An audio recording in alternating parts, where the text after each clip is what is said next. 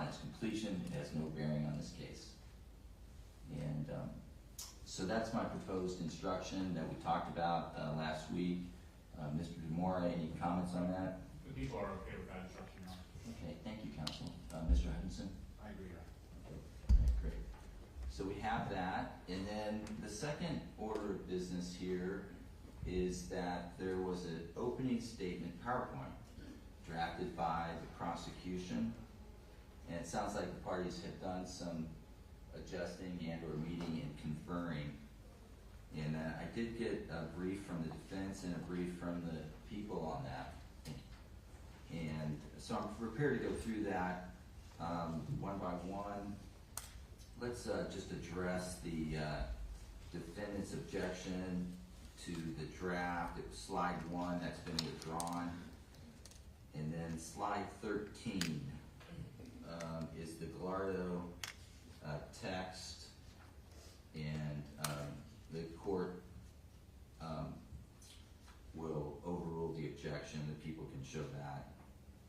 There's a reasonable good faith belief that may come into evidence, and their foundation can be laid for it. So we'll just see whether that happens or not, but I think it's appropriate for opening statement. The photos of David Breaux, Mr. Hutchinson, now that you see the argument set forth by the people on why they have the sequence of photos, do you have any additional comment on that? Your Honor, I did not receive their opposition. I normally would email it to me, but I did not receive their email. So. Oh, okay. All right. Go ahead, Mr. Van Hert. It came this morning. Maybe it just hasn't hit. It was emailed out about 6 or. Well, go ahead and just summarize it. And then, Mr. Hutchinson, if you can pull that mic close to you. Thanks. Yes, Your Honor. And so people's slides here depicting David Breaux, there's a couple of them, and the reason is because we're highlighting a couple key pieces of evidence at that crime scene, specifically the knife sheath that's on the ground, its distance in relation to Mr. Breaux and the bench, and then the pictures of David Breaux. I actually selected photos that don't show his face to minimize any impact in this. There's only one picture in the entire sequence that shows his face. The slides are actually to highlight his clothing, specifically the dirt pattern that's on his clothing. There's dirt that's all around the left side of his leg and on the right knee, and then on his undershirt in the belly area, and then all over his sweater on the top half. And this is all evidence that Mr. Breaux was sleeping on the bench at the time that he was attacked, that he fell to the ground, getting that dirt on him while he was on the ground, that as the attack is continuing, he's able to get up into a defensive position on the bench, receiving defensive wounds on his arms, and then ultimately expires on the bench. And so the kind of dirt pattern on his clothing is to show what's taking place with Mr. Breaux during the attack. Thank you. Okay, Mr. Hutchinson. It seems to me they have a good faith argument. It's a little unclear to me as to which witness is going to testify to this sequence of events. Presumably, one of the officers that took the pictures. Well, what he just described there is argument, but I understand their basis for wanting to show the photos. So I will submit. I'm still trying to pull up. That's okay. He just explained it. So the exhibits, the slides, I should say, that were numbered 22, 23, and 24, any objection to that's overruled, and the prosecution can show that. And then the one thing I was left with, Mr. Vanderhook, is Mr. Hutchinson said, well, that sounds like argument. It's unclear to me when you brief this on who is going to testify as to the sequence of these photos, and is it that you're going to argue inferences from these photos later, or how is that story that you just recounted coming into evidence? Thank you, Your Honor. The pathologist who conducted the autopsy of Mr. Breaux has provided a statement, which was previously been disclosed to defense, I think back in February, that Mr. Breaux's wounds and positioning on the bench are consistent with him being laying on the bench in a sleeping position at the time the attack was initiated, and then moves up into a sitting position during the course of the attack, and then just reasonable inferences are being drawn from the dirt that at some point during the attack that he's coming in contact with the dirt. What's that witness's name? Dr. Zhu, How do you spell his last name? Z-H-O-U. Okay, all right, thank you. Slide 28 is the Kumada. It looks like the, just a moment.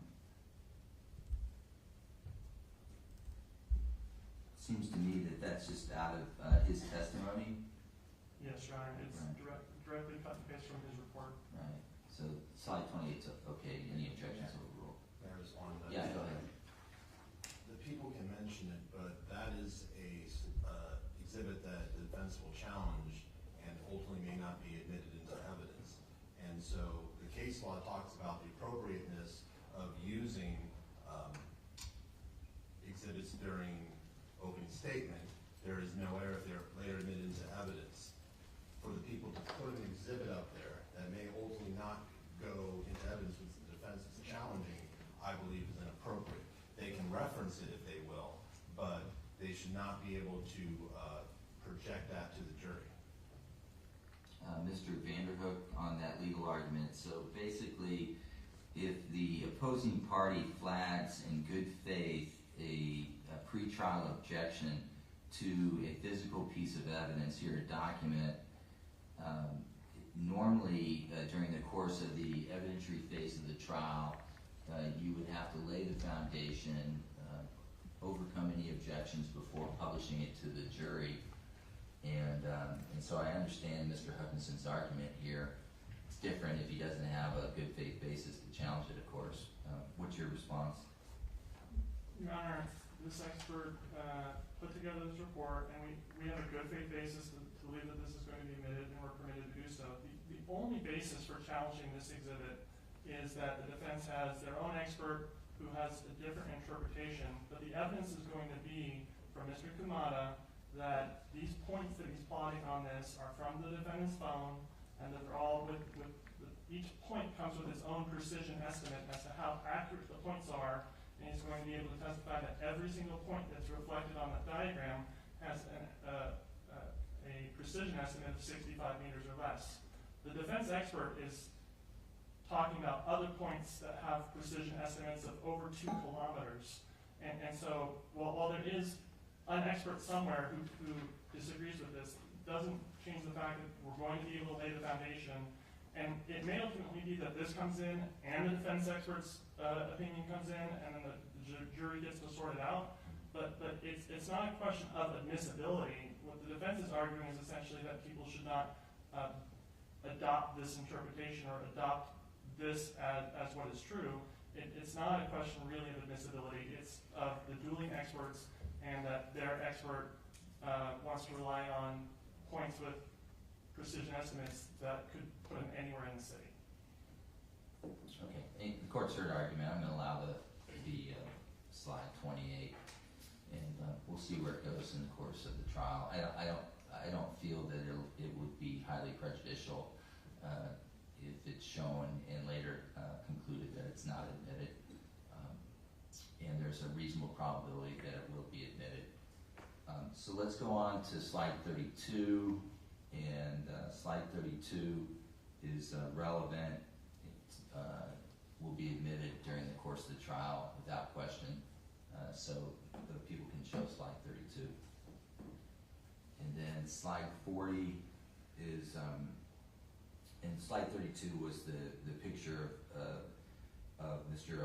Najim, and I have made an order. It's a graphic picture of the deceased, and I've made an order that the news media may not publish this. It's live here in the courtroom. Anybody following this case that feels compelled to see every piece of evidence must come to the courtroom, and we're not going to publish that graphic photo, and we're not going to live stream that graphic photo, and that's an order of the court. Okay, and then we get to slide 40, And, just a moment. Right, I don't really have a problem with slide 40, Mr. Hutchinson. So, anyway, I think it's evidence that's likely to come in, and so I would overrule any objection to that. Okay, so that's where we're at. That takes care of the PowerPoint presentation. Thank you to both parties for highlighting those issues. And then the only additional comment I have is each side, the prosecution estimated 1 hour for opening, and then the defense said less than 1 hour. And I don't see how a 1 hour estimate, Mr. Vanderhook, is even remotely close when I have a presentation with 70 slides. So I'm a little at odds on how you can do that in 1 hour. Am I missing something? I think some of these slides are going to have only seconds attached to them, while others have longer time. When I did a practice run, I was close to an hour. I think it was somewhere around like an hour, 10 minutes. Well, thank you. I'd like you to be close to an hour and 10 minutes, so I appreciate that. Thank you. All right, and then the next issue I wanted to address was the jury note that I received. So jury number 7 wrote the following. In my jury question, I put down my address, Woodland, California, because that's what it is in my driver's license. And I haven't formally changed it. However, I've stayed in an apartment in the Bay Area. I'm not giving the specifics. He gave me the actual address. In the Bay Area for almost 2 years now. And then someone pointed out to him I might be making a legal mistake, and I don't want to compromise anything. So the law to me is pretty clear that in order to sit on a jury in a county, you have to be a resident of the county, unless the parties stipulate. I think based on voir dire, based on a 28-year history of juror number 7 living in the county, he obviously has close ties to the county and has been here. He acted in good faith at all times. He showed up for jury service here in Yolo County. So I think stipulation would be reasonable, but the parties have to stipulate under these facts. So, Mr. DeMore, I go to you first. Parties to stipulate for the people with. Okay, Mr. Hutchinson? Defense stipulation. Okay, let's keep juror number 7 on, and I'll let him know that we got that. Okay, so we did that instruction.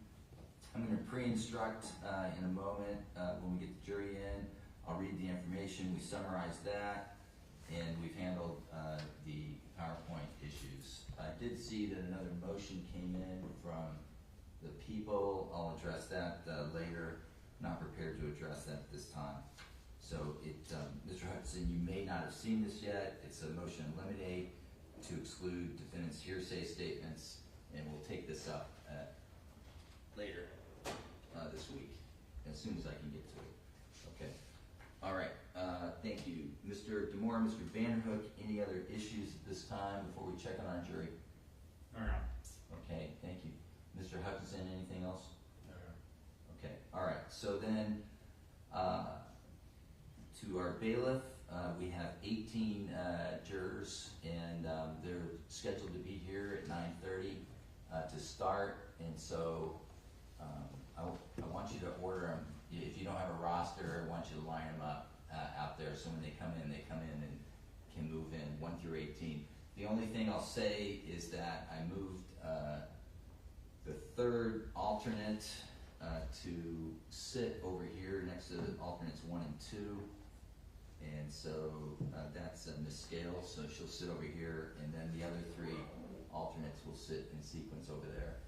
Okay, so that's what we'll do. All right, just a moment.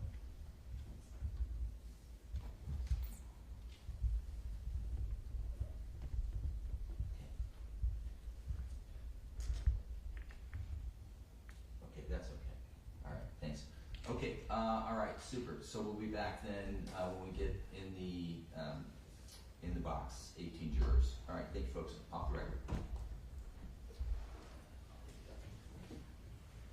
We're gonna go ahead.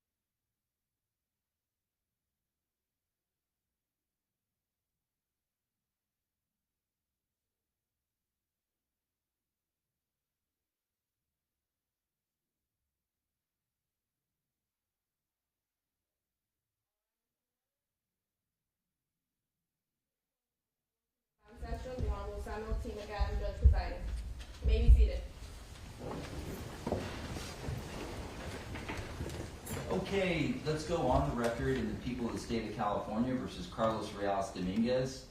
This is case 23-1391. Prosecutor DeMora, Prosecutor Vanderhook, Defense Attorney Hutchinson, and the defendant Carlos Reales Dominguez present with us. And we have 18 members of our jury present, and it's great to see everybody here on a windy day. Everyone was on time. A great way to start a jury trial. I'm so thankful for your service, and I know our entire community are thankful. We're going to get going here right away.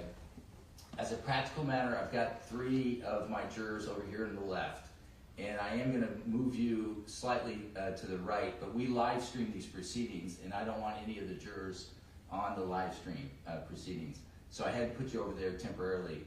I'm going to tighten up the camera angle, and then we'll be able to move you out a little bit. So thank you for your patience today with me on that. Okay, so let's move on and get started here. So the first thing I'd like to do for the jury is to read the information to you. And this is the charging document. Count 1. On or about April 26, 2023, Carlos Reales Dominguez did commit a felony, namely a violation of Section 187, Subdivision A of the California Penal Code, murder, in that Carlos Reales Dominguez did willfully and unlawfully kill a human being, to wit, with the initials DB, with malice aforethought. It is further alleged that the murder alleged above was willful, deliberate, and premeditated within the meaning of California Penal Code Section 189, Subdivision A, an enhancement for willful, deliberate, and premeditated murder. Count enhancement 1A, it is further alleged that during the commission or attempted commission of the felony charged above, Carlos Reales Dominguez did willfully, unlawfully, and personally use a deadly or dangerous weapon within the meaning of Section 12022, Subdivision B1 of the California Penal Code, use of a deadly weapon. Moving on to count 2. On or about April 29th, 2023, Carlos Reales Dominguez did commit a felony, namely a violation of Section 187, Subdivision A of the California Penal Code, murder, in that Carlos Reales Dominguez did willfully and unlawfully kill a human being, to wit, initials KA, with malice aforethought. It is further alleged that the murder alleged above was willful, deliberate, and premeditated within the meaning of California Penal Code Section 189, Subdivision A, enhancement for willful, deliberate, and premeditated murder. Count enhancement 2A. It is further alleged that during the commission or attempted commission of the felony charged above, Carlos Reales Dominguez did willfully, unlawfully, and personally use a deadly or dangerous weapon within the meaning of Section 12022, Subdivision B1 of the California Penal Code, use of a deadly weapon. Count 3. On or about May 1st, 2023, Carlos Reales Dominguez did commit a felony, namely a violation of Sections 21A, 664 sub A, and 187 sub A of the California Penal Code, attempted murder, in that Carlos Reales Dominguez did willfully, unlawfully, and with malice aforethought attempt to murder the initials KG, a human being. It is further alleged that the attempted murder alleged above was willful, deliberate, and premeditated within the meaning of California Penal Code Section 664, Subdivision A, and 189, enhancement for willful, deliberate, and premeditated attempted murder. Count enhancement 3A, it is further alleged that during the commission or attempted commission of the felony charged above, Carlos Reales Dominguez did willfully and unlawfully and personally use a deadly or dangerous weapon within the meaning of Section 12022, Subdivision B1 of the California Penal Code, use of a deadly weapon. Count enhancement 3B, it is further alleged that during the commission of the felony charged above, Carlos Reales Dominguez did willfully and unlawfully and personally inflict great bodily injury upon any person other than an accomplice within the meaning of Section 12022.7, Subdivision A of the California Penal Code, infliction of great bodily injury. Case Enhancement A, it is further alleged that the offenses charged in counts 1 and 2 involved the murders of 2 separate victims within the meaning of section 190.2, subdivision A3 of the California Penal Code, special circumstances for multiple murders, in that Carlos Reales Dominguez murdered more than one person, to wit, humans with the initials DB and KA. That's a reading of the charging document in this case. Now I'd like to offer some baseline jury instructions to you. The trial will now proceed as follows. The people may present an opening statement. The defense is not required to present an opening statement, but if it chooses to do so, it may give it either after the people's opening statement or at the beginning of the defense case. The purpose of an opening statement is to give you, the jury, an overview of what the attorneys expect the evidence will show. It is not legal argument. It is simply a preview of the evidence, and we're going to start this in just a minute. After the opening statements, the people will offer their evidence. Evidence usually includes witness testimony and exhibits. After the people present their evidence, the defense may also present evidence, but is not required to do so. Because the defendant is presumed innocent, he does not have to prove that he is not guilty. After you've heard all the evidence, and before the attorneys give their final arguments, I will instruct you on the law that applies to this case. And after you've heard arguments and instructions, you will go to the jury room to deliberate. Now, this trial has a special instruction. The defendant has entered pleas of not guilty and not guilty by reason of insanity. The procedure for this case is to try the question of guilt first, and then, if necessary, to try the question of insanity separately. These are 2 distinct phases.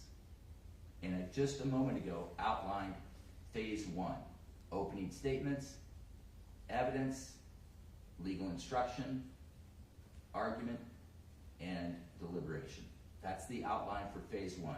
That's all you need to concern yourself with right now. You, the jury, shall not consider the question of legal insanity in the first phase. You may consider, however, evidence of the defendant's state of mind in the first phase. Also, you shall not consider at any time anything that was stated on the jury questionnaires or stated during voir dire, jury selection. Jury selection serves a specific purpose. Upon its completion, it has no bearing in this case. I will now explain the presumption of innocence and the people's burden of proof in the initial phase of this trial. The defendant has pled as indicated not guilty. The fact that a criminal charge has been filed against the defendant is not evidence that the charge is true. You, the jury, must not be biased against the defendant just because he has been arrested, charged with a crime, or brought to trial. A defendant in a criminal case is presumed innocent. This presumption requires that the people prove a defendant guilty beyond a reasonable doubt. Whenever I tell you the people must prove something, I mean they must prove it beyond a reasonable doubt. Proof beyond a reasonable doubt is proof that leaves you with an abiding conviction that the charge is true.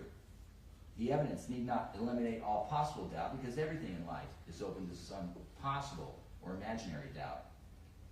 In deciding whether the people have proven their case beyond a reasonable doubt, you, the jury, must impartially compare and consider all the evidence that's received throughout this trial. Unless the evidence proves the defendant guilty beyond a reasonable doubt, he is entitled to an acquittal, and you must find him not guilty. You, the jury, must decide what the facts are in this case. You must use only the evidence that's presented in the courtroom. Evidence is the sworn testimony of witnesses, the exhibits admitted into evidence, and anything else I tell you to consider as evidence. The fact that the defendant was arrested, charged with a crime, brought to trial, is not evidence of guilt. Nothing that the attorneys say is evidence. Their opening statements, which we'll hear in just a minute, and the closing arguments, the attorneys discuss this case, but their remarks are not evidence. Their questions are not evidence. Only the witnesses' answers are evidence. The attorney's questions are significant if they help you understand the witness's answers. Do not assume something is true just because a lawyer asked a question suggesting it is true. During the trial, the attorneys may object to questions asked of a witness. I will rule on the objections according to law. If I sustain an objection, the witness will not be permitted to answer, and you must ignore the question. If the witness does not answer, do not guess what the answer might have been or why I ruled as I did. If I ordered testimony stricken from the record, disregard it. Do not consider it stricken testimony for any purpose. You must disregard anything you see or hear when the court is not in session, even if it is done or said by one of the parties, one of the attorneys, a witness, or even myself. We have a transcript being made of this record. If you decide during jury deliberations that you need to review the record, you may ask that the transcript be read back to you. You, the jury, alone must judge the credibility and believability of witnesses. In deciding whether testimony is true and accurate, use your common sense and experience. You must judge the testimony of each witness by the same standards, setting aside any bias or any prejudice you may have. You may believe all, part, or none any witness's testimony. Consider the testimony of each witness and decide how much of it you believe. In evaluating witness testimony, you may consider anything that reasonably tends to prove or disprove the truth or accuracy of that testimony. Here are some factors, and I'm going to give you written instructions so you don't have to remember all this, but here's some common sense factors in evaluating witness testimony.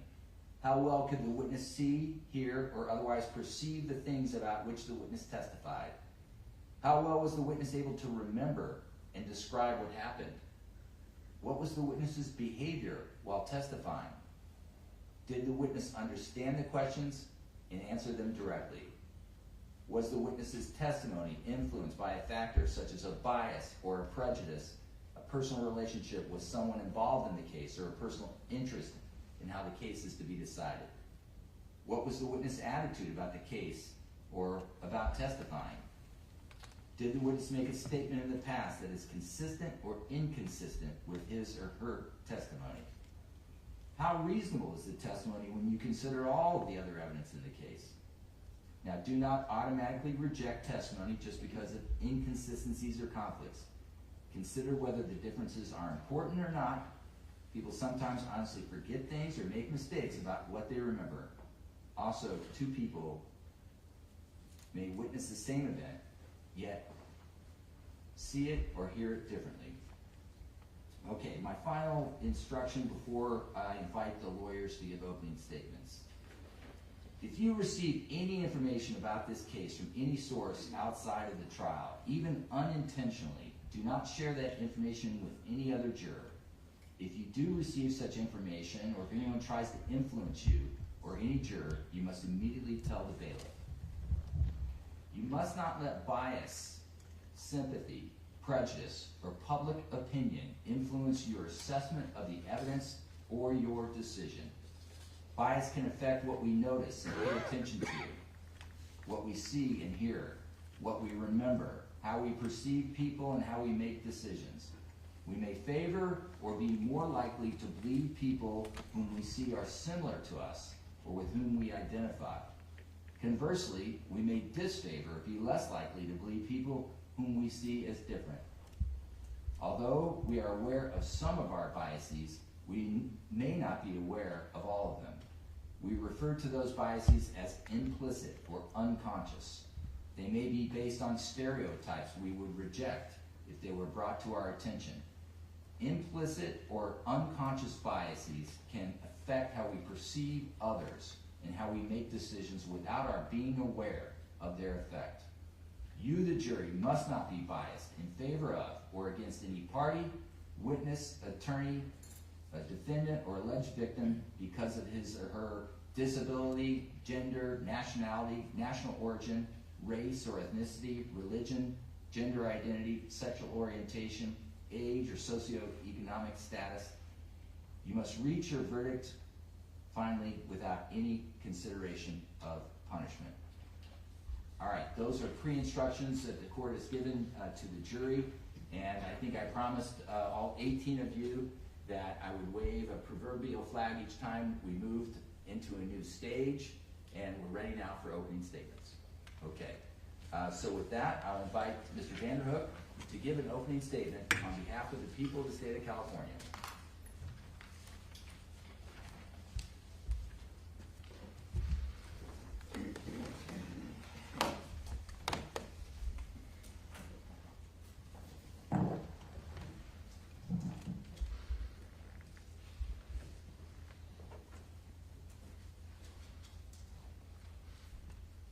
Good morning, everyone.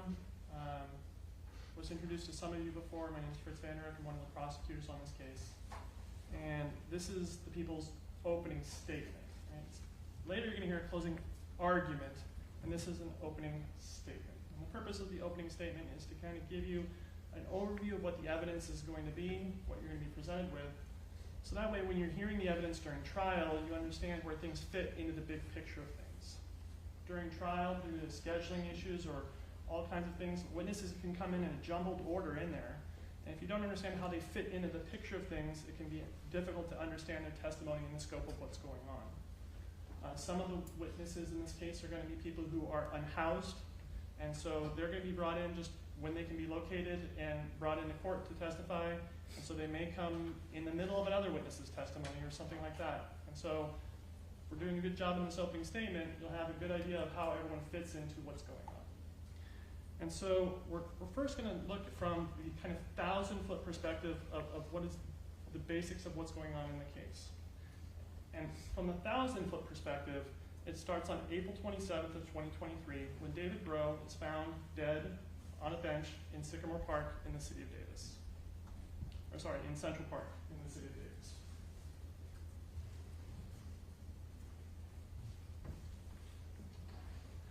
So David Breaux is sitting upright on a bench in a grassy area. Behind him is a play structure, and you can see that there's a metal railing fence behind him. And then he's surrounded by grass on the front. Now, at the time that he's found, rigor mortis is set in, and he's been dead for a while. He's found that morning of the 27th, and so he's killed sometime on the night of the 26th to the 27th.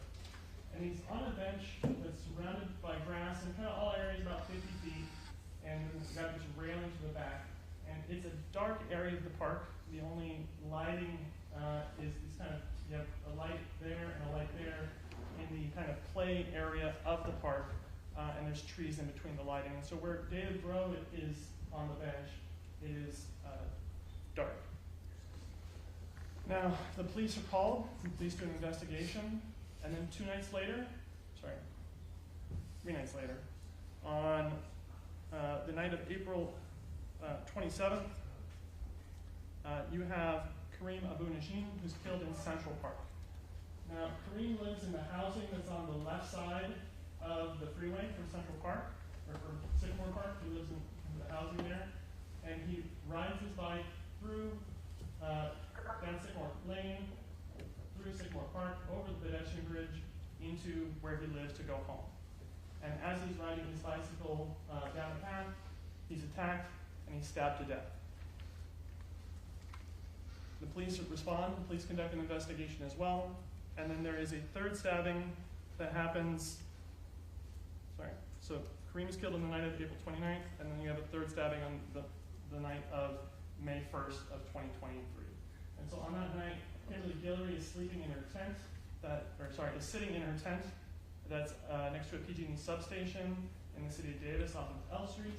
She's sitting in her tent kind of on a tablet when somebody stabs her through the side wall of the tent, and the knife goes through the tent and into her body. She's stabbed twice, including a laceration to her kidney, and she's taken to the hospital where she survives. So from that 1,000-foot perspective, we're going to go down to the kind of 100-foot level as to what's going on, what is the evidence that you're going to expect in this case.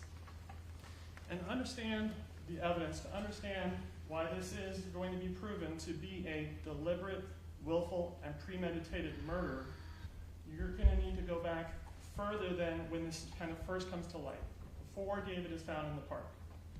We're going to go back to December 5th of 2022. Now, December 5th of 2022, Carlos Reales Dominguez is a student at UC Davis, and he's struggling. He's not doing well in school. His girlfriend broke up with him months prior. He no longer has a job, His roommates are asking him about rent. And on December 5th, he has finals. So on December 5th, he has this kind of top final for his EDU 110 class at 10:30 a.m. And he's scheduled for several other finals that same day, that same week, going to December 6th, December 8th, and December 9th. So his next final is December 6th at 3:30. Now, we know that during this time frame, he's not spending all this time studying because Carlos Reales Dominguez goes on to Amazon and conducts a couple searches. He searches on Amazon on his account for combat knife, hunting knife, and combat knife. And he makes a selection of a double-edged dagger that he purchases from Amazon. And it's listed on Amazon as Smith & Wesson SWHRT 9D 9-inch high-carbon SS fixed blade knife with 7.2-inch dual-edge blade and TPE handle for outdoor, tactical, survival, and everyday carry. Now these two images that you see here are of the knife as displayed by Amazon, and you're going to hear testimony from Christopher Kamada with the DA's office high-tech unit, that these are images that he recovered from the defendant's phone from December 5th. So these are images that he's seeing while he's shopping, and these are not just stock images of the phone, of the knife. These are the ones that he's looking at when he's making the purchase. Now the actual knife is going to be brought into court, and you're going to see it. Now, for demonstrative purposes during court, we're going to be using a different knife at times. It's going to be 37, and it's the exact same make, model knife. This one's got blue tape on the handle. And it comes in a sheath, and it has a double-edged blade. Now this particular knife, the one with the blue edge, again, is not the actual knife, and it's been dulled with the grinder so that people in court can handle it and lawyers don't end up cutting themselves. And so it's going to be able to be displayed and moved around in court without creating a risk to people. And this is the knife that he purchased all the way back on December 5th. From December 5th, we move into the spring semester. In the spring semester, Mr. Dominguez is not doing well in school. The university is in the process of expelling him from the university.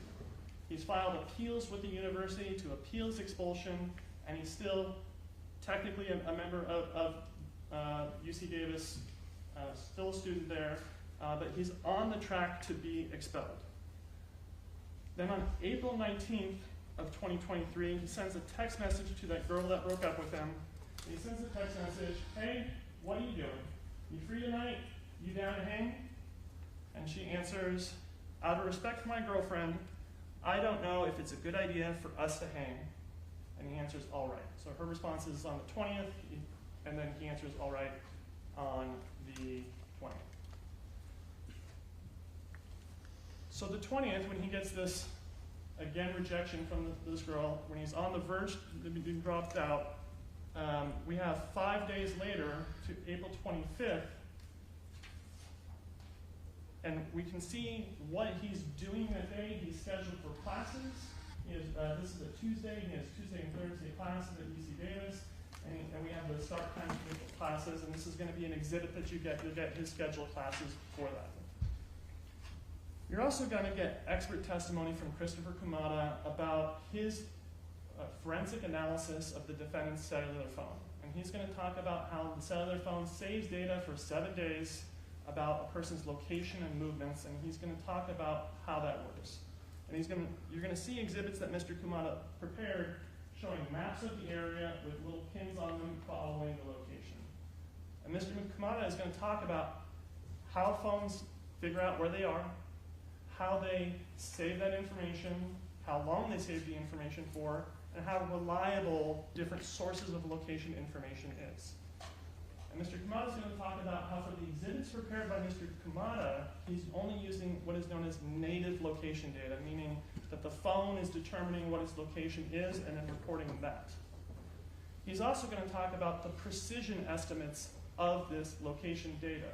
So the phone records, when it records location, also how accurate is that information. And Mr. Kamada's exhibits are going to be limited to location points where it has an accuracy of 65 meters or less. Okay? And so sometimes the phone has very large precision estimates of over 2 kilometers, and those are going to be points that are left out because they could be in a very wide area, and he's limiting points to points of 65. And so it'd be kind of like the reporter's table is over there, and if we had a point on the reporter's table and we said Mr. Vanderhook is within 5 meters of the reporter's table, that would be correct, even though the point is on the reporter's table and I'm actually over here. It can give a precision, and so when you see these points, these are not necessarily the exact spot that he was, but it's within 65 meters or less. So on the 25th, we see Mr. Dominguez at his home at 7062 Hawthorne, and he moves down to the UC Davis campus in the area where his classes are. And we have him then moving back again from the UC Davis campus up to his house, all consistent with his activities as a UC Davis student going to courses.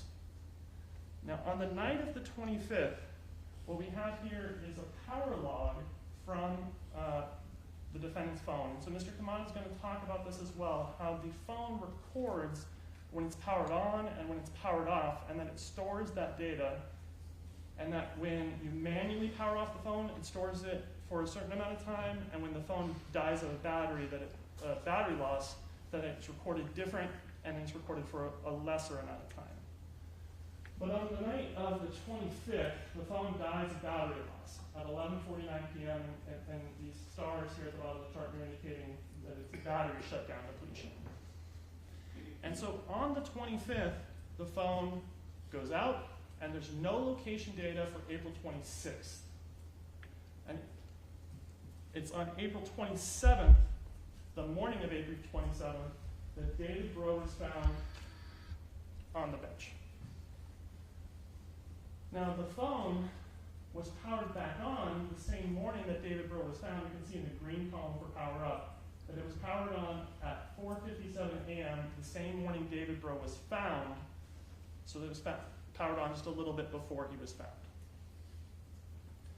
So David Breaux is on this bench, and this is a sheet that the police will talk about and putting over him for his privacy and dignity while he's on the bench.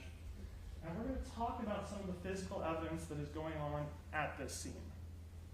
Because at the scene, you have David Breaux on the bench, you have a blanket on the ground, and this black knife sheath that's on the ground. And on the bench, you have some things that are going to provide some context as to what's going on. You have a backpack here, kind of on the edge, as if to be used as a pillow. You have a scarf that's up on the backpack, a kind of flannel shirt that's underneath Mr. Breaux, kind of strewn out across the laying portion of the bench there. And when we're talking about Mr. Breaux, he has his back up against the bench, and the vast majority of his stab wounds are in his back. And so there's going to be evidence presented, and it's going to come through a forensic pathologist, that these back injuries are not possible in this position because there's a metal bench in the way, and that would stop those stab wounds.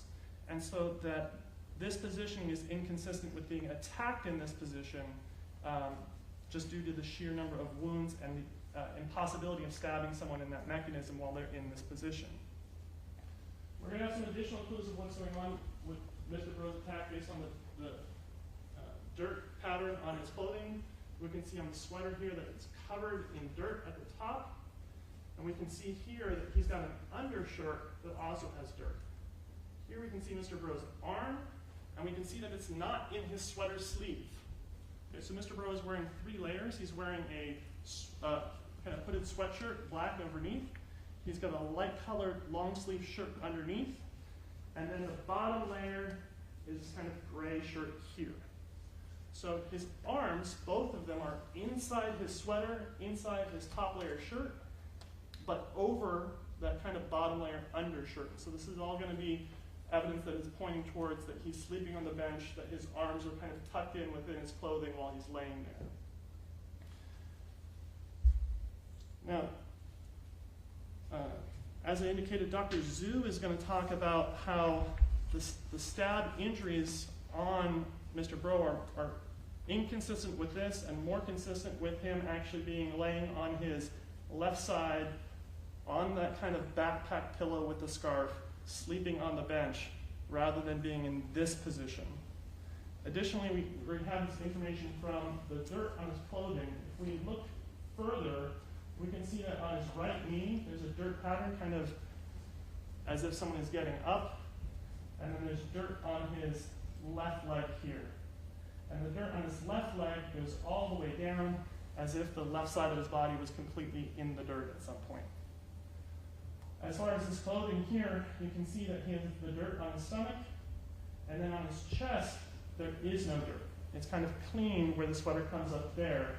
We can see here his arms coming out from under there. And if we advance further, we can see that his top sweater does have clothing. So it's as if he fell off the bench, he's on his stomach getting this dirt on his chest, and the only part of his undershirt is the part where his arms are trying to come out, and that part of his shirt gets dirty as well as the upper layer. Dr. Zhu is going to testify about the injuries that David Breaux sustained.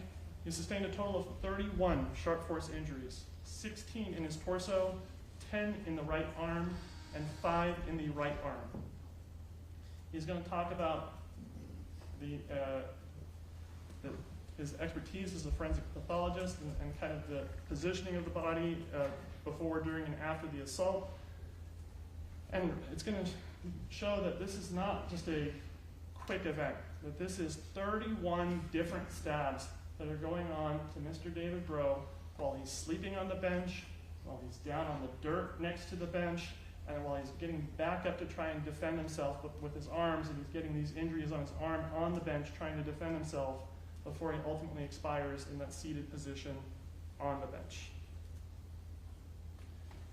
Now, as far as crime scenes go, there is very little evidence at this crime scene. In fact, there's one piece of evidence, this knife sheath here. Okay, other than this knife sheath, there's no fingerprints, there's no DNA, there's no witnesses, there's no surveillance video. This is a very clean crime scene, other than this black knife sheath that would have been on the ground in the park in the dark during the course of the stabbing. And it was left behind by Mr. Dominguez. But for being one piece of evidence, and we're going to get the actual knife sheath in, but again, it's a knife sheath that looks just like this. It's kind of got a belt clip on it, and the knife can go inside to protect people from that double-edged blade. It's going to do a lot of talking. So first, the knife is going to tell us that Carlos Reales Dominguez is the person that committed the stabbing. It tells us that not only because we know that he purchased this exact knife and knife sheath from Amazon back on December 5th, but a forensic analysis of the knife sheath finds his DNA on the sheath itself.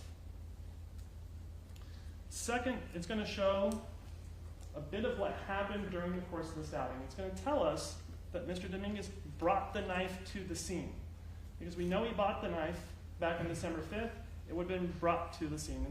There won't be evidence that Mr. Breaux had a knife or that there was some kind of struggle over Mr. Breaux's knife, that this is a knife that was affirmatively brought by Mr. Dominguez to the scene where the stabbing took place. It's also going to show that from this point forward, when he's walking around with the knife, it's an unsheathed knife. Right? So he no longer has the protective sheath to carry it around, and when he makes the decision to carry around this knife in the future, he's carrying around a double-edged, sharp weapon that's capable of killing humans, and he's doing so not like you carry your phone, wallet, keys. He's doing it because it's going to take extra consideration to carry something that's kind of sharp like this.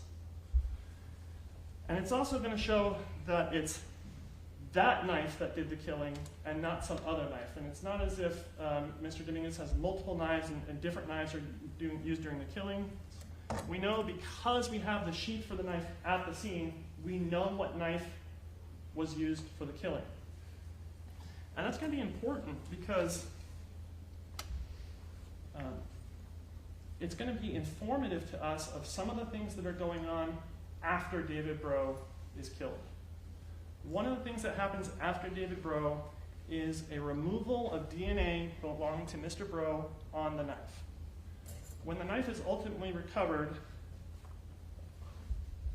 a criminalist from the Department of Justice conducts an analysis, and they don't just check one area of the knife, they swab 11 different areas of this knife looking for different DNA. and they find Karim's DNA on there, and they find Kimberlee's DNA on there, but David's DNA cannot be identified on this knife. It's the only DNA that is missing from the knife. And so we're going to be able to see that at some point after David is killed, but before Karim is killed, we have something to be removing all that DNA so that it's not discovered later. The other thing that we know about what's going on with Mr. Dominguez after he kills David is what we know from his phone, and it shows us what's going on the next night. So this is one night after he's killed David, 2 nights still before he's going to kill Karim. And that's that he went to Sycamore Park. 2 nights before he killed Karim in Sycamore Park, he went there and he walked around it. So let's talk about what's going on. We talked about the power log and how after David is killed, the phone is powered on at 4:57. The phone stays on for about 12 hours and dies of battery failure at 4:13. The phone is powered back on again at 11:26, and it's powered off, but not a battery failure, 55 minutes later. And so this is the 55-minute period that Mr. Kamada is going to be talking about with these points showing that during this time between 11:30 and 20 minutes after midnight, the defendant started in his residence on Hawthorne and then went up to Sycamore Park. And we have all these points that are, again, within 65 meters. This is this precision that goes along with this. And so that is going to be evidence that comes out about whether or not these points are accurate. And these points are all around Sycamore Park at the play structure and also largely clustered around kind of Sycamore itself and this edge here kind of by Willett. Sorry, Willett is the school that's at the bottom right corner here of the image. Now, this power off event, though, at 21 minutes after midnight, is taking place at Sycamore Park. It's not that he went back home and then decided, hey, time to turn my phone off for the night. The evidence is going to be that he went to Sycamore Park 2 nights before he kills Karim there, that he's walking around Sycamore Park, and then turns off his phone at what's going to be a murder scene 2 nights later. So 2 nights later, we're at April 29th. And so across from Sycamore Park is Dr. Matthew Massey, and he lives in a house that's right across from Sycamore, and he has some security cameras that have just kind of a very edge view of Sycamore Park. And they're not going to capture anything because the actual killing takes place in the interior of the park, and this shows just kind of the edge of the park. But we're going to hear testimony from Dr. Massey about being at his home, and he's hearing screaming. He's hearing someone yelling for help inside the park. Now, Dr. Massey is unsure as what's going on. He initially thinks that there's been a bicycle collision and that some bicyclists are hurt. And he's a physician, so he goes into the park to assist. And in the park, he finds Karim, and he finds Carlos Reales Dominguez. And Carlos Reales Dominguez has been stabbing Karim in the park. And so the testimony is going to establish that this is not a short or a quick assault, that this is a prolonged and sustained assault against Karim. Because the assault starts, Karim is yelling for help, Dr. Massey has to realize that something is going on, make the decision to go across the street. He goes across the street and he goes out there and gets there, and the assault is still going on. Mr. Dominguez is still there with Karim. So Karim is on the side of the path when officers find him, and Dr. Massey's performing CPR. He's trying to save Karim's life. And the lighting here is good for a photo, but it's a dark area of the park. Again, there's very poor lighting. It's kind of difficult to see what's going on. In fact, Dr. Massey has to take out his phone and use like the flashlight on his phone to assist him and see what's going on in this area of the park to assist with Karim. And when Dr. Massey is there, Mr. Dominguez then takes Karim's bicycle and rides it away. He rides the bike over that bridge that Karim was going to take, and he takes it down Crystal Grove. Now Karim has been killed. Dr. Massey spends a significant amount of effort, and the officers tried to perform CPR, and they tried to save him. But he's been stabbed 40 times with an additional 12 incised wounds. So 40 are stabbing punctures, and 12 are like cuts or less deep injuries, for a total of 52 knife wounds over this assault. And the vast majority of these are in his chest, right in the area of his heart.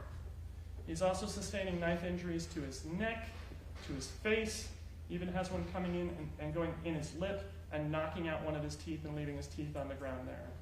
And so this evidence is going to be that not only is this a sustained assault, but that it's targeted at the vital portions of his body, and that it's taking place with extreme force, enough to knock out a tooth of Karim.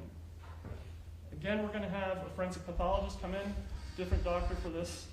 They're going to talk about the specific injuries that Karim suffered, and they're going to talk about the location of these different injuries, and it's going to come with two diagrams as well. We're going to have a documentation of his front and back injuries. So here we have injuries primarily focused on the front and in the chest, and then also injuries to his head, his forehead, the left side of his head, and to his neck. So where's the defendant going after this? Well, after taking Karim's bicycle in Sycamore Park, he rides across the bridge here and comes down this bike path that's on Crystal Grove Lane and abandons Karim's bicycle on the side of the path. And that's ultimately found by officers on the side of the path with no person around it. It's kind of by this bush area here. And so this wall here is kind of the edge to the freeway. And so you have it's kind of to this side between the path and the freeway. On the ground, kind of in this rear area of the bike, is a water bottle. And this water bottle is important because it's going to be one of the few pieces of evidence at the crime scene linking Mr. Dominguez to the stabbing. Now, I told you earlier that Mr. Dominguez's knife has got Karim's DNA on it, and so that's going to be evidence that's found later. But as far as what's going on April 29th, this is it, because this is Carlos Reales Dominguez's fingerprint in blood on this water bottle that's left here where the bike is left behind. And that's showing that Carlos Reales Dominguez is the person who killed Karim. But what does he do after this? He's fled the scene, he's abandoned the bike, he's left this piece of evidence, because there's no evidence back at the crime scene of the actual stabbing. The bike and the water bottle is where he's kind of abandoning his property on the run. We have him powering on his phone here. Again, the morning after Karim is killed, at 11:43, he's powering the phone back up. So what else do we know about kind of what he's doing during this time frame? Well, we know that he's home at different points. We have that location data. And so when officers ultimately search his home, they find different things of suspected blood, meaning that it's red and it's kind of smeary and it looks like blood. But all that's tested actually turns out to not be blood. The officers looked for blood, they tried to find blood in the house, but there was no blood.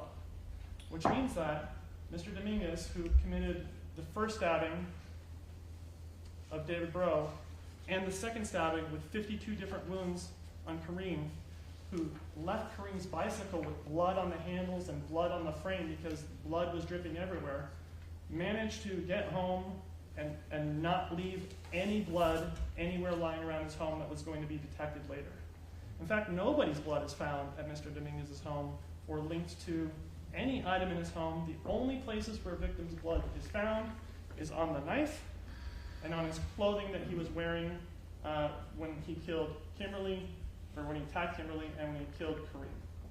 David Breaux's blood is not on the clothing. It's not detected anywhere. You only have the latter two. So we have kind of this more evidence for the offenses as the offenses are going on. We have Sunday, April 30th. Mr. Dominguez is at his home. on Hawthorne. We just have a bunch of points, no movement showing anywhere on that day. It's a Sunday, so there's no school that day.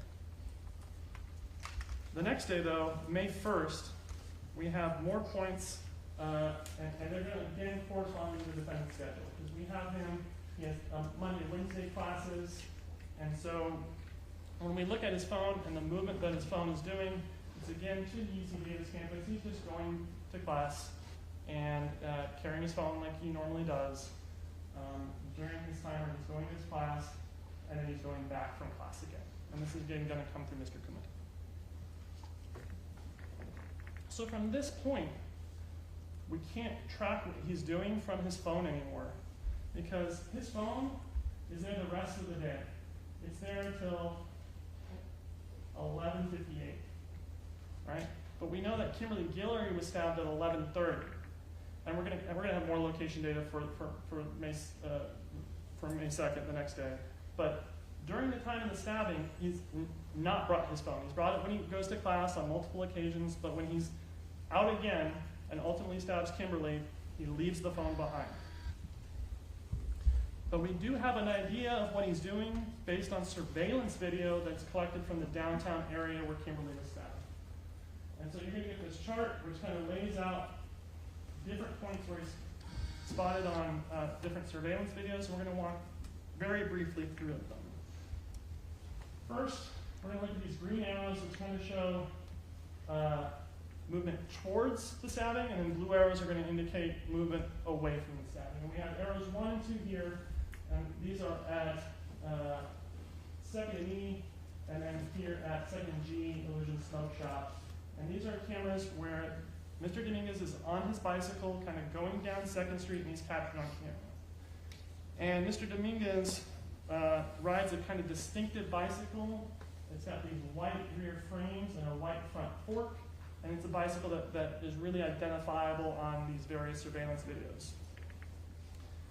But from this point, he's not seen on bicycle headed towards the stabbing anymore.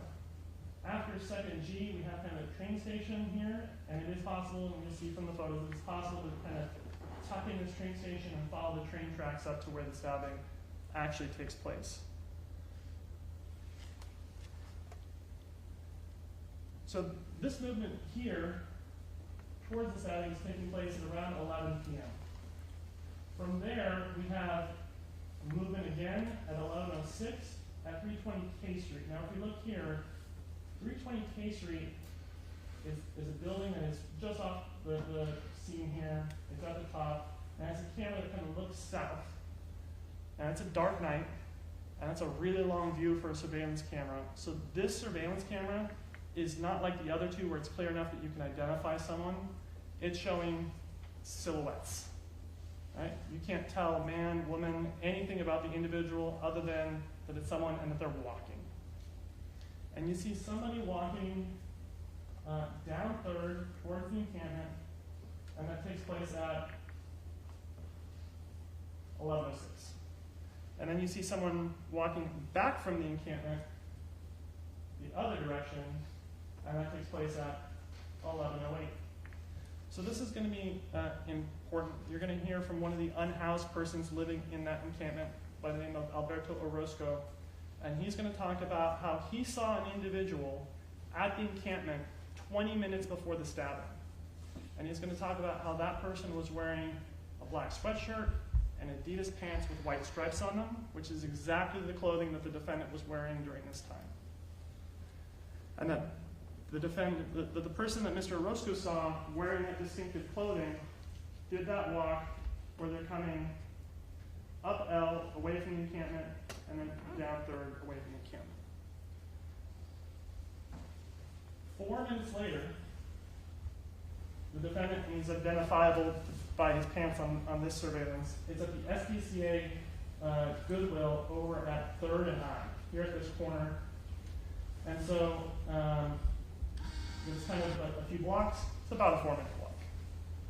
And this camera is an interior camera from the shop, and it kind of has a view that through some glass doors, and so you'll be able to see the area. It's kind of right in front of the shop. And you'll see Mr. Dominguez, he's walking westbound on 3rd Street. As he's walking, a car comes the other way, and Mr. Dominguez turns around and then heads back towards where the encampment is. The next 20 minutes or so, Mr. Dominguez is somewhere in the area, but he's not on any cameras. We know that he's on foot because we saw him at the SPCA thrift shop, and we know that he's still in the area because the stabbing hasn't occurred yet. He's somewhere in the area of L between 2nd and 3rd, where this substation is and the stabbing occurs, and where he was last seen at the thrift shop. But then, at 11:36, we again see kind of a silhouette from that 320 K Street camera coming by.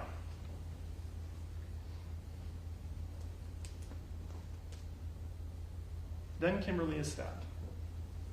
Now Kimberlee is, at the time of this, living in a tent.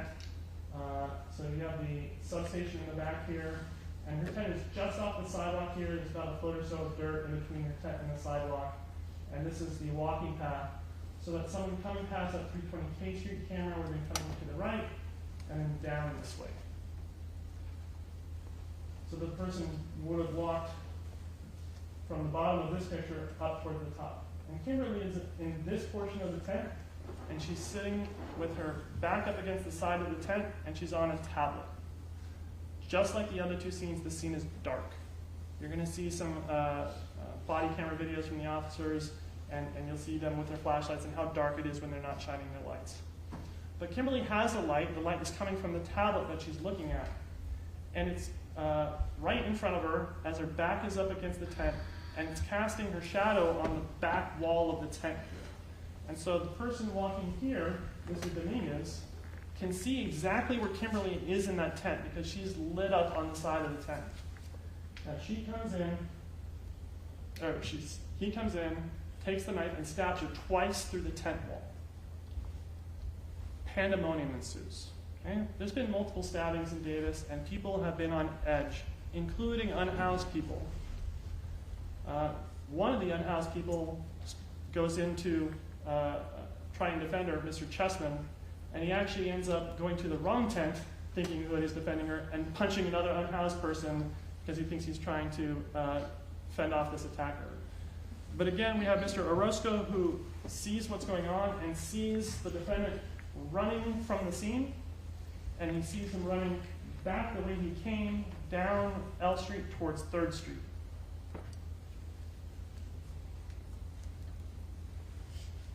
Ms. Guillory has holes in her tent that are very big, and you're kind of going to see that this is because she has to be extracted from the tent, and so the tent is ripping in different portions on the seam. So this side of the tent is not the entrance. This is the side wall of the tent, and the entrance is around the side. Okay? You're going to see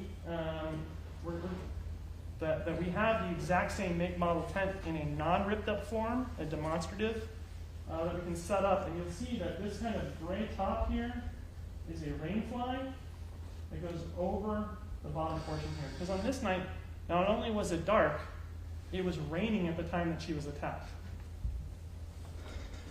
It's also going to be instructed as to what the height is for this stabbing, and that it's not a stabbing that happens at this height, but it's a lower stabbing, because you'll see how high the rain fly is and that it doesn't have holes in it, and you'll see that it's a stabbing down here on Miss Guillory as she's in the tent. So what do we know of movements after that? We have back to 320 K Street. Now this time, instead of a walking silhouette, we have a running silhouette running westbound on 3rd Street. From westbound on 3rd Street, there is an interruption of just a few minutes, 3 minutes in fact, and then we have the defendant now back on his bicycle, riding his bicycle past Davis Glass here on 3rd Street. He's kind of on the far side of the street riding his glass, riding his bike. He then makes a left turn here onto H Street, and this turn we're going to see from a surveillance video that's from this Ace Hardware, that's in Ace Hardware parking lot. This one is, again, kind of a distance shot, so it's not one an identification can be made from. But you'll see that the defendant just passed David's glass and then is now at the hardware store riding his bike, and he rides south on H. And from there, disappears for 5 minutes. Okay, so Ace Hardware, he's seen at 11:45. He's not seen back at the Illusion Smoke Shop until about 11:50. What's also going on here is that he's coming down H Street, but then when he's next seen, he's seen coming down G Street and making a turn here onto 3rd. So he doesn't come down H and turn here on the 3rd. At some point, he cuts through these parking lots or city block here between 3rd, 2nd, G, and H. Okay? And it's kind of a long period of time for him to be cut out, and we can see when he reappears on G Street here that something has changed. His bike is now disabled. The chain or something has come off the bike, and he's not able to pedal the bike anymore. Something happened cutting through this area here where his bike isn't working anymore. And he's on the seat, and he's kind of just pushing the bicycle along with his feet, getting away from the scene with that. And he continues down 2nd Street all the way into the UC Davis campus. And he's picked up by several different surveillance videos. Again, Illusion Smoke Shop, 2nd Ave, Blue Peak Credit Union, Palace Optometry, and then finally he's on the UC Davis campus. On the UC Davis campus, he comes across 8th Street, and he's here by Taylor Hall, and then goes north along the walkway that's on the east side of Memorial Union. And there's a Taylor Hall kind of blue light phone camera that picks all this up that's located right outside Taylor Hall. Now, just a few minutes later, after coming up Taylor Hall, he comes back again into view, southbound on that same walkway, in front of these ATMs. So if we look at Taylor Hall, or at Memorial Union, this is the side view of Memorial Union, you can see that there's these ATMs here. It comes back down through the ATMs, and it comes around this corner, kind of into this alcove here. And so this is kind of a tucked-in little utility area, and he comes into that utility area, goes to the back, turns around, and then starts trying to fix his bike, trying to get it back in working order. And we're going to see this from that same Taylor Hall surveillance, and this is kind of a zoomed-in shot. You can see if there's a light pole in the way. But what you're going to see is that he pulls in his bike here, and he's kind of leaning over the bike, working something in the chain area of the bike, getting his bike into sorts. It doesn't work. He's not able to get his bike fixed. And then he walks around the side of Memorial Union, starts checking doors, starts trying to find a way to get in there, goes off camera, and then his movements aren't being tracked. He's not on camera again, and again, his phone is at home, and so it's not giving information as to where he's at. So what's going on after this 3rd incident, where he's attacked Kimberlee Guillory? When she was attacked, her kidney was lacerated, and she was taken away by paramedics. They were able to save her. And she's actually going to come in and she's going to testify. She's going to talk to us about that experience. But Mr. Dominguez, he's got class the next day. So the next day, he's now carrying his phone again. He takes his phone, and he goes down to class, and he's down in the area where his classes are. This time, actually, while he's at his classes, he shuts down his phone again while at class. And then his movement information is not followed from that point. So Kimberlee was stabbed 11:30 on May 1st. At this point, you'll hear information about kind of what was going on in the city of Davis after 3 different stabbings, including 2 fatal. And this is going to be that everyone was borderline panicked, that people were concerned for their safety. They were scared to go out at night. People were scared to go in parks. People were scared that anyone could be stabbed, because so far 3 strangers had been stabbed with no apparent reason. Officers were able to get descriptions based on Dr. Massey and from the surveillance video downtown. We're able to put out kind of descriptions of this person with long curly hair who is suspected to have committed these stabbings. And the city of Davis responds. People are being called in left and right as possible suspects. Anytime someone sees anyone anywhere near that description, the officer's getting called, and they're going call to call, doing nothing but responding to people's reports of having spotted the individual that is responsible, and officers are having to contact each of these individuals and check out, is this the person? Is this the person? Is this the person? So on May 3rd, one of those calls comes in from Justin Schaefer. Justin Schaefer is at Sycamore Park, and he sees the defendant in the kind of play structure area. We saw this earlier when we saw the points within Sycamore Park, but he's in the play area, kind of sitting, watching. Something doesn't seem right. He's wearing clothing and looking similar to the person that committed the stabbing, so Justin Schaefer calls it in. Now, Davis PD is not ignoring Mr. Schaefer, but they are very swamped, and so they're getting units over there, and it's going to be a minute before they get there. And so Justin Schaefer does his civic duty, and he's watching this person and responding with updates. And when Mr. Dominguez notices Mr. Schaefer, Mr. Dominguez leaves, and Mr. Schaefer follows. So they go up to the Safeway that's here. If you go up Safeway and you go into this kind of shopping area that's right here by the freeway by Covell, there's a Safeway shopping center, and the defendant goes inside. And so we have surveillance video from within the Safeway. We can see his movements of what he's doing inside the Safeway. And he's walking around and he's shopping. He's going to different shelves, and he's selecting items, and he's putting them in his bag. And he's carrying this bag in his hand. The thing about this bag is, he again doesn't have his phone. His phone is back at his house again. He doesn't have his wallet, keys, phone. The things that he is carrying is that shopping bag, and inside that shopping bag is a bloody knife. And that's all he brought out for his trip out to Sycamore Park on the 3rd. And when he walks away from the park and Justin Schaefer is following, he goes into Safeway and he's selecting items, he's putting them into the bag. And you'll see he's walking fine, he's able to steer around people, he has no issue selecting items, and you'll be able to see his movements and how he selects items in the store.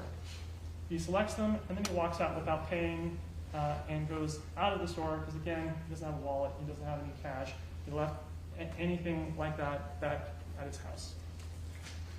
So after he leaves Safeway, he comes back down and he comes to this area here where you have like Karim, Villanova, Colby here, and he's walking back towards his house on Hawthorne, which is down towards the bottom of the map. And the officers show up. It's Officers Gonzalez and Story. And first they call out to him and say, hey, can we talk to you? But they're behind him, and he keeps walking down the street. And one of the officers gets in front of him with a cart, gets out, says, hey, can we talk to you? And the defendant stops and talks with him. And you'll see this video, this is a body camera recording, and you'll see that he's making eye contact with the officers, that he's having a conversation with him, that he's asking him things like, why do you need my information? And he's acting like people tend to act during police contacts. The thing is, and I told you this, and so you know, and he knew, that there's a knife in that bag. The knife is in that bag. And he's got the things that he's taken from the grocery store in that bag. And so you're going to see his mannerisms with this bag. Because as he's talking to the officers, you'll be able to see him even pull up his bag and kind of look inside to see, can this knife be seen in this bag? You'll see him looking down inside of it. And the officers are talking to him. They explain to them why they're stopping him, that there's been a series of homicides and that people are calling in, those who match the descriptions, and they're asking about what's going on. And the defendant is lying the entire time. They ask him for his name, and he tells them his name is John Joas, completely made-up name. They ask him for his date of birth, and he takes his date of birth and he tweaks it. Instead of telling them 10/5 of 02, he tells them 10/10 of 99. So close, it's just tweaking the details. They ask him his address, And instead of 762 Hawthorne, he tells them 782 Hawthorne. Okay? 782 Hawthorne doesn't exist. When the officers are trying to verify what's going on with him, they ask him things like, hey, do you live with anyone? He tells them no. And he says, well, actually, I do have roommates. I just don't talk to them. So the officers, at one point, they ask him, can we see your hands? You know, the person they're looking for has been involved in several stabbings with a sharp object. They'd like to see if there's injuries on his hands. And so at this point, the defendant's got the bag in his hand, and he actually goes down as if to set it on the ground, and then stops, because the bag has no handles, it's not closed. As soon as you set it on the ground, it's kind of open up, and you'll see the knife. And he actually stops himself from doing that, and shows them his hands while holding the bag, so that he's got a grip on that bag.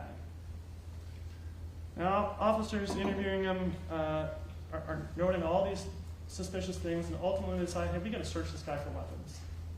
And the officer comes in to do a search. They're starting the search and spot the knife in the bag. They put him in handcuffs and secure him at the scene. He's sitting there on the curb for a while, and officers are still trying to figure out who he is. He tells them, again, that he lives at 782. Okay? Again, that doesn't exist. Officers are trying to figure out who he is. They ask him his name again. He tells them again his name is John Jones. And the officers can see that he's not being entirely honest about what's going on, and they're trying to get the information as to what this is, because this is not the first person they've dealt with, right? They've been contacting people all over the city of Davis trying to eliminate them, and they're trying to see, is this the person or is it not? And officers eventually talk to him and say, hey, why don't we come down to the police station and talk about what's going on, because there's a lot going on. The officers have seen the knife, they see the cuts on his hands, they see that he matches the description, that long hair with his Adidas track pants, and what's going on. And you'll see kind of the progression through this interview at the scene. You'll see where we have him at Safeway, he's walking around. You'll see his initial contact with the officers, where he's making eye contact and asking questions and providing responses. And then the cuffs come on, the detectives come out, they talk to him, they take off the cuffs to interview him. But the knife's been found, and everything starts shutting down. He stops asking questions, he stops being as responsive. He's still lying to them about the information, despite them saying, we just don't believe you if this is your name. And he starts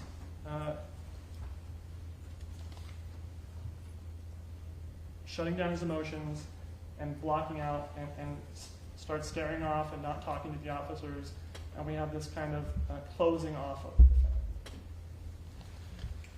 So hopefully this has given you kind of the broad picture of what's going on.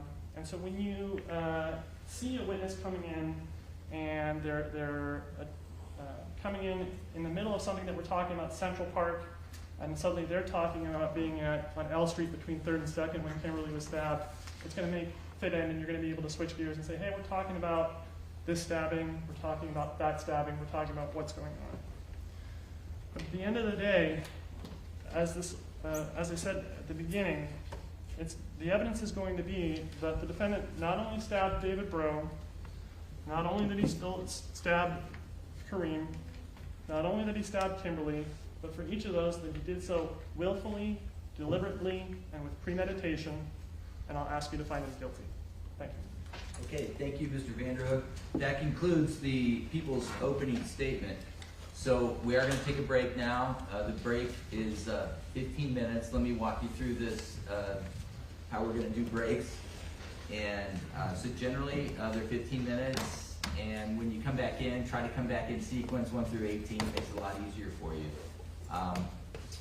Each break, I admonish, and it becomes part of everything that we're doing. Don't form any opinions, don't discuss, don't research, right? We're going to take a break now. We're going to invite Mr. Hutchinson to do defense opening statement when we return, and we'll end up taking a hard break at noon, from noon until 1:30. So this is just a 15-minute break. Wear your badges and enjoy your break. Thank you. Counsel, enjoy your break. Okay, off the record.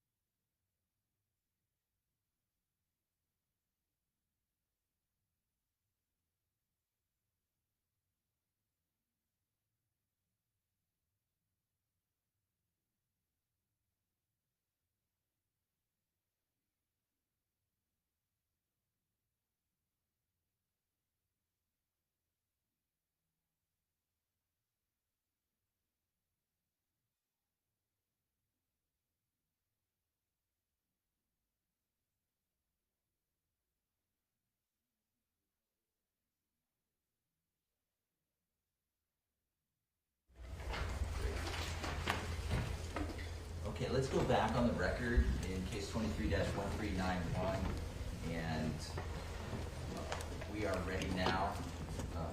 Live stream? Okay, thank you. We're ready now for the defense opening statement. So let me invite Mr. Hutchinson. Go ahead, sir. Thank you. Good morning. Over the course of this trial, the circumstances that led to the tragic events of April and May 2023 will be very much in dispute. What is not in dispute is that Carlos Reales Dominguez did the physical acts that caused the deaths of David Breaux, Karim Najim, and injured Kimberlee Guillory. The question to be answered in this trial is not one of who did it.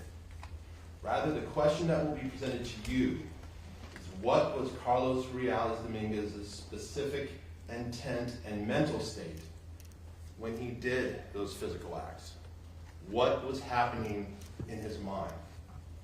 And the evidence will show that it was a mind that had been devastated by a severe and debilitating mental disease. Mr. Reales Dominguez has schizophrenia. Every psychologist and psychiatrist who has thoroughly examined him has reached that same conclusion, and none have found any evidence of malingering, which is a term used to describe exaggerating or faking mental health symptoms. As he sits before you today, he has been treated with antipsychotic medication for the past 21 months in a secure and controlled hospital or jail environment. But as the experts will tell you, medication is a treatment for the symptoms of schizophrenia. It is not a cure. And Mr. Reales Dominguez continues to have a very serious mental illness to this day. Schizophrenia is a brain disorder that affects how a person thinks, feels, behaves, and perceives reality. It causes hallucinations, hearing, seeing, feeling things that aren't there, that have no basis in reality.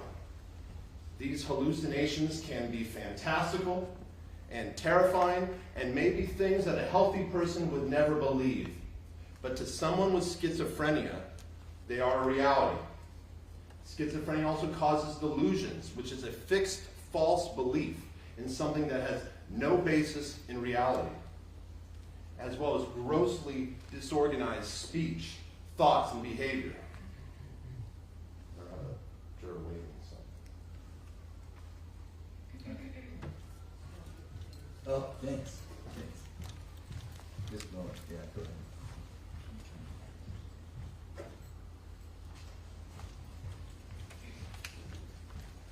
Hallucinations, delusions, grossly disorganized speech, thoughts, and behavior. The experts will tell you these are called the positive symptoms of schizophrenia. Not positive because they're good, but positive because they represent an addition to what is a normal, healthy experience. You will also hear about what are called the negative symptoms of schizophrenia, which represent an absence or a taking away from what a person once had. This includes minimal speech, diminished emotional expression, what is often described as a flat or blunted affect, an inability to maintain eye contact, concrete, simplistic thinking, avolition, which is a complete lack of motivation to do anything. You will hear how people with schizophrenia often have a very significant decline in personal hygiene and are unable to care for themselves and others. Anhedonia, which is an inability to experience pleasure. Slowing of movements, maintaining rigid, unusual postures for long periods of time, distrust of others, and social withdrawal. And over the course of this trial, you will see that Mr. Reales Dominguez exhibited all of those symptoms, beginning sometime in the summer after his freshman year. Another hallmark of schizophrenia is the inability of people to recognize that they're sick, to recognize their symptoms. This is particularly common, the experts will tell you, when you have the first onset of schizophrenia, what experts will describe as the first break, before someone has had the opportunity to be placed on medication or treatment. Although it is obvious to everyone around them that they are ill, people with schizophrenia don't recognize that. And because of it, it is common for them to deny all symptoms of mental illness and deny any mental illness whatsoever. Schizophrenia is a disease that attacks the young. For men, the onset is typically sometime in the late teens or early 20s. Mr. Reales Dominguez is 22 years old. He was born on October 5th, 2002. Although it is impossible to identify the exact time that he first began exhibiting symptoms, as I mentioned, the evidence will show that it probably occurred sometime near the end of his freshman year at UC Davis, in the spring of 2021, or shortly thereafter. Prior to that, for the first 18 and a half years of his life, Mr. Reales Dominguez was completely healthy. Born in El Salvador, he immigrated to the United States as a very young child. He was raised in Oakland with his parents and his two siblings, Dylan and Mia, who are 4.5 and 9 years younger than him. You will see that he was extremely close with his siblings. Given the hours that his parents worked, it was Mr. Reales Dominguez who often had the responsibility of getting them to school, walking them home, and giving them food. Although he spoke only Spanish when he first began school, he quickly learned English and would ultimately excel academically. At Castlemont High School in Oakland, he was an honor student, a four-sport athlete, participating in varsity football, soccer, track and swimming. Although not big in stature, he had a muscular, athletic build, and through hard work, he became the starting safety and captain of the football team. And through his hard work in the classroom, he would ultimately graduate 11th out of his graduating class. He was also a typical teenager. He started a YouTube channel which consisted of him doing silly activities or pranks with his friends and siblings, and also playing video games with running commentary. He was friendly, he was outgoing, and he was healthy.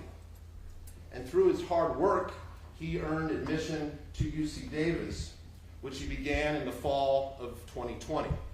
Now, this was a time of COVID and online learning, and it was difficult to begin college in these circumstances, and Mr. Reales Dominguez was more shy than he had been in high school. Growing up, he had been referred to as Carlos Reales, which is the paternal name of his father. And Davis, they started referring to him as Carlos Dominguez because that is the last name on the Zoom screen. During this trial, he will be referred to as both, but I will refer to him as Mr. Reales Dominguez because that is the name his parents gave him.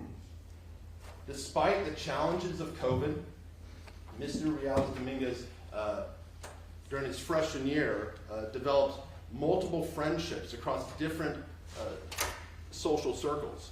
The first person he met who became a good friend was a man by the name of Nathan Riegos de Dios. They met over a Zoom class. Mr. Riego de Dios is a former football player himself, and he invited Mr. Reales Dominguez to throw the football around. And over the course of their freshman year, they would become very close friends. Through Nathan, Mr. Reales Dominguez met a young woman by the name of Kaylee Gallardo, who by the middle of his freshman year would become his girlfriend and is probably the person at UC Davis who knew him better than anyone else.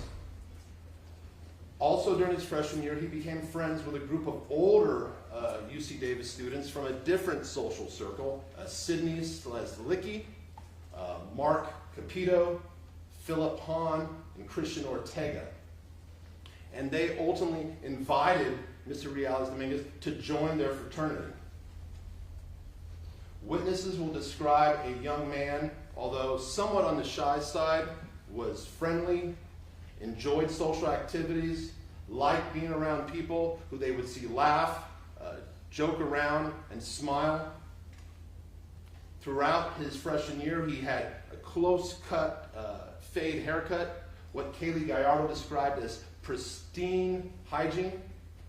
He had a build that was described as normal, athletic, muscular, and even got a little chubby during COVID.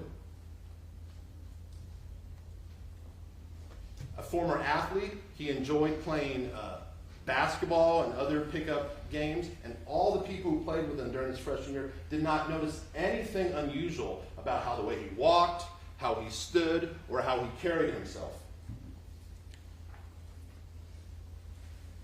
Like many students entering UC Davis as a biosciences major, he found the academic work far more challenging than he expected, but he struggled through it, and he finished his freshman year in good academic standing with 3 Bs, 5 Cs, 1 D, and a calculus for neuroscience, a class that he and many other freshmen had to repeat.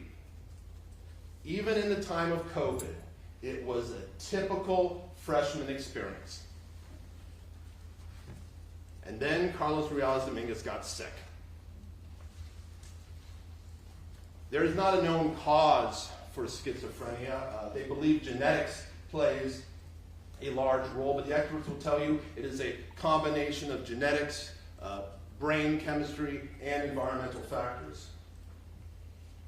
And like so many individuals who experienced that first break of schizophrenia, Mr. Reales Dominguez was unable to recognize that he was sick. He was unable to recognize the symptoms that were clear to everyone else.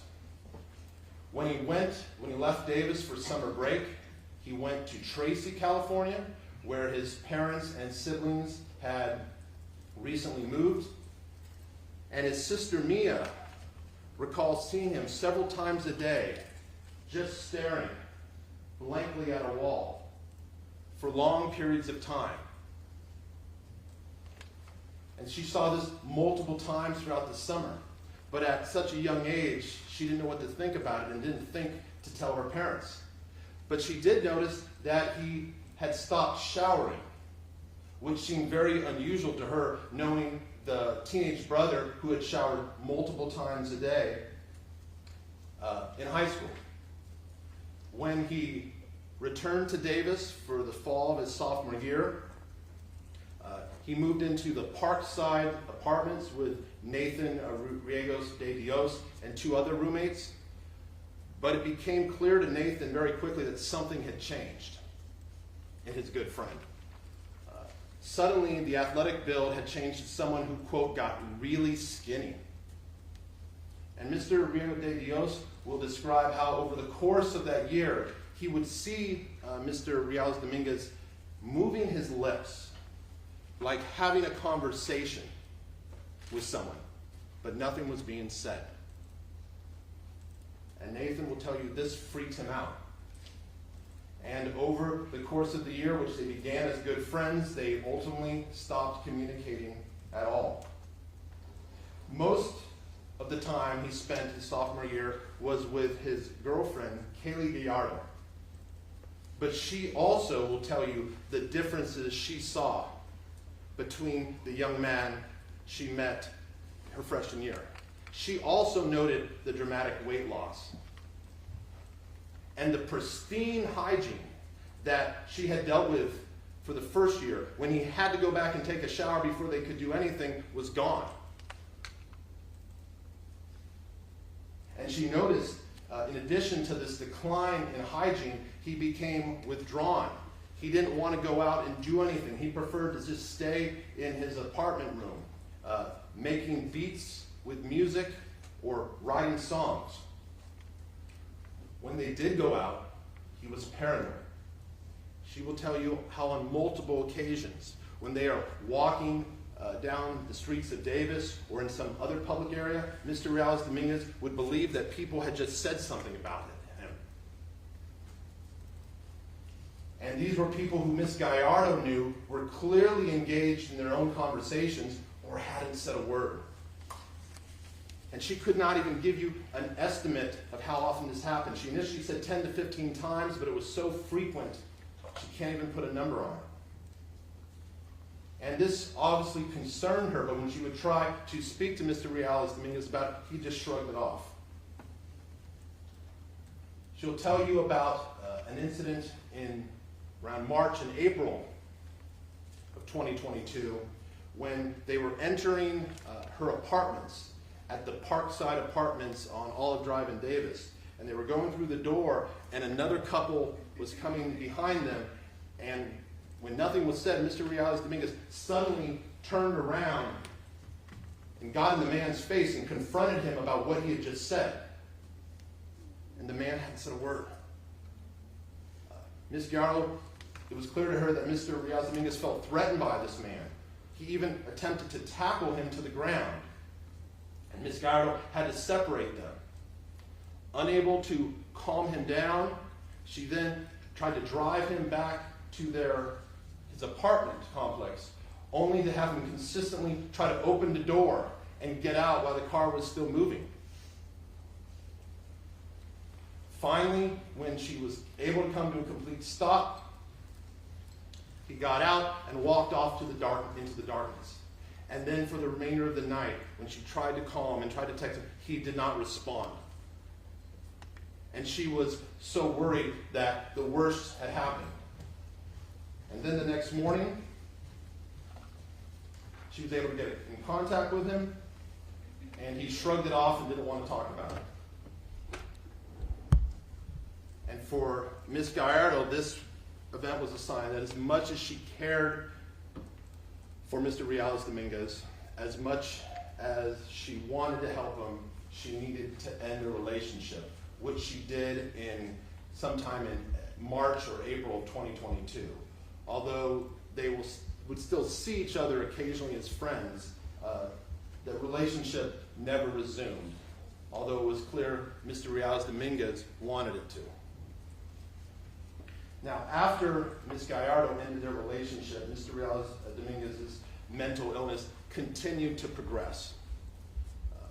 In late summer, he was able to get a job at the Jack in the Box on G Street in Davis. But it didn't last long. You will hear from a coworker named Gladys Verdeen.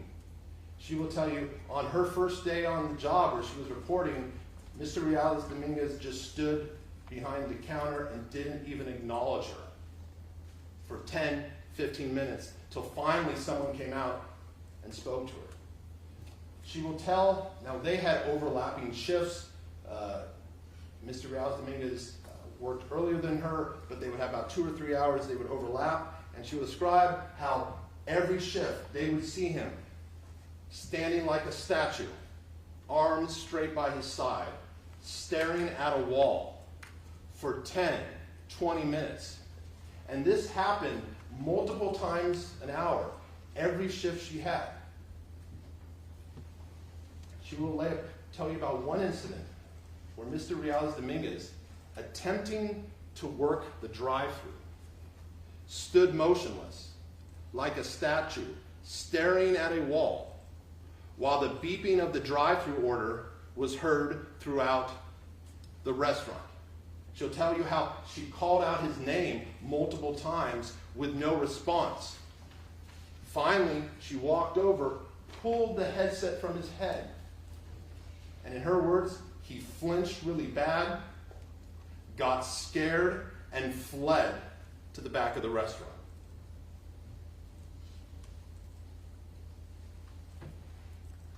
Ms. Ms. Redeem will tell you how sometimes he just stopped, he didn't show up for his shifts, and ultimately he stopped showing up altogether. Now in the fall of 2022, Mr. Reales Dominguez moved into a house located at 762 Hawthorne Lane in Davis, where he was housemates with Mark Capito, Philip Hahn, and Christian Ortega. He actually took over well, he wasn't on the lease, he took over the room that had been previously occupied by Sidney Slazicki, who had moved back home in Sacramento County due to family issues, but would still visit the house frequently. And when he moved in, it was immediately clear to all the housemates that this was very different than the young man they had met freshman year. Extremely thin, with long hair that hung in his eyes. He wasn't showering regularly, if he showered at all. He walked with a stiff gait, arms straight at his side, which some of them would describe like almost a zombie. He isolated himself in his room, and when he would leave the room, he wouldn't even acknowledge him.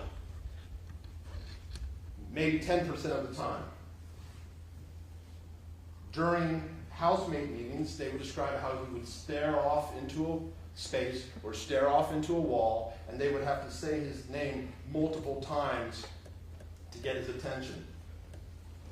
All three roommates saw or heard things that caused them to believe that Mr. Reales Dominguez was hearing voices.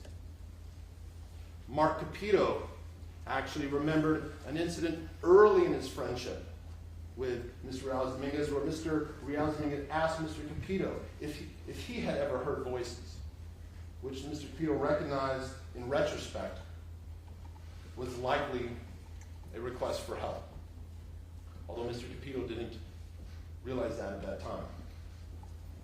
Now, sometime after moving into the Hawthorne Lane residence, Mr. Reales Dominguez began to engage in a very unusual routines when he would leave his home at night, or leave his home most often at night, and he would walk or ride a bike to a small number of seemingly random locations where he would sit and stare or engage in other seemingly bizarre behavior.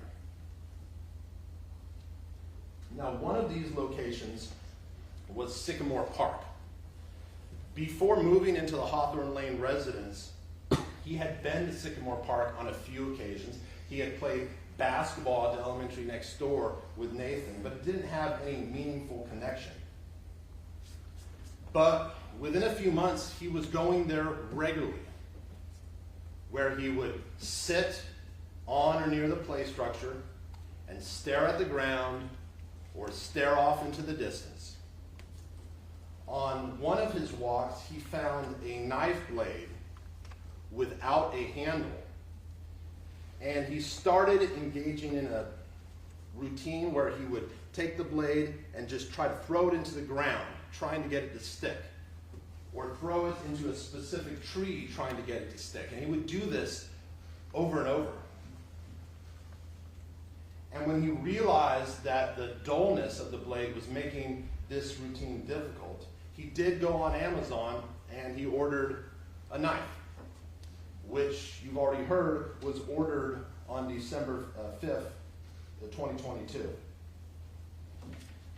Another seemingly random location that Mr. Reales Dominguez would regularly go to, although less so than Sycamore Park, was an area along the railroad tracks at the intersection of 2nd, or the gravel portion of 2nd and K Streets.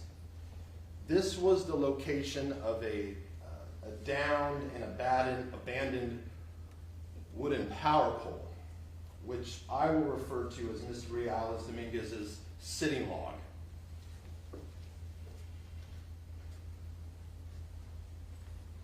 Now,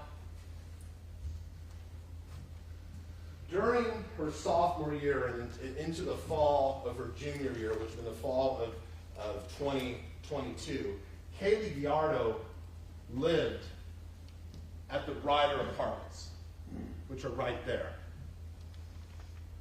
For point of reference, over here is the intersection of 2nd and L Street, which was near the area where Miss Guillory was stabbed.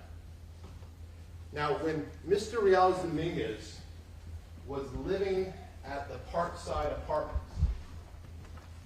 he would follow the rail when he would go to visit Miss Gallardo at the Ryder Apartments. He would follow the railroad tracks that run north and south through Davis, and you see they split at 3rd Street. He would follow it east into, which is a gravel portion of 2nd Street, and although you're not supposed to do this, he would cut across the railroad tracks, and then he would enter the Ryder Apartments through a gate. There is a locked gate. It has signs that say no trespassing, but you will see it's wide open, and people commonly pass through there. And somehow, during this time, he became aware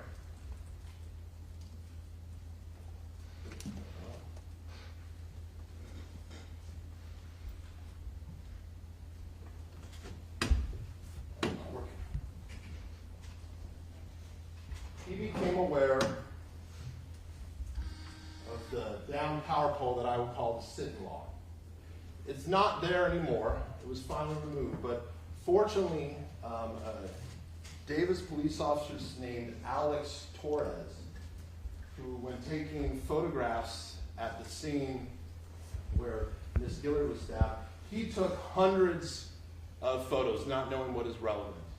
And he got 4 photos where you can see the log. It's not clear. There is a gravel pile there. You see an overturned chair, but behind it you can see the pole.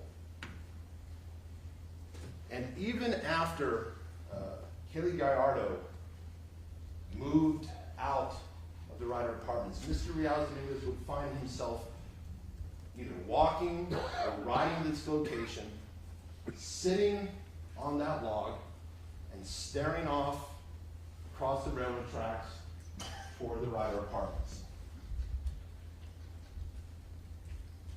This photo doesn't have the log in anymore, but you can still see the gravel, and you can see the Ryder Apartments directly across. And he would come here at night, sometimes in the day, and he would sit and stare. Sometimes he would get up and walk around before coming back.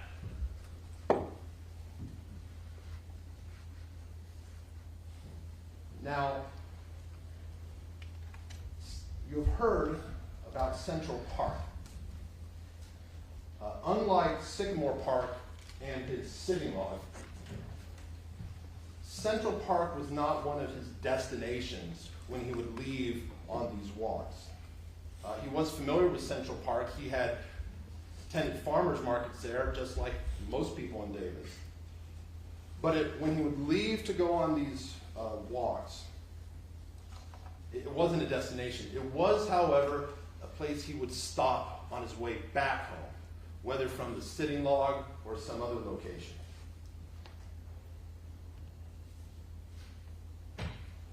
Now, when Mr. Reales Dominguez obviously ordered that knife on December 5th, it was right during the time of finals and then Christmas break. We don't know when it arrived, but we know he went home to Tracy over winter's break.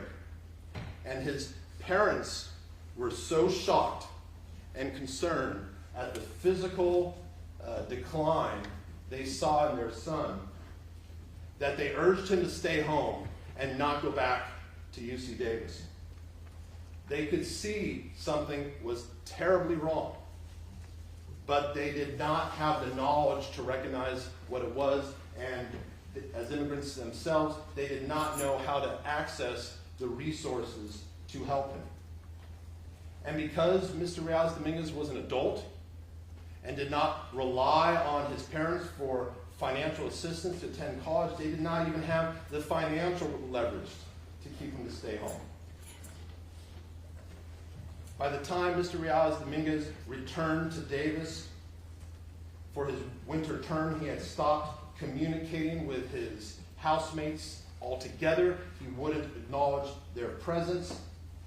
He had only minimal communication with his family, and then it cut off altogether. Ms. Guillory will tell you about how on February 6th, she received text messages from both Dylan and Mia, concerned that they hadn't heard from their brother, and if she could help them get in touch with him.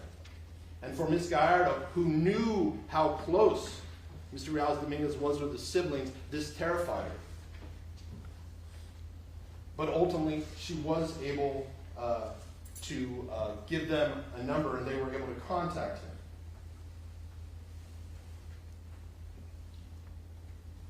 He continued to isolate himself in his room. He would only leave to attend class or go on his nightly walks. And as I mentioned, when he did appear, he walked stiff and erect, arms straight at his side. He continued going on his nightly walks. He started carrying the knife he purchased on Amazon, both to Sycamore Park and the sit-in log, and he would continue the bizarre routine of trying to throw it into the ground, trying to get it to stick, or throwing it at a specific tree. You also see that he used the knife to carve into one of the trees at Sycamore Park what he thought was a face, or something that looked like a face to him. He tried to attend his classes, but his disease made that impossible for him to comprehend the material or perform the work. And you will hear he received all Fs his winter term. By April of 2023, Mr. Reales Dominguez was in a state that multiple experts will tell you is florid psychosis, where he was seeing, hearing, and believing that he was being stalked by a group of shape-shifting supernatural beings that he described as the shadow figures. He had these hallucinations for some time, but as his disease progressed, they became more frequent, more vivid, and more terrifying. And you will see it was the progression of this disease and the hallucinations that came with it that ultimately led to the tragic encounters with David Breaux, Karim Najim, and Kimberlee Guillory. When Mr. Reales Dominguez was first stopped by the police on April 3rd, you will hear he was at Sycamore Park, sitting on the bench, staring off into space.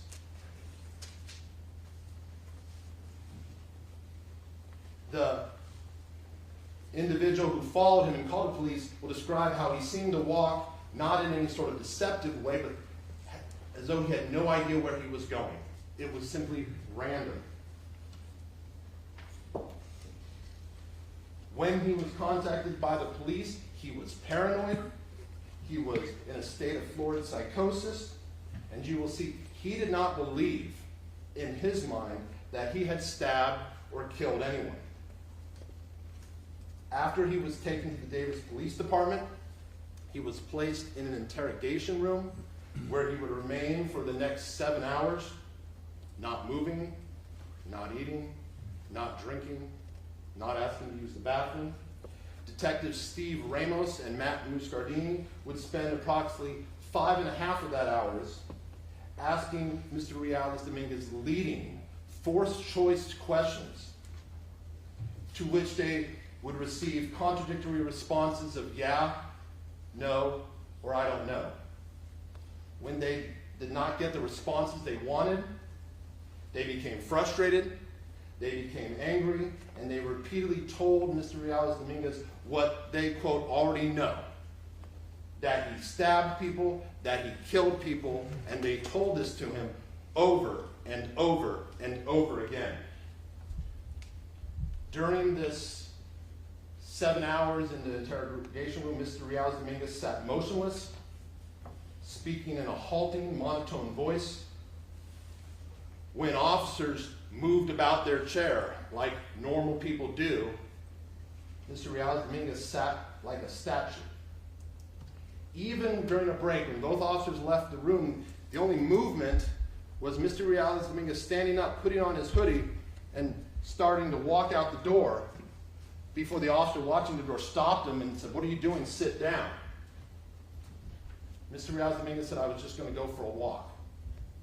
Completely oblivious to the situation he was in. He didn't make eye contact, except for the times the officers ordered him to look at them, which they did over 20 times. He exhibited grossly disorganized thought processes and disorganized speech. Although he persisted in giving the name of John Joas, he gave his correct phone number, and he tried to give his email to UC Davis under the name Carlos Dominguez, but he was unable to spell it correctly. Other information he gave was close to accurate.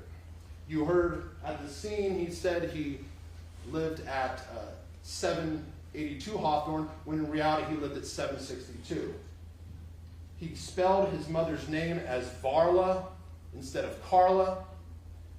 He spelled his high school as Castlement instead of Castlemont. And what experts will tell you, this is not examples of lying, it is examples of a completely disorganized mind. And for the experts who watched that interrogation, it is obvious and clear it is a person who is exhibiting multiple symptoms of schizophrenia. But it was being conducted by two detectives who had absolutely no knowledge, no training, and no experience to recognize what they were seeing. Now, you heard that Mr. Reales Dominguez was separated from UC Davis. He had the appeal, which was mentioned, that was for academic probation. When he received his separation letter, they simply sent him an email, which he never responded to and never acknowledged that he received it, which there is no evidence he ever received it. And you'll see it is an email written even in a way that even a mentally healthy person would have difficulty understanding what it meant. You saw from the prosecutor's PowerPoint that even after this first two stabbings had occurred on May 1st, he appears to be trying to go to his classes at their scheduled time. You will see he arrived at one almost right as it ended, but then appeared to go to the other one. And then the following day, May 2nd, after the stabbing of Miss Guillory, again you see him trying to go to his classes. And you will see, with respect to this power on, power off summary that the prosecutor showed you, you will see that Mr. Reales Dominguez had an old cell phone that didn't hold a charge, and this power on, power off pattern existed for multiple months. And there was a very good reason why someone would need to bring a cell phone to a class at UC Davis, and that will be explained to you.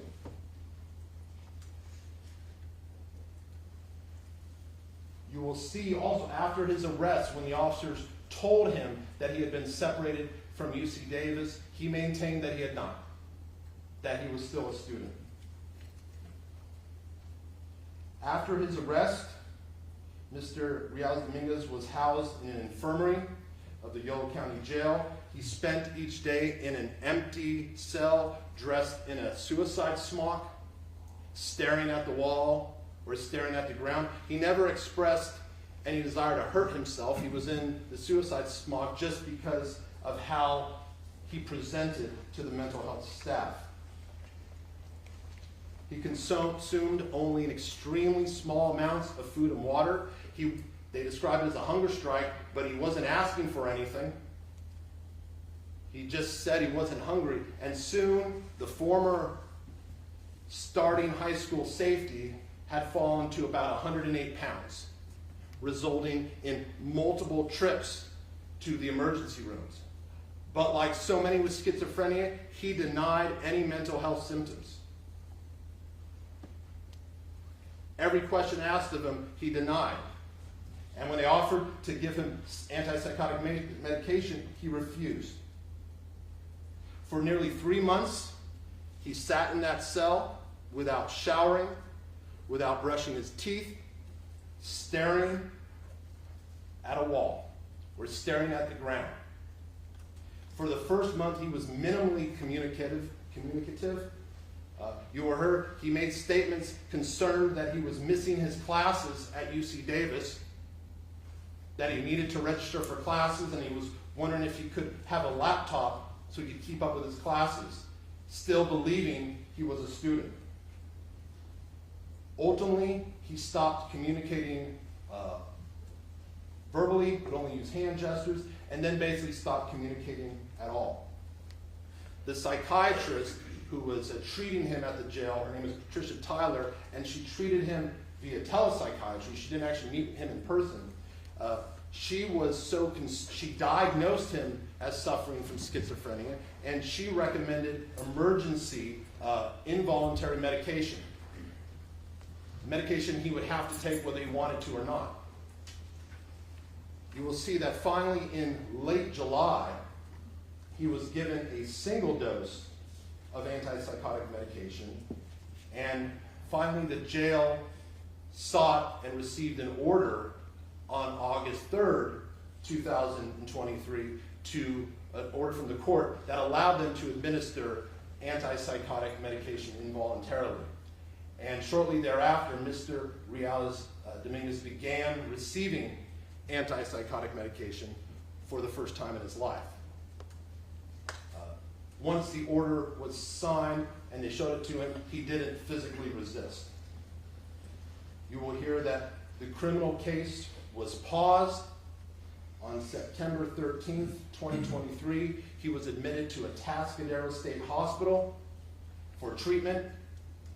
He remained at Atascadero for approximately 3.5 months before returning to Yolo County Jail in January of 2024, when criminal proceedings resumed.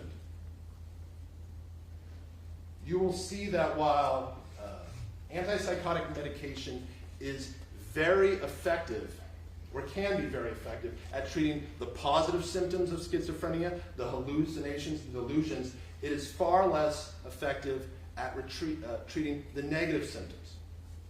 And you will see that many of Mr. Reales Dominguez's negative symptoms, though less pronounced, are still present today. But having now received treatment, received medication, he does now recognize and fully accept that he has schizophrenia. Now, I would like to respond to a few things that was brought up by the prosecutor, because it'll likely be several weeks, if not more, before the defense is allowed to call any witnesses. And they spoke to you about what Dr. Matt Massey saw. He was the individual who found Mr. Reales Dominguez in Central Park at the location, Central Park, in Sycamore Park, at the location of the stabbing of Karim Abu Najim. And what Dr. Massey will tell you is that when he approached and he had a flashlight on his cell phone, Mr. Reales Dominguez seemed scared. He said, "What do you want? Leave me alone." And he spoke in a childlike voice. And that Dr. Massey's initial reaction when Mr. Reales Dominguez got on the bike and rode off was that he had scared him. And then he saw Mr. Abu Najim on the ground. what you will see is that although Mr. Reales Dominguez did ride across the highway and drop that bike, he immediately returned back and crossed over that bridge. A young woman named Hannah Cheney, who was riding her bicycle by when she saw Dr. Massey on the phone before police even arrived, saw someone who you will see was Carlos Reales Dominguez crossing back over. In the state he was at that time, he was just trying to go home. And that is the only way he knew. Another thing the prosecutor said is that there was no blood found at the Hawthorne residence. You will see that statement is absolutely not true. To the contrary, the evidence found at the Hawthorne residence will show that Carlos Reales Dominguez made no effort to clean or wash anything. Another thing I want to mention is that you will hear testimony from Kimberlee Guillory and other members of the unhoused community in Davis, and they are very close, some of them are very close to each other, and they speak amongst each other. And you will see they are operating under a belief that approximately 9 o'clock on May 1st, when Kimberlee Guillory was stabbed, that Mr. Reales Dominguez was across from the tents, hiding behind trees, scoping them out. This is what they told the law enforcement. This is what many of them still believe.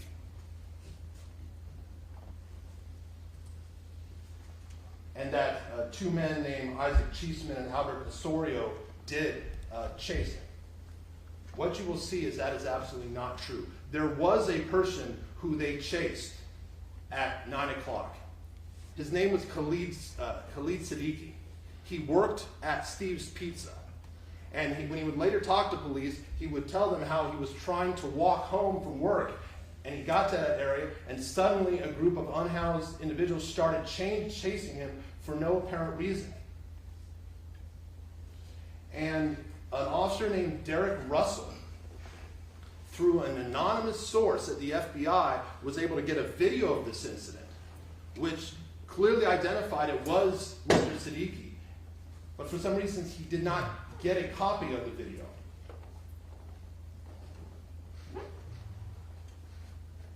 And Davis police ultimately determined that Mr. Siddiqui had no involvement whatsoever, and who those individuals saw was Mr. Siddiqui, not Mr. Reales Dominguez.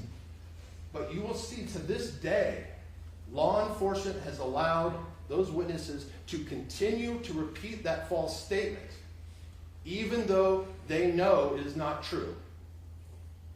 You heard just last week, Ms. Guillory was meeting with law enforcement about her testimony. She repeated that statement, and they let her continue to believe it. And keep that in mind when you evaluate the testimony of Ms. Guillory and the other members of the unhoused community, how that false belief affects their testimony. Now, an opening statement is not an opportunity to discuss the law, and it will be many weeks before the judge instructs you on the specific intents and mental states that the prosecution must prove for the charges in this case and the various enhancements. So please, as Judge McAdam told you, reserve your judgment until you have heard all the evidence and have had all the law explained to you so you can see how it fits together. But as you hear the evidence, much of which is going to be very difficult to hear and very difficult to see, please keep in mind, as I mentioned earlier, that this trial is not just about the physical acts that Mr. Reales Dominguez did, but also what was happening in his mind when he did them. Thank you. Okay, thank you, Mr. Hutchinson. That concludes the defense opening statement. And that concludes the opening statement phase of this trial. So the next turn will be the evidentiary phase of the trial, and we'll begin to take witnesses produced by the people. We're right here up against the noon break, so we're going to go ahead and take our break. This afternoon you'll be hearing from witnesses. Okay, and then I had a question from juror number 7. We're all good where we're at. Thank you for your disclosure. It's not a concern to me. Okay? Thank you. And then I had a question also from another juror about judging credibility. And I recognize that each of you have a little bit different angle and so forth. The witness stand is right here, and you're to use your best ability to see the witness, and I'll make sure you can hear each and every witness, okay? And so we'll do that. So at this time, we're going to resume at 1:30. I'd like you to be up here a little bit before. Please wear your badges in the courthouse. And remember the 3-part admonition at all times. Do not discuss this case other than scheduling. Do not research the case. And do not form any opinions until you're deliberating. Enjoy your break, and I'll see you back this afternoon. Thank you, folks. Off the record.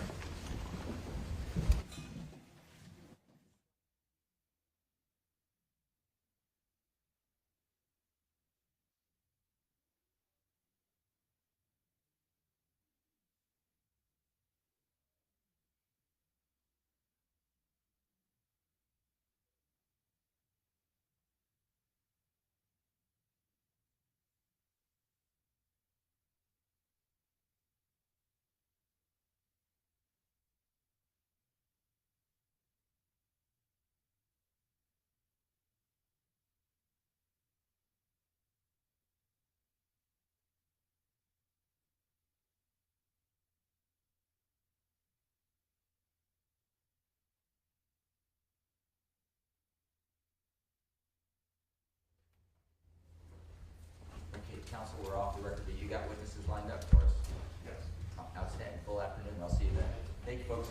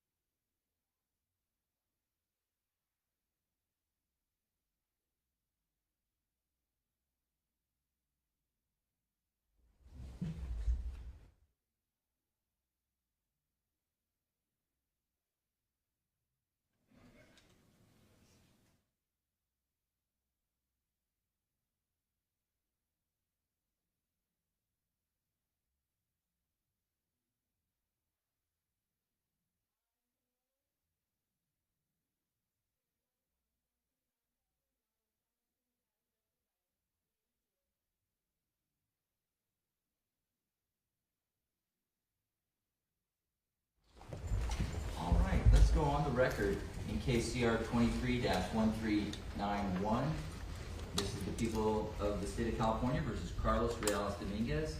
And we're now ready for the evidentiary phase of this trial. So I'll turn to Prosecutor DeMora. Do you have a witness you'd like to call? Your Honor, the people will call Maria Breaux. Okay, let's get Ms. Breaux.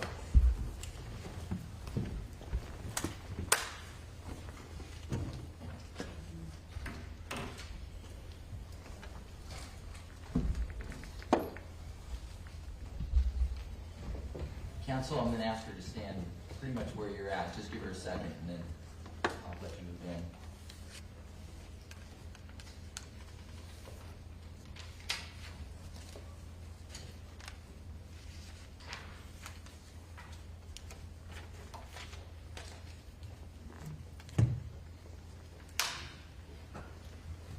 Good afternoon, Ms. Breaux. Come on in and stand here at the podium. Thank you for being here this afternoon.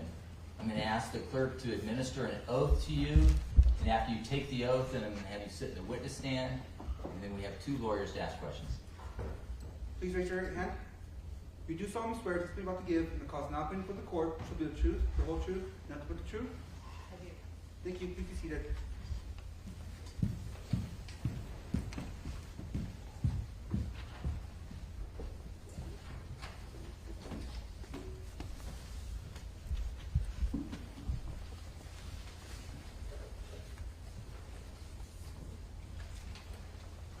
Take your first and last name for record and spell them both. Ms. Breaux, if you could state your first and last name and then spell it for the record. On my birth certificate, Anne Maria Breaux, A-N-N-E-M-A-R-I-A, and Breaux, B-R-E-A-U-X, and I also go by Maria Breaux. Okay, thank you. Mr. DeMora, direct exam. Good afternoon, Ms. Breaux. Good afternoon. Ms. Breaux, if you could tell us a little bit about yourself, who you are, who you're related to. I live in San Francisco. I'm 56, will be 57 in December, and I make my living as a writer, marketing writer, as well as a filmmaker. Would you like to know anything beyond that? Well, let me ask you, I mentioned who you're related to. Did you have a brother? I did. Who's your brother? I have 2 brothers. Do you have a brother named David? I do. And who's your other brother? My other brother is Joseph Breaux. And you know why we're here today talking about David, correct? I do. So I'm going to show you 2 pictures, People's Exhibit 55A and 55B. All right, approach, Your Honor. Okay.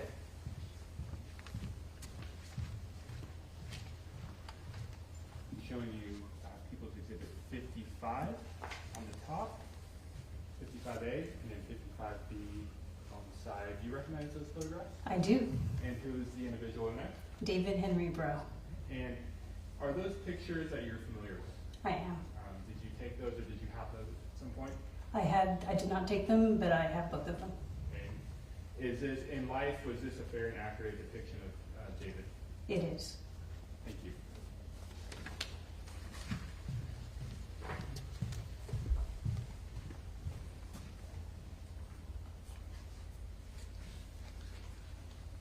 Ms. Breaux, could you tell us a little bit about David? Yes, he's my so-called little brother. He was 6'2", and we grew up in the same house, same parents. He is 4 years younger than me. We both went through the same schools. We grew up in Doherty, California, in Southern California, and I left there in 1987 to attend Stanford, and he also went to Stanford 4 years after that. And went through, he studied urban studies with a focus on community development. And after that had odd jobs. He worked as a high school teacher.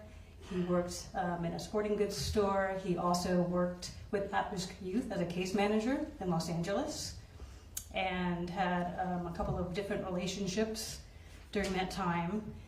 After college, he graduated. He took kind of a longer route and graduated in 1998, after which he went to go take care of our ailing father. in Doherty. Our mother had passed away in 1997. And we had a difficult upbringing and childhood with a volatile father and a mom who had schizophrenia. And after I left, David became her caretaker. I was her caretaker before that point. And so he went back home, took care of my father, who passed away in 2004. David had moved out of the house by then, and he and I started the process of renovating our family home. Over the course of 2 years, my dad passed in 2004. He had signed the house over to us, and so David and I worked together to bring it to a livable state and sold it in 2006.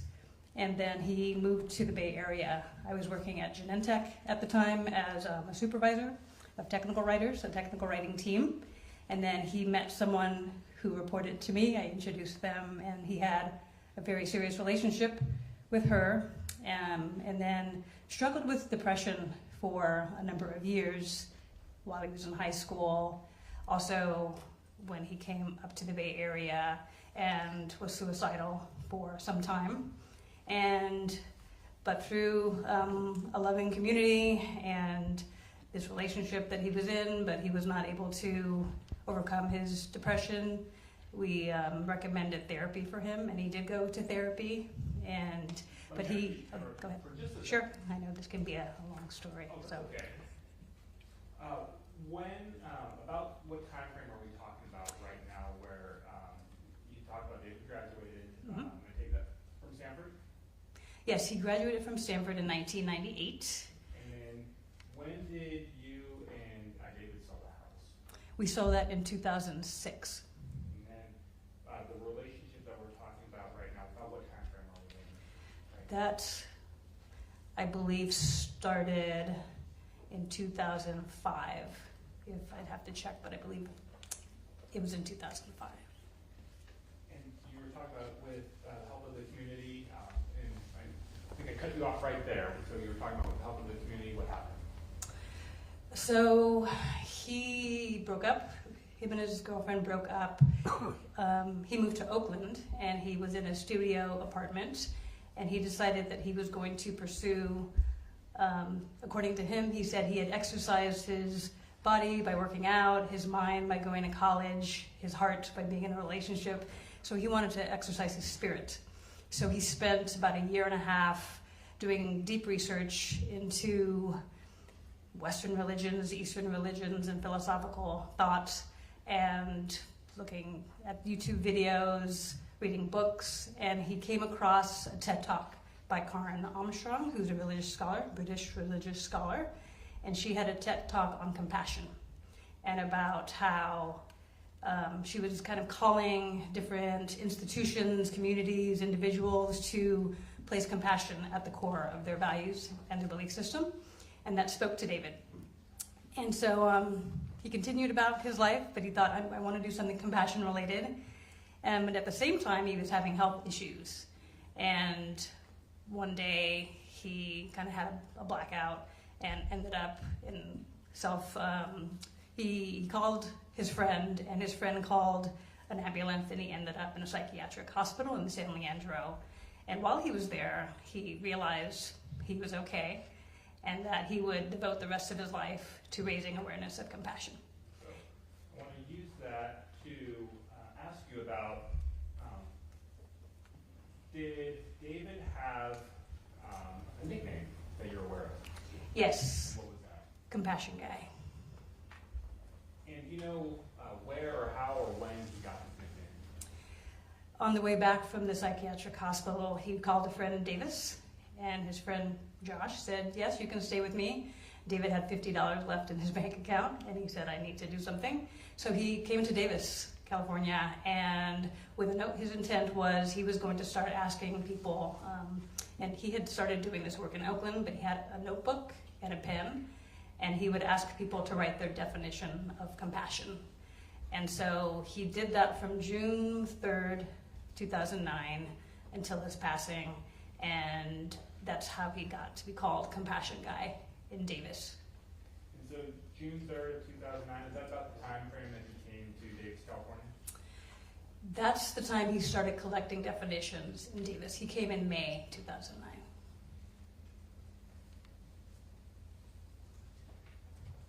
And did you have the chance to visit with him when he was in Davis? Did you ever get the opportunity to come up and see him do his work and interact with people? Yes. And can you tell us about that? Me and my family would come up. We always knew where to find him. He was at the corner of 3rd and C. And because sometimes my memory is a little spotty, I actually met people through email threads that I didn't really know who they were until later, and I met them in person. So people from the community, some people who are probably in this courtroom right now. And David made a lot of friends, and he brought some of them to San Francisco. Since I'm a filmmaker, he would come to see my movies, and he would bring friends from Davis. And so through that, I got to know some of the people in his sphere and people who later helped him with his compassion work.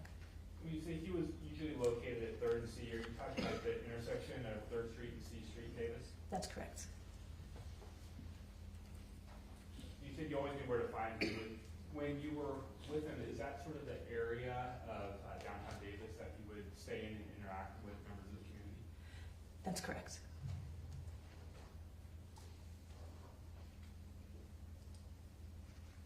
When was the last time that you got to see David? The last time I saw David, it was in July 2019. Did the two of you keep regular contact in between when you were actually able to see each other? Yes, we did. How so?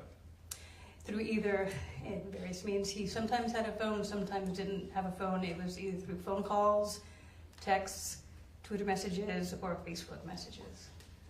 But it's fair to say that during that time, you were always sort of seeing what his work was doing, keeping track of him, and just staying connected.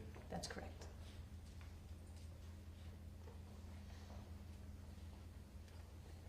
You said that he came up and he messaged a friend when he came up to Davis to stay with that friend.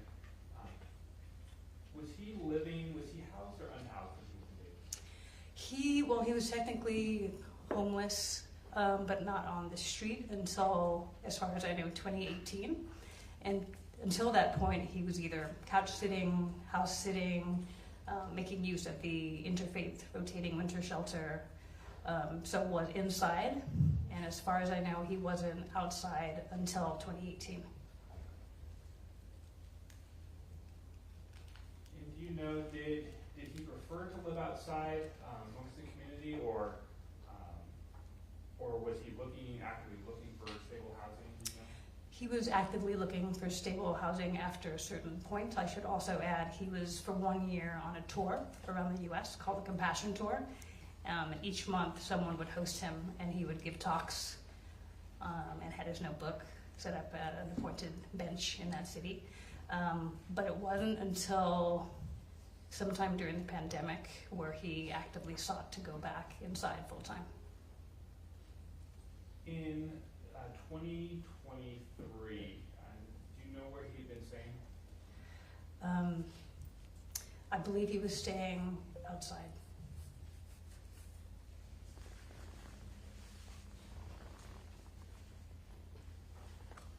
When was the last time that you and David had the opportunity to either talk or text or Twitter, just communicate in general? On his birthday, February 26, 2023.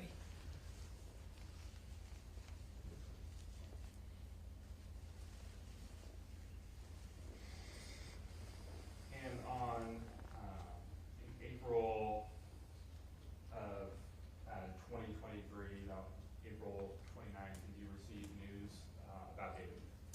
I received news about David on the evening of April 27th, 2023. And what was that news? Someone from the San Francisco Medical Examiner's Office came to my door and said that David had died. Since David's passing,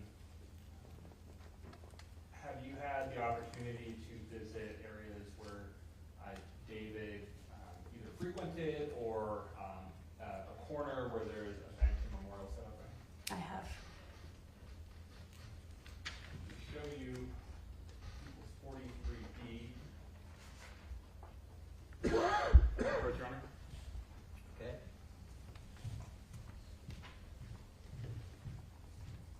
Breaux, do you recognize People's 43D? I do, And how do you recognize that? at the compassion bench. And so you're familiar with this area? I am. Is that in the city of Davis and County Gilbert? It is. And is that picture of 43D, is that how Compassion Bench looks in honor of David? It's covered with flowers, and yes, it is in honor of David. And you've had the opportunity to visit that area? I have.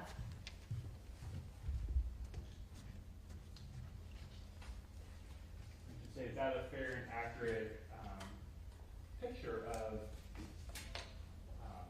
David's bench? It is.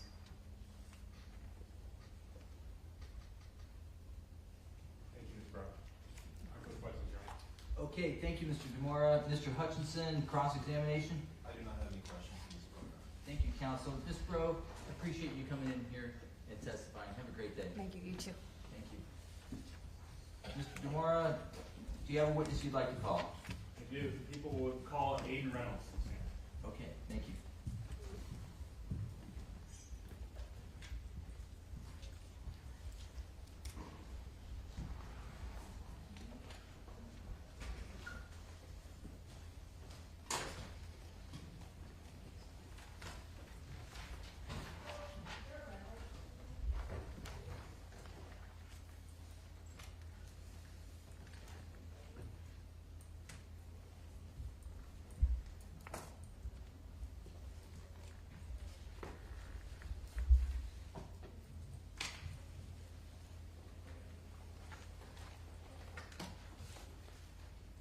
Okay, good afternoon, Mr. Reynolds. Come on in and stand at the podium here in the well.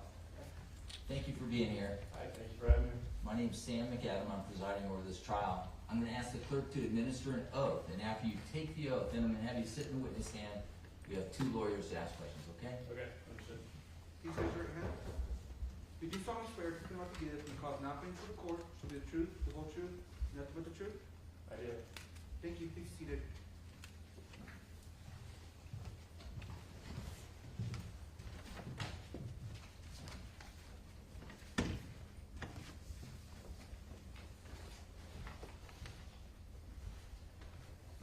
First and last name for the record, and spell them both. My name is Aiden Reynolds. First name spelled A-I-D-A-N. Last name spelled R-E-Y-N-O-L-D-S. Okay, thank you. You don't need to lean into the mic. We're picking you up well. Okay. Okay, perfect. So, Mr. Demora, direct examination. Thanks, Your Honor. Good afternoon, Mr. Reynolds. Good afternoon.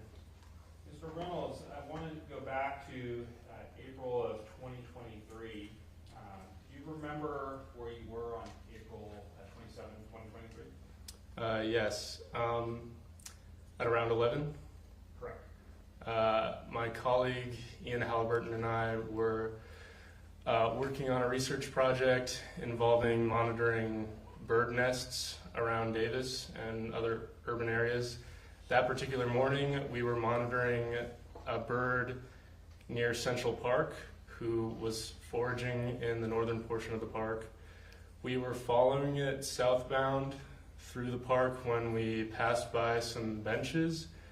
Out of my peripheral vision, I saw someone sitting in one of the benches, but it was only when we approached like that area about like 10 or 15 yards away where Ian noticed that he was in a really bad state. I remember he said, that man is dead. And I turned and looked more closely at the man sitting on the bench, and yeah, it was very clear he was in a very bad state. And that's when Ian. Well, let me stop you real quick. Let me break up a couple of things first. Absolutely. I want to go back to, you said that you and Ian Halliburton were working on a research project involving birds. What were you doing at the time? What was your job or your trade or field of study? Yeah, so the project is called Project Phoebe, and we kind of analyze the effects of urban environments on a specific songbird species called the black phoebe. What's the name of the bird? Black phoebe. Can you spell it? It's B-L-A-C-K P-H-O-E-B-E. Okay, that's for the court report. Thanks. Yeah, and it's a little black songbird. They build mud cup nests on the underside of roofs, so they're very common in urban ecosystems. And so we have a bunch of sites where we monitor those birds and their nests in multiple parks around Davis and Sacramento and Woodland. And yeah, on this particular morning, we went to a bird that we were monitoring near Central Park. I believe its nest was located northwest of Central Park, across the intersection. Let me stop you right there. Yeah.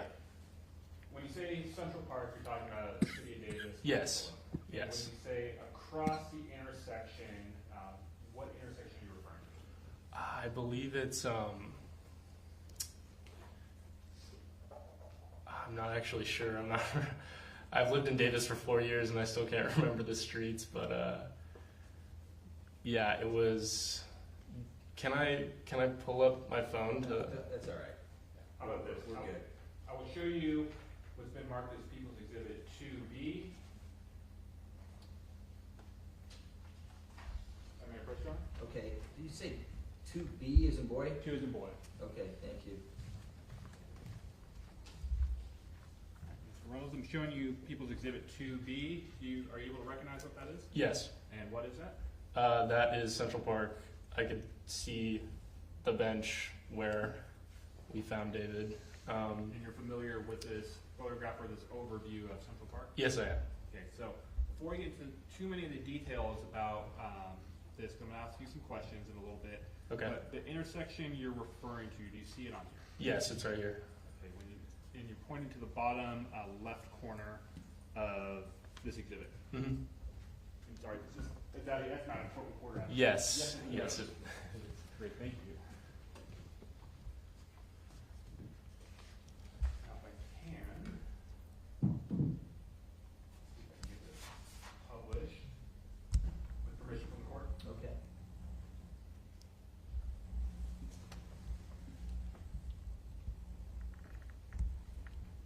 There we go. So you were saying the intersection on 2B is this bottom left-hand corner right there. Is that what you're talking about? Yes. Okay, so when you and Mr. Halliburton were tracking this bird, you mentioned that you got about, and I wanted to say this correctly, about 15 yards away from the benches. Mm-hmm. Yes. Yes. Sorry. All right. So if you're able to, with one of the landmarks in this photograph, identify where you and Mr. Halliburton were about the time you first saw Mr. Breaux. Here, you want to point it out? Sure. You push the button, there's a laser on it. So we walked across this crosswalk, and we're walking around this trajectory, where around here is where we noticed that there was something wrong, and yeah, and that's when we took a closer look at the body, and that's when Ian decided to call in a wellness check. But it was. So, for the record, you took the laser pointer, went from kind of the middle of the grassy area up to the right of the exhibit. Yes. And you stopped where it looks like there's people to the right side of that white square, which is the tent. Yes. So you mentioned that Ian had said that that person looks dead. Yes. Did you look in that direction at where David was sitting on the bench? Not before Ian had mentioned that. In my peripheral vision, I did see someone sitting on the bench, but I wasn't looking directly over there. I was focused on the bird that was flying towards the carousel. And that carousel is off to the upper right of. Yes.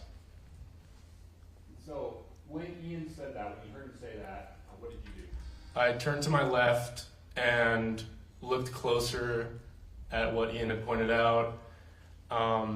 it was from there where we both concluded that the man was probably deceased and that we should call a wellness check to confirm that.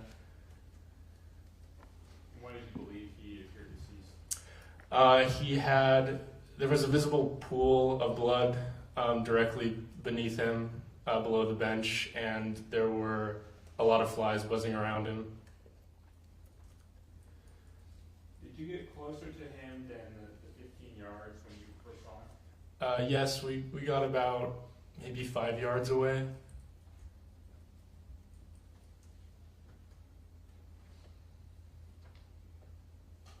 Were there any signs of life, such as movement, gasping for air or breath or words, anything like that? No, none whatsoever.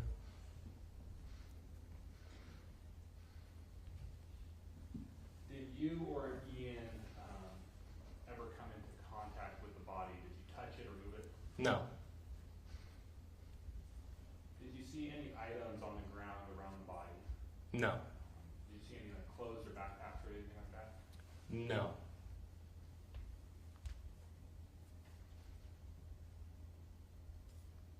Prior to, and I'm going to step back for a second. When you saw Mr. Breaux, when you saw the body on the bench in your periphery, prior to Ian seeing anything, had there been anything to draw your attention to that body? No, I would say not. Nothing that stood out that drew my attention to the bench, besides the fact that there appeared to be a man sitting on the bench. Did you ever hear any struggle or fight or screaming coming from that direction or that bench? No.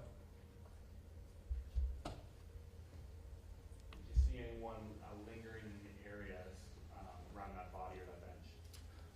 No, I believe there was a meeting with some of the administration of that park. I think in this general area, and there was a man who was approaching us and asked if we were gonna call it in once we told him that the man was dead and that we wanted to call in a wellness check. But that was the only activity in that area besides some families in this playground over here. Right, so the first place you had pointed to where there's that meeting was off to the right of the exhibit. Yes. It looks like there's concrete and some benches. And then the playground area, for the record, you indicated was at the upper portion of the exhibit, just along that tree line. Yes.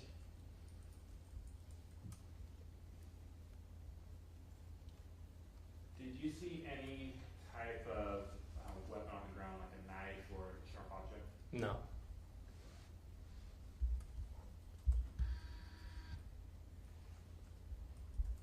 And how long did you and Mr. Halliburton stay in that area? I'd say we waited about 10 minutes for the police, and we waited in the general area for probably another 45 minutes.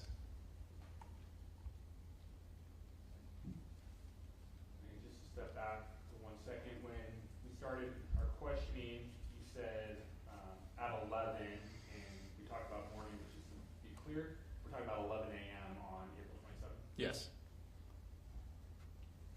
Thank you, sir. Further questions? Thank you. Thank you, Mr. Demora. Mr. Hutchinson, any cross? No, Your Honor. Okay, thank you, counsel. Mr. Reynolds, thank you for making time for me today. Have a great day. Thank you, you as well.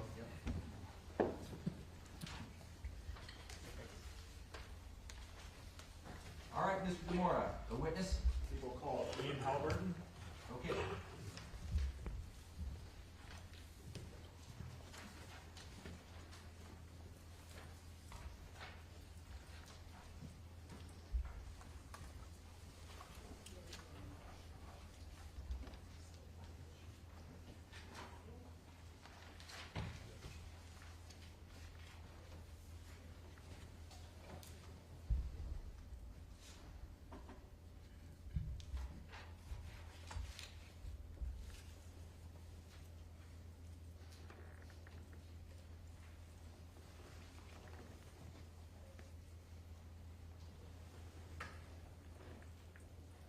Good afternoon, Mr. Halliburton. Come on in, stand here at the podium before me. Thank you for being here. I'm going to have the clerk administer an oath, then I'll have you take the witness stand, 2 lawyers to ask questions, okay? Please raise your right hand. You do solemnly swear that the testimony you're about to give and the cause now pending for the court shall be the truth, the whole truth, and nothing but the truth? I do. Thank you. Please be seated.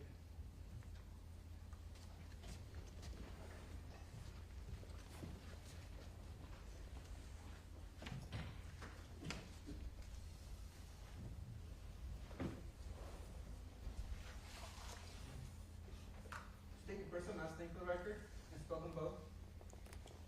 Ian, I-A-N, last name Halliburton, H-A-L-I-B-U-R-T-O-N. Okay, thank you. You won't need to lean in, I don't think. Yeah, just relax. Thank you. Mr. Demora, direct exam. Thank you, Your Honor. Good afternoon, Mr. Halliburton. Mr. Halliburton, what do you do for a living? I'm currently an ornithologist at the San Diego Natural History Museum. And could you tell us what an ornithologist is? Yes, I am a field biologist, an ecologist, specifically working with birds. In April of 2023, did you have the same position or were you doing something different? In April of 2023, I was a graduate student at UC Davis. What were you studying? I was studying animal behavior. And when did you graduate? I graduated in June of 2024.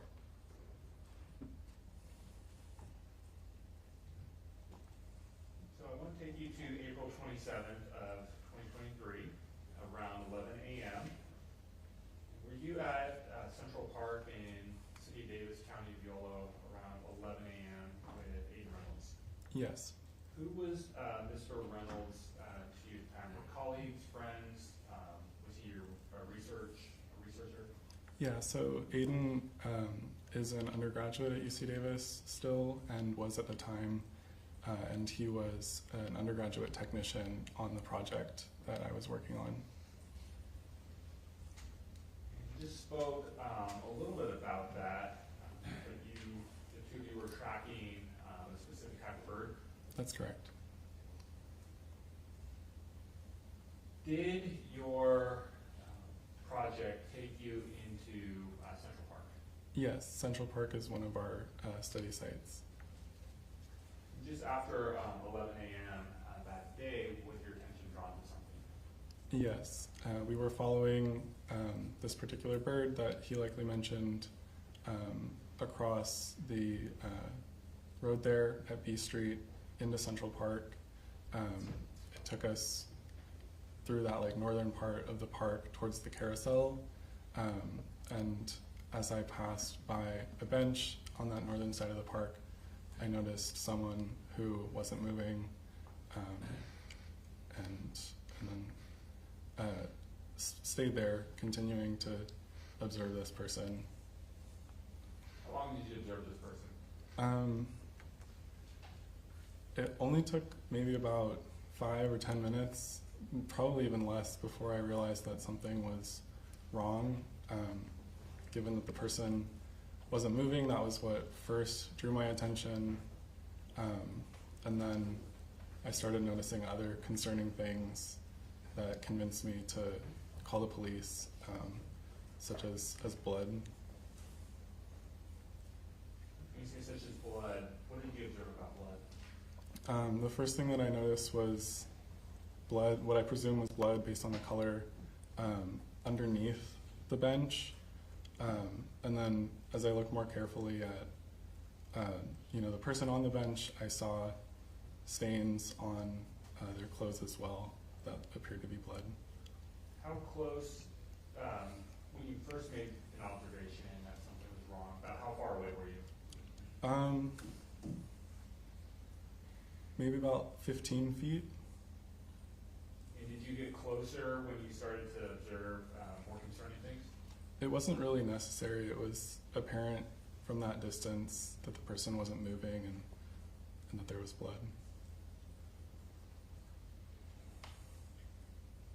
And during the entire time you were observing this individual, did you at any point see any signs No, I did not. Of course, I realized that in cases like this, people often will like call and request that police check for life, or I don't know what the term is, but that's something that can be done. And I didn't feel competent assessing that myself, but of course with blood, it felt like, you know, something was seriously wrong. And based on those observations, is it fair to say that you and Mr. Reynolds, you didn't touch the body or do anything, you called it in? That's correct. We stayed about that same distance or more the entire time. Did you see anyone else prior to the police getting there? Did you see anyone come up to the body, touch the body, move the body, anything like that? I did not see anyone interact. There were other people in the area, and their attention was directed towards the body as well. I noticed things, and keeping roughly that same distance, asked these people, you know, if they had noticed the same things and if they had called the police already, and no one had called the police. Did you, from the distance, from your vantage point, did you see anything, any items on the ground around the body that we now know is David Breaux? No, I did not.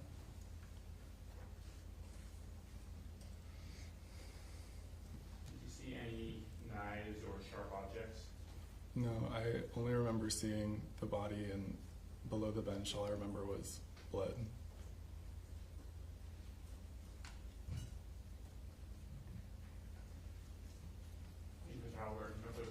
Okay, thank you, Mr. DeMora. Mr. Hutchinson? No questions. All right, Mr. Halliburton, I appreciate your time. Thank you. Have a great day. Thank you. Okay, Mr. DeMora. We'll call Sergeant Antonia Diaz. Okay, get the sergeant.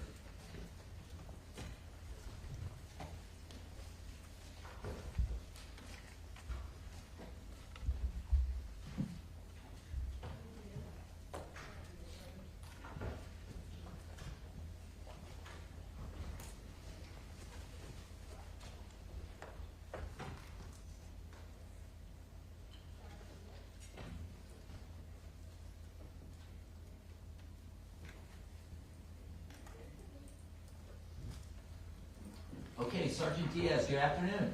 Good afternoon, ma'am. Come on into the podium right here, ma'am. Yeah, let me stop you there. Thank you. Every courtroom does it differently. And I'm gonna have the clerk administer the oath to you there, and then take the witness stand for the questioning. Please raise your hand. You do solemnly swear that what you're about to give and the cause not pending before the court shall be the truth, the whole truth, and nothing but the truth? I do. Thank you. Please be seated.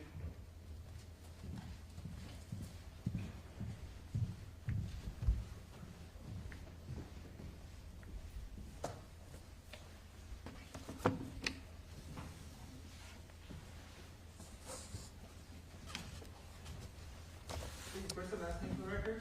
Spell them both. First name is Antonia, last name is Diaz. Antonia is Antonia. Diaz is Dias. Okay, thank you. Mr. DeMora, direct exam. Thank you, Your Honor. Good afternoon, Sergeant Diaz. Good afternoon. Sergeant Diaz, where are you employed? With the City of Davis Police Department. And are you a peace officer? I am How long have you been a peace officer? about 13 and a half years, How long have you been a sergeant? about 3 years.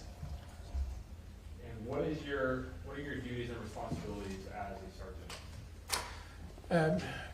Well, currently I'm the community-oriented policing sergeant, so it's a lot of community outreach, working with the in-house community, problem solving as problems arise in the city. In April of 2023, what was your role as a sergeant at that time? I was a patrol sergeant. And when you say patrol sergeant, is that where you supervise patrol officers and call and respond to services? Yes, typically it's the watch command for the city, which includes reviewing all the calls for service, reviewing reports, supervising the officers. And did you have a collateral duty as part of being a peace officer with the Davis Police Department? I had several.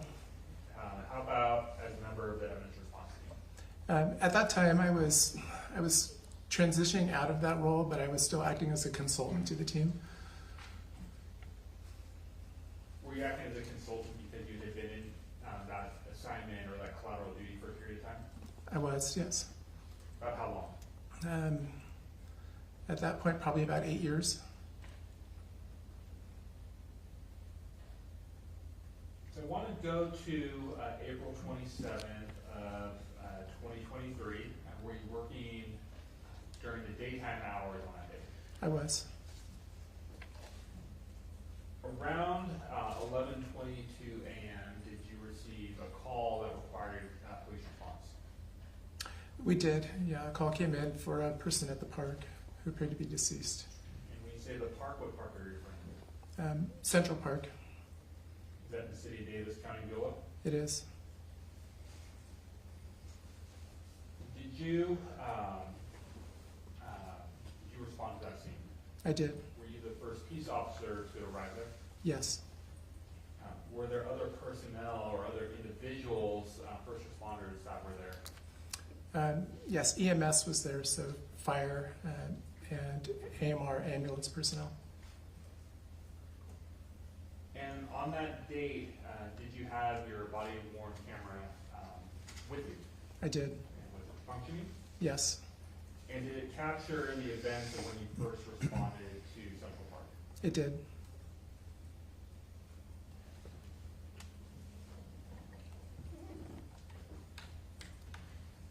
Show you just a still shot of People's Exhibit 3. Is that the projector? Normally you'd show the witness here. Are we stipulating, Mr. Hutchinson? Sure. Okay, thank you. All right, you can go ahead and publish that. Thank you.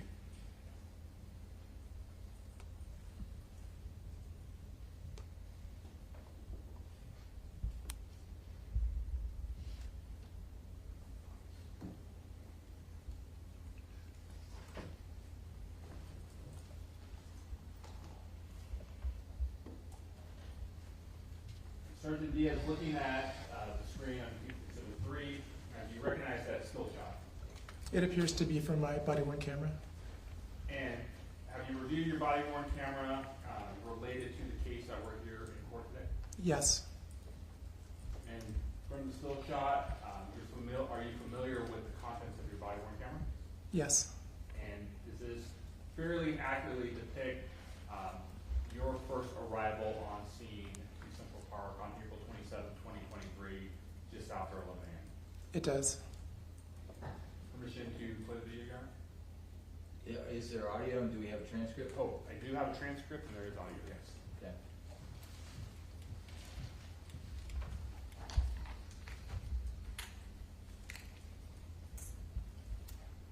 Let me instruct the jury and the court reporter.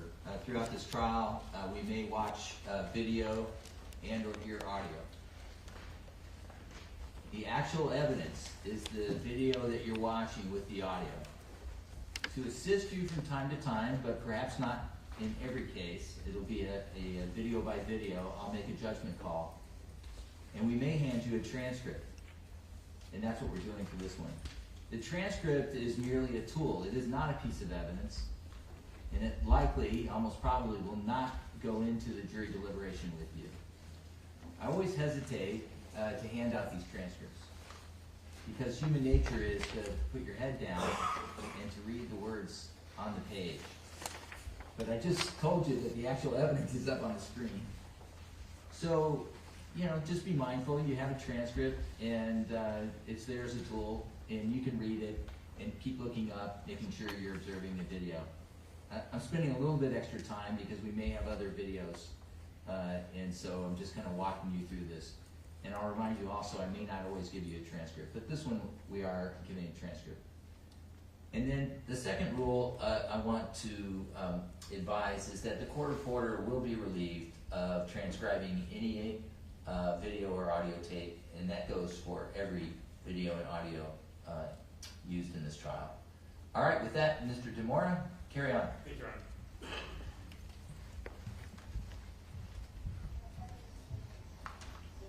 Hi. Looks like you might have been stabbed multiple times, been dead for a while, you got a bigger sedan, medically called him. Okay. Can whoever called it, can you guys hang out for a minute? So I got people coming that can, since it's now a homicide. You got a knife sheath there, you got multiple puncture wounds that look like they're from a knife. On the other side of the body, and then I think cover the blood and everything. So, do you want us to cover it or just leave it? Hang on just a sec. There's a lot of air traffic going on right now. Do you have like a blanket? Yeah, I did right there. Is it like fresh out of a package? Yes. Is that what Yes. Okay, perfect. And when I can help you do it. We want to do it with like fresh gloves because of any potential DNA. I have a Perfect. question. Do you have a question? Yeah, Santa, can you notify SH, and we're going to need the screens that Karim mentioned, and wrap up your airways, secure this area. All right, yeah, so AMR, and then let me get like people that run your rig, let me get that info, and then once you guys clear to go to the next call. Oh, you guys are first? Okay. All right, be right back. Let me get some paper, some tape.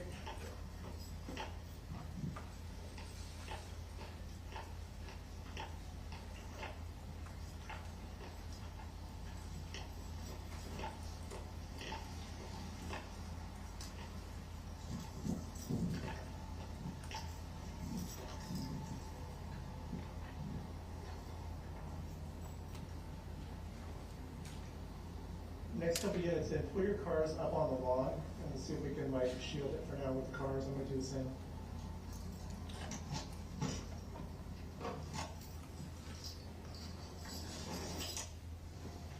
And 40 if you have currency too.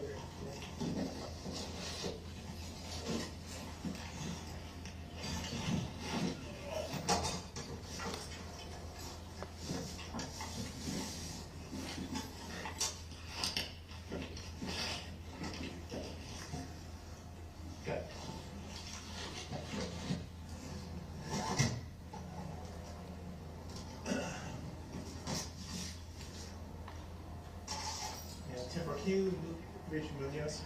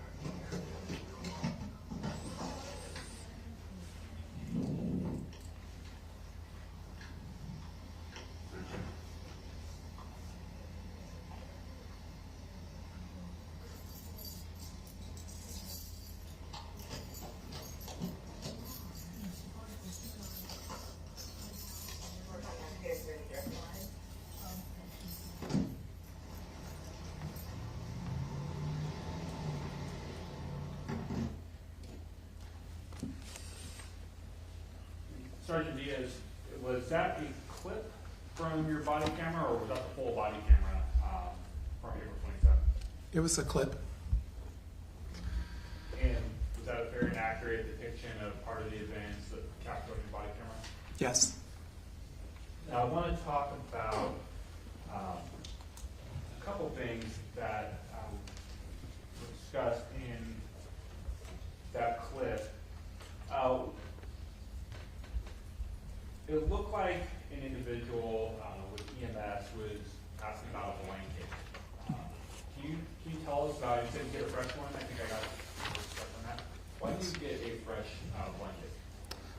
Well, I mean, DNA is trace evidence. It's very small, and so if a blanket had been used prior or laid out in any surface that could pick up other DNA and then cross-contaminate the scene with that DNA. And was that similar to why you were talking about fresh gloves? Yes. I guess I should probably ask this question. That is, when you have, did this appear to be a crime scene? It did. When you have a crime scene, is it your desire to protect the integrity of that crime scene and make sure that the evidence is preserved? Yes. As you were walking prior to moving your patrol car up onto the grass, I want to talk about that bench where we now know it was Mr. David Breaux on that bench. Is there any sidewalk or footpath that leads directly to that bench? Not an established one or an official one. Yeah. When you say not an established one or official one, what do you mean? Next to the green fence, from what I recall, there was an absence of grass. I'm going off of a 2-year-old recollection of like a little section of dirt around it, but it wasn't like an established path. It was like a worn footpath. Worn because people walk on it? Correct. You say you're going from your own recollection. Is that because that area is now under construction? I haven't visited. It is under construction, yes, but I hadn't visited it after this event. And I'm going to show you people's 2A and 2B.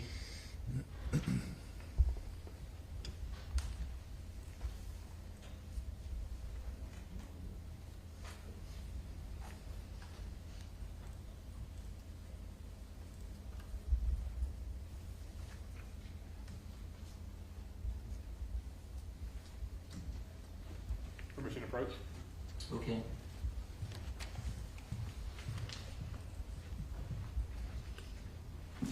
2A first and then 2B underneath. Sergeant Diaz, the areas in 2A and 2B, do you recognize those as being the scene we just saw from your body worn camera? Yes, You're familiar with those areas? I am. And do those pictures capture the area on April 27, 2023 as you recall? They do. Is that a very accurate depiction of what you saw or what is captured on a date? Yes. So in 2A and 2B, is that bench that Mr. Breaux is located on, is that up against or back up to a wrought iron fence? It does.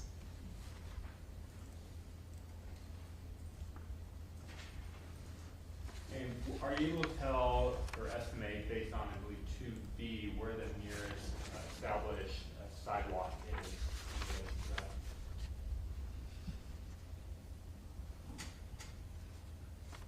It would just be a guess. Object foundation road. Sustain. About how long would it take you? How long did it take you to walk from the bench to the sidewalk where your car is? Maybe 20, 30 seconds. Based on your walking, are you able to estimate about 100 feet, 150 feet, 200 feet? Maybe 100 feet. Now,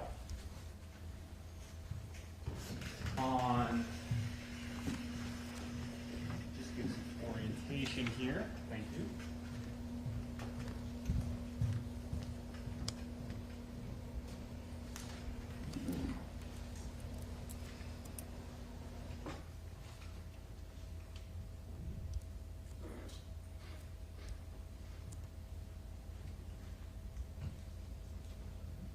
So we're looking at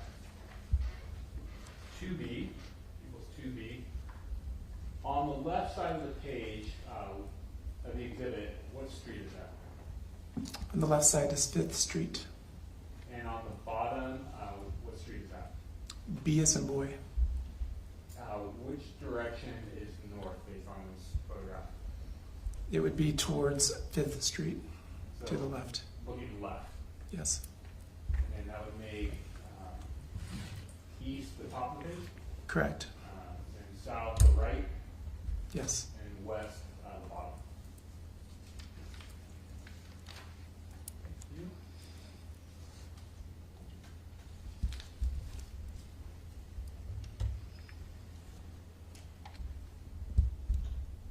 Have you gone to or been to Central Park at night? Yes. And I want to focus specifically back in April 2023.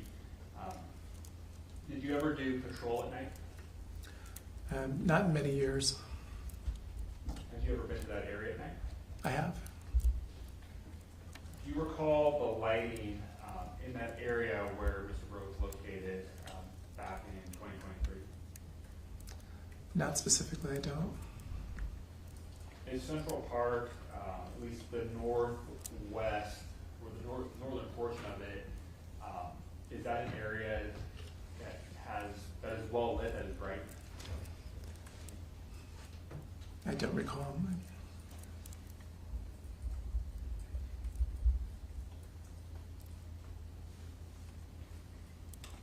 When you first arrived on scene,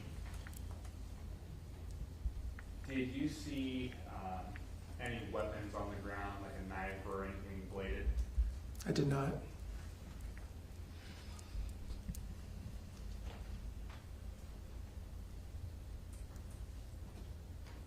Thank you, Sergeant. No further questions? Okay, thank you, Mr. Demara. Mr. Hutchinson, any questions? No questions. Okay, Sergeant Diaz, thank you for your testimony. Thank you. Have a great day. Okay, Mr. Demara, do you have a witness you'd like to call? I do. Sergeant Lewis Cameron? Okay, let's get Sergeant Cameron off record. Feel free, I'm going to stand up and stretch, folks. Feel free to join me.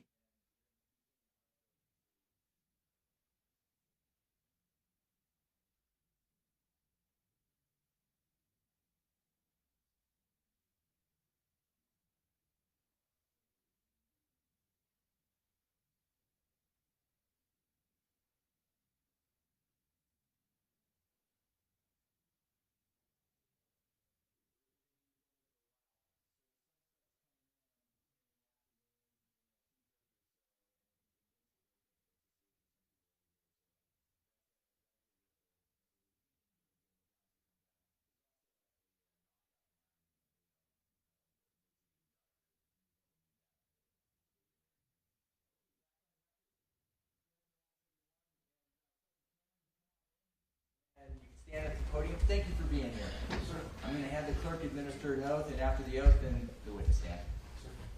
Please raise your right hand. Do you solemnly swear that you're about to give the cause not before the court shall be the truth, the whole truth, and nothing but the truth? I do. Thank you. Please be seated.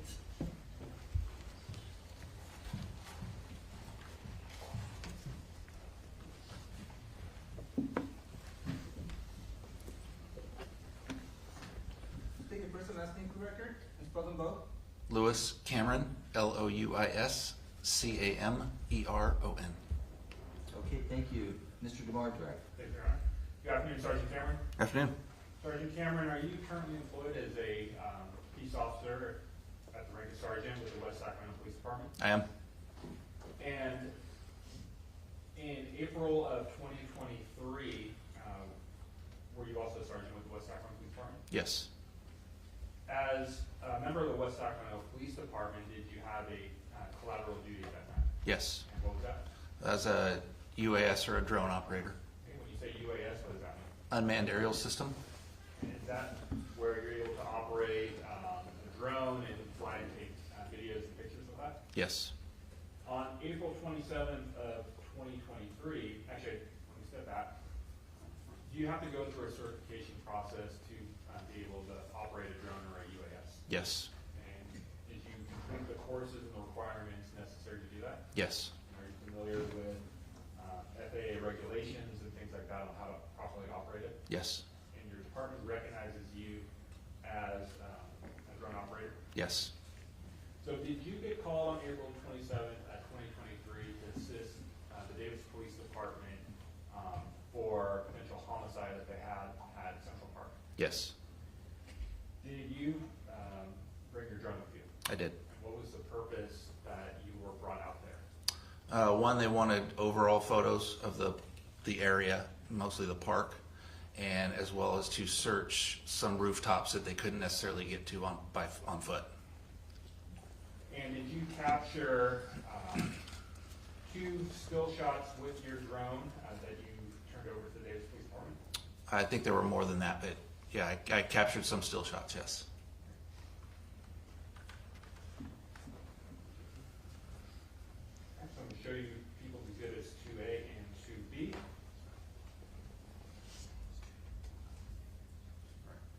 So showing you People's Exhibit 2, then we'll show you 2A and 2B.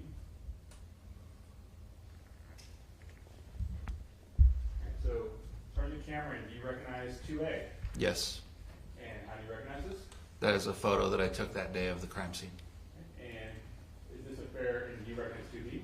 Yes. And how do you recognize it? That is also a photo of the crime scene, just a little higher up and a little bit further back. Did you take that picture? Yes.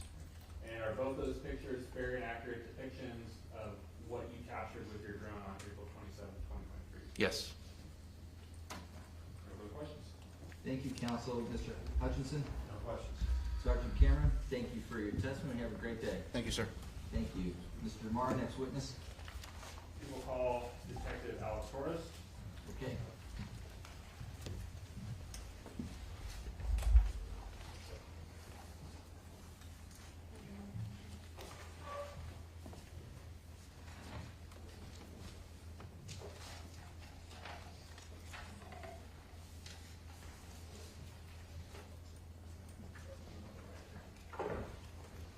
Good afternoon, Detective. Good afternoon. Come on in, stand at the podium right here, take the oath, and then the witness stand. You do solemnly swear to what to give and the cause nothing for the court, shall be the truth, the whole truth, and nothing but the truth? I do. Thank you. Please be seated.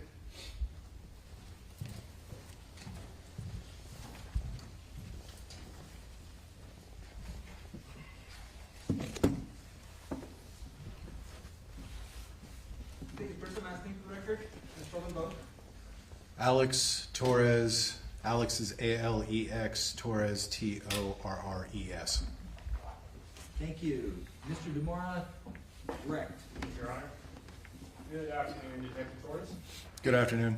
Detective Torres, where are you employed? City of Davis Police Department. What do you do there?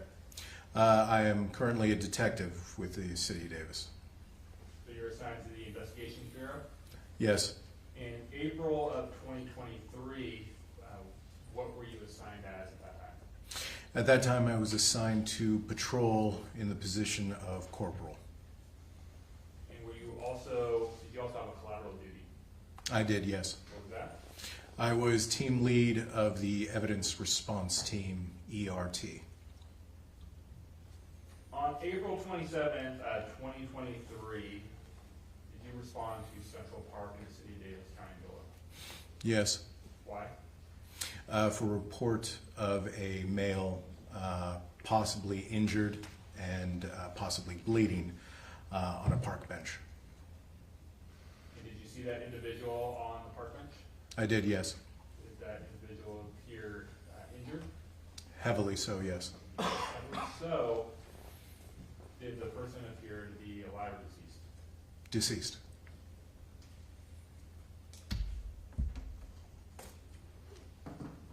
When you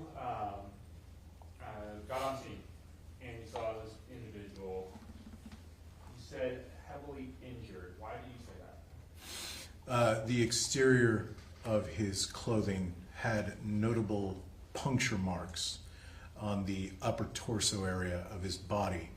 There was a saturation around those puncture marks that was red in color. It appeared to be blood. All right, so let me step back for a second. When you got on scene, how was this, that we now know as David Breaux, how was Mr. Breaux positioned on this bench? David Breaux was in a seated position with his back up against the back brace of the Green Park bench. His head was tilted back over the back curve of the bench. His mouth was open. His arms were down at his side. One of his feet, I believe it was his left foot from what I could recall, was flat on the ground, the sole of the foot. However, I believe it was the right foot was canted slightly, so that the right side of the shoe was on the ground while the sole was pointed to the left. Was there anything on the bench, on the actual bench next to him, or actually, let me rephrase. Was there anything on the bench next to him? Yes. What was that? There was a backpack filled with items, and also underneath David was a cloth item, looked like a shirt. Could you tell how many, let me rephrase, what was he wearing? He was wearing, on his legs, he had blue-colored sweats. His feet, he was wearing black socks that were extended up over the cuffs of the sweats, and shoes that were closed-toed. On his upper body, he had approximately 5 layers of clothing. And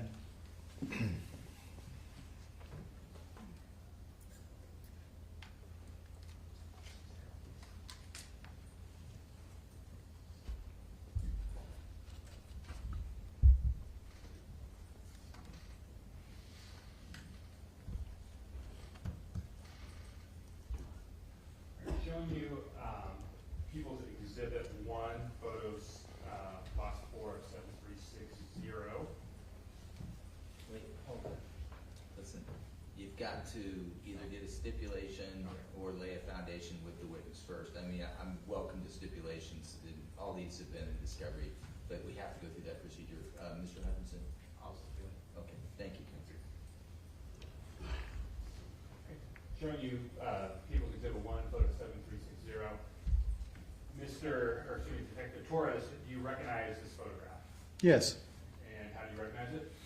this is a photo of David Breaux as I found him on the bench. And what you described as his clothing, is that in that photograph, are we able to see the photograph, or excuse me, the clothing you just described?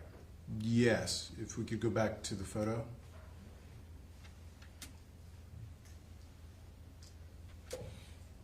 Yes. Now, and if you could explain this, are his arms, or his sweatshirt arms, the sleeves to it, are his arms in that sweatshirt or outside that sweatshirt? Outside of it.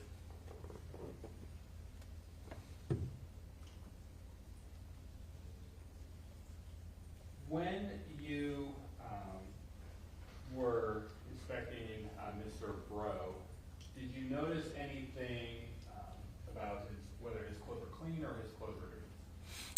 I noted that they were dirty. How so? His pants and his shoes and the exposed socks on his legs had this dusting of brown powder or dirt along the knees of the legs and the socks, as well as on the exterior layer sweater. And there was also red stains around puncture areas of the sweater. When you say this dusting of brown powder and dirt, did you see, was there a consistent color of dirt in that area? Yes. Where? Underneath the bench, there was a circular, not completely circular, but an area that was the same colored brown dirt. When you say a dusting, what do you mean by that? Looked like smearing of this dirt on him. Like it looked like he had been in dirt. So I'll give you this example. If you were to walk through like a freshly plowed field or something like that, where you get dirt on your shoes and you try to dust it off, it comes off fairly easily. Is that consistent with what you're talking about, or is it something different? This is slightly different, more concentrated in certain areas where it wouldn't just be enough to wring out or fling out the pants to get all that dirt off. It would have to be washed.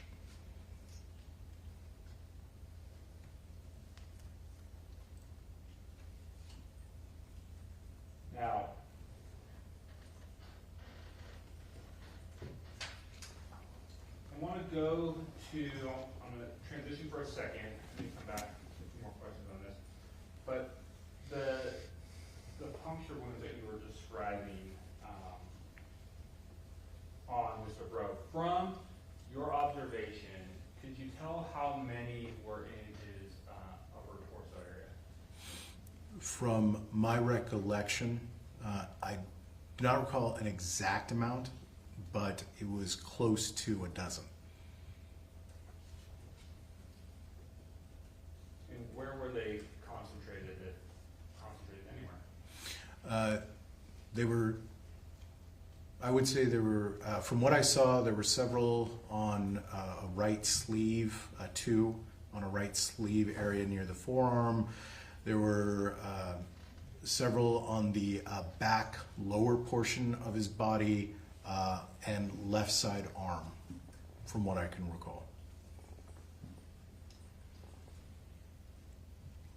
And that was just from your initial observations on being on scene? Yes. Counsel, are we done with this exhibit? Yes. Okay. If you can you remove it? Yes.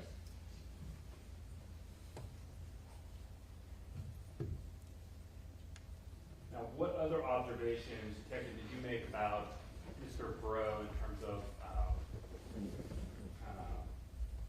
what items he had with him or what he was wearing?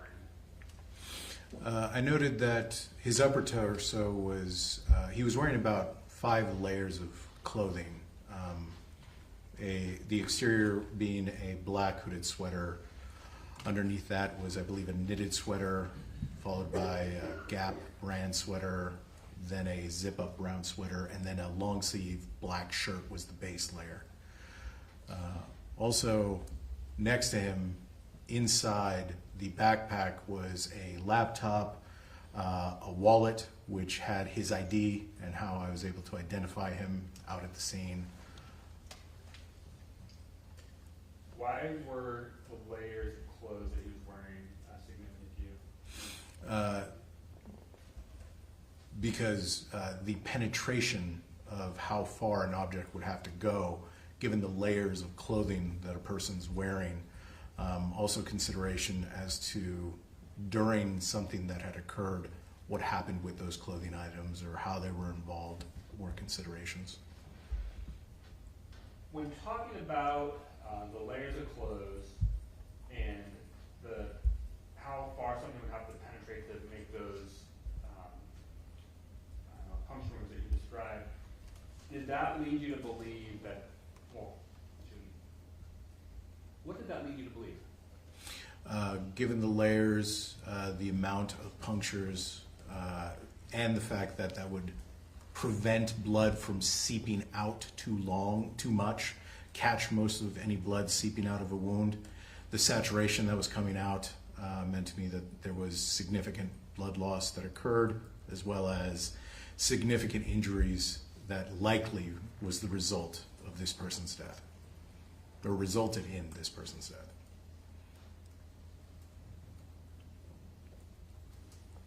Would you also need a really sharp object to get through that many layers? I would say so, yes.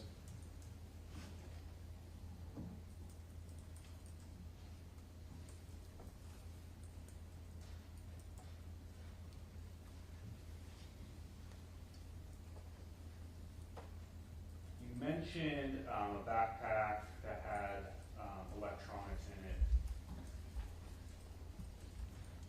Why was that a significant issue? Part of my examination of the scene is also to try to understand cause, if possible. Given that the items of value left behind at the scene, it caused me to not believe robbery was an intended purpose.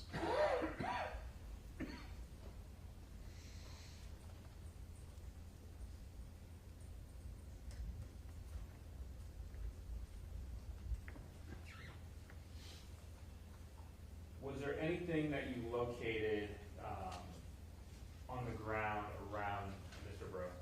Yes. What was that? There were two noticeable objects on the ground near that bench within about 5 to 6 feet of it. And what were those? One was a large blanket, and the other one was a sheath, leather sheath, boot knife style leather sheath for a knife. Start with the blanket. Why was that of significance to you? To determine if it was involved in some way for any staining that may have occurred, any punctures that were visible on it.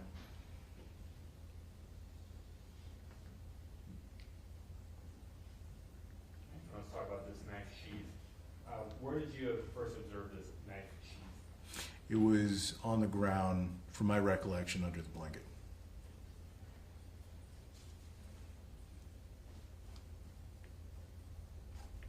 How far away from Mr. Breaux was it? Roughly within 5 feet.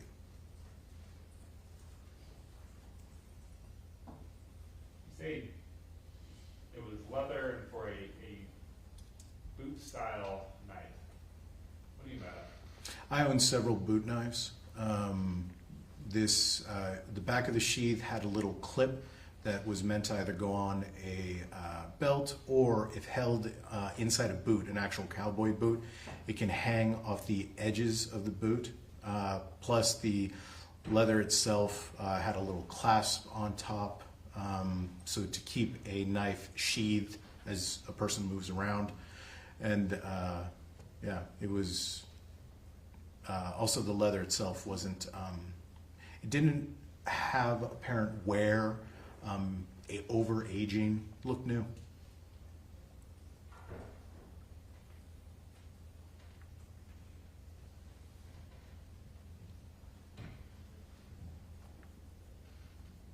Can you tell what brand knife would go into this sheath? The sheath itself was a Smith & Wesson brand knife sheath, and which made me believe that it was in fact a Smith & Wesson knife that goes to the sheath. Did you find a knife on scene? No.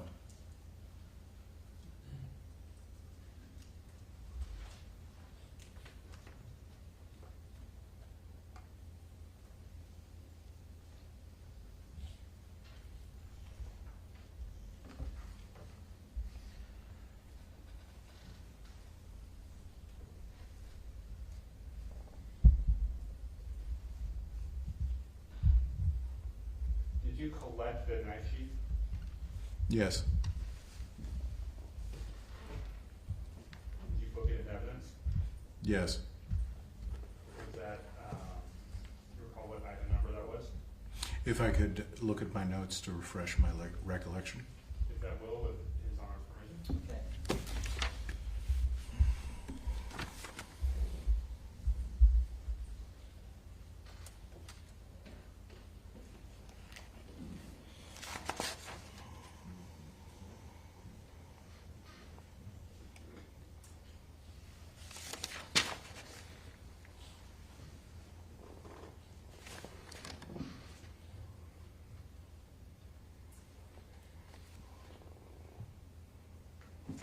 I'm refreshed. Okay, what did you book it under? Item number 21.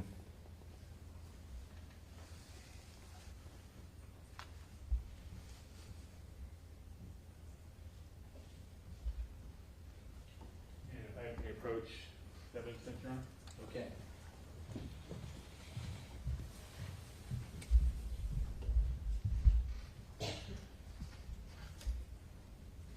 What number exhibit are you looking for? Number 9. Number 9, okay.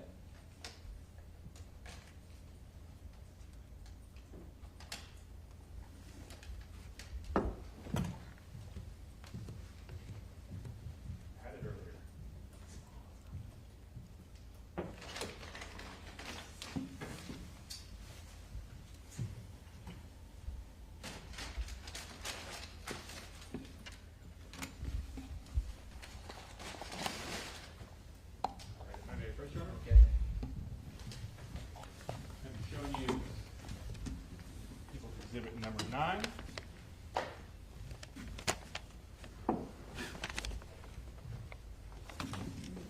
Gloves. Now,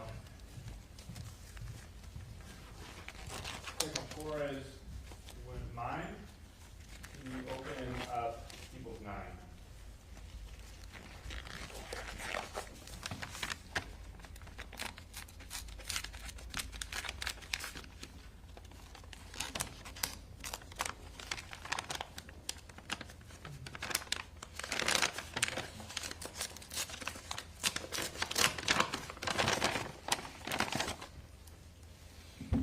You recognize that? Yes. What is it? This is the Smith & Wesson knife sheath that I located at the scene near David Breaux's body. Okay, and that's the one that we've just been talking about for the last several minutes? Yes. Now, at some point during the investigation into the events that happened on April 27th, 29th, and May 1st, are you familiar with all those dates? Yes. Are you familiar with Mr. Carlos Reales Dominguez? Yes. Do you see him in court today? Yes. Can you point to him and describe what he's wearing for me? It is the gentleman at the second table furthest from me, seated on my right, wearing a dark gray suit jacket, blue tie, and a light gray button-up shirt. Clean shaven, approximately age 25, male. May the record reflect that Detective Torres identified Mr. Reales Dominguez? He does. And when you're familiar with his arrest on May 3rd of 2023, Yes. were you aware that a knife was recovered from him? Yes. Have you seen or inspected that knife? Yes. Is that knife that was located, what type of knife is that? It was a double-sided, sometimes referred to as dirk or dagger, Smith & Wesson brand boot knife. Okay, thank you. Detective, I'm going to stop you. We're going to take a break. And on the other side, we've got more questions for you. I appreciate your patience. Why don't you sit tight for a second? Let me excuse the jury, and then you're free to take a break as well. Ladies and gentlemen of the jury, 15-minute break. We're going to be in session at 4:30, so whatever you do, if it's calisthenics or whatever, be ready to go for another hour and whatever that is. Don't form any opinions, don't discuss, don't research. Enjoy your break, folks. Thank you.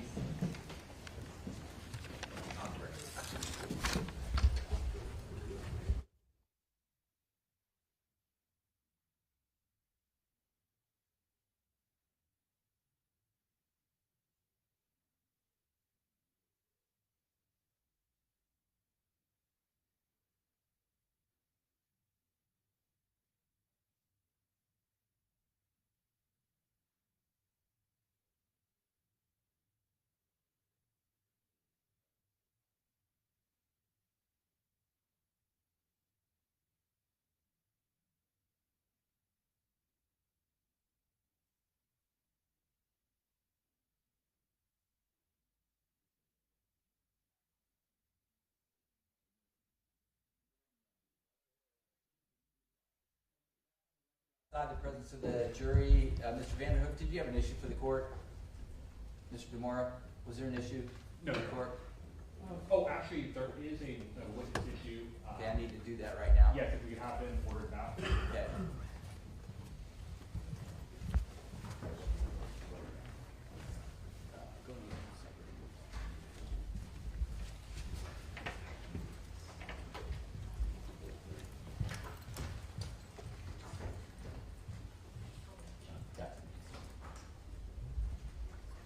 Is this the witness here? Yes. Yes. Okay, sir, come on in. Good afternoon. My name is Sam McGavin. I'm the judge presiding over this trial. My understanding is you have been subpoenaed, court ordered to come to court today. Thank you for honoring that subpoena. It sounds like we're going to need you on a different day, so I want to issue a new order that you return on a certain date and time, same location, Department 14. Mr. Vanderhook, when's that? Wednesday, May 7th at 9 a.m. Wednesday, May 7th at 9 a.m. Sir, can you state your name for me? Alberto Osorio. Okay, great. Do you understand the order of the court? Yes, sir. And you're gonna be here? Yes, Your Honor. Okay, it's good to see you today. All right, I'll see you then. Thank you. Thank you. Okay, is there any other business we need to take care of? Regarding Mr. Osorio, the court previously issued a material witness warrant, may that warrant be recalled? Sure, it wasn't dealt with? No. So That's a different witness? different witness, he was contacted today and came voluntarily without the warrant needing to be served. Warrant's recalled. Yeah, the order was vacated for the warrant. Thank you. Thank you. Anything else before we break? All right, let me just add one other thing. Mr. DeMora, Mr. Hutchinson. We heard opening statements, set forth the disputes of fact. If you can stipulate to the admission of exhibits and certain facts, I think we can really speed this up. So anyway, I know you want to present your case, but a lot of this is not disputed, and I think we can move through some of these facts a lot quicker. So anyway, it's first day of travel. Try to meet and confer on that, okay? Will do. Thank you. Thank you. Off the record.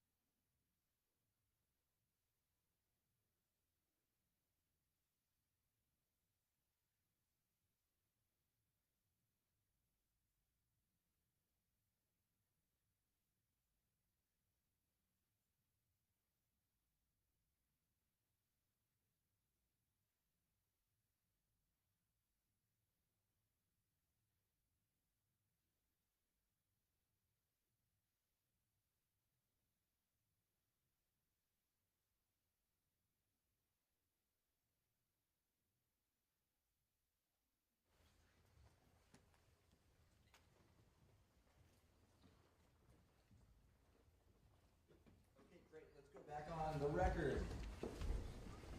In case 23-1391, we have, let's see, Detective Torres on the witness stand. He's subject to direct exam. Mr. Moore, carry on. Great, thank you, Your Honor. Detective Torres, where we left off was, you had mentioned that the knife that was recovered from Mr. Dominguez upon his arrest appeared to match that knife sheath that you recovered on April 27th. Is that correct? Yes. And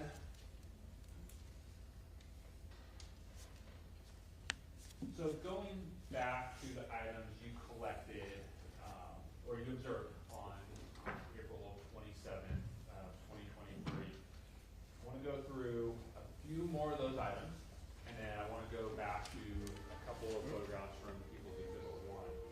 Bill, if I may. Just a second. We learned something about our friends in the jury when that happened. Very, very nice tune. It's off. Everyone's got it off. No worries. If I may approach, Your Honor. Okay.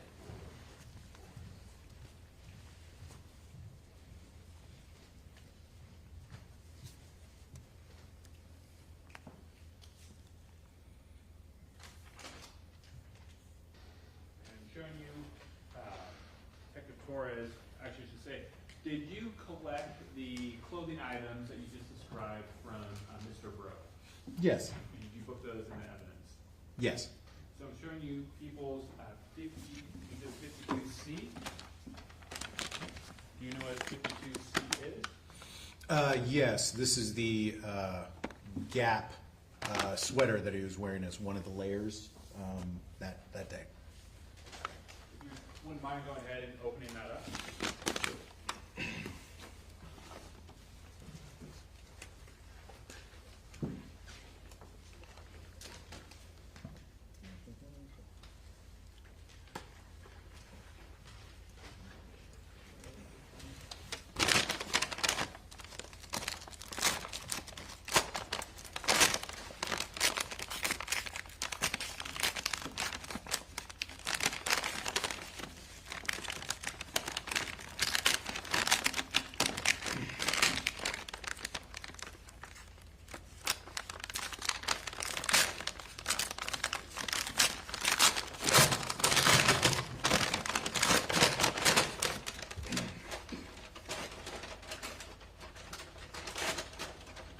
Got it open. Want me to take it out? Could you, and with permission from His Honor, you could hang that on PVC pipe? Sure.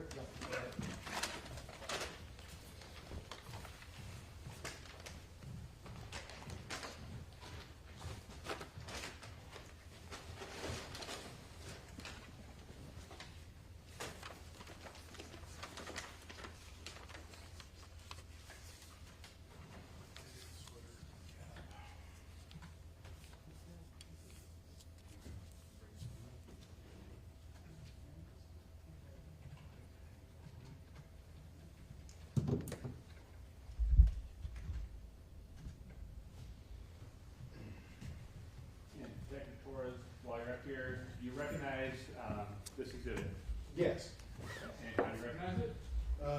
From photographs, the fact that I collected it, the packaging, and what I recall of it. Do you remember seeing this on Mr. Breaux when you observed him on April 27th? Yes. Is this the actual clothing item that was recovered from his person? Yes. Great. I have another exhibit. Can I ask you, is that the front or back that we're seeing? Currently, you're seeing the front. Okay. Yeah. You want to flip it around so we can see the back too? Absolutely.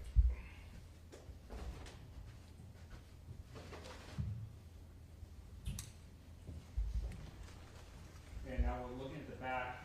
Detective Torres, from what you're able to see, are there any cuts or incisions in this piece of evidence? Yes. All right, can you point to some of those for us? Yes. From the base upward, you have a cut here, 2 here, 3, 4, 5, 6, 7, 8, 9, 10,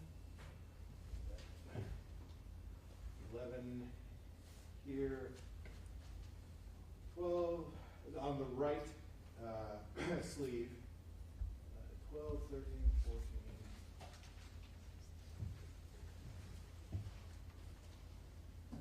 15 is here top. Left sleeve. Yeah. For the rear, that's what I see. And we can see it for the record. There appears to be a reddish color on this piece of evidence. Yeah, based on your training experience, is that suspected blood? Yes. If you wouldn't mind, we can put that back in the exhibit bag. We'll go on to our next piece of evidence, which is going to be People's Exhibit 52F.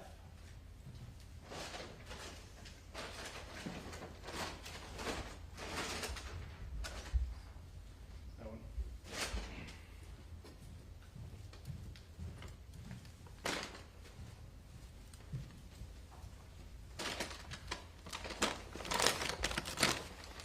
Wouldn't mind doing the same process of opening it up.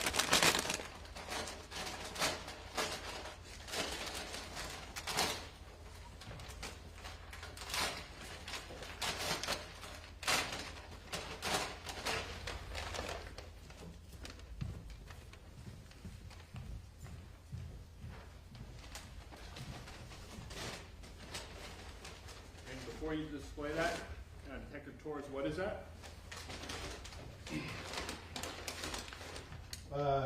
This is the black sweater, item number from the original case 29. And are you familiar with that piece of evidence? Yes, How are you familiar with it? I collected this piece of evidence and had it packaged. And you see it on Mr. Breaux on April 27th, 2023. Yes. Go ahead.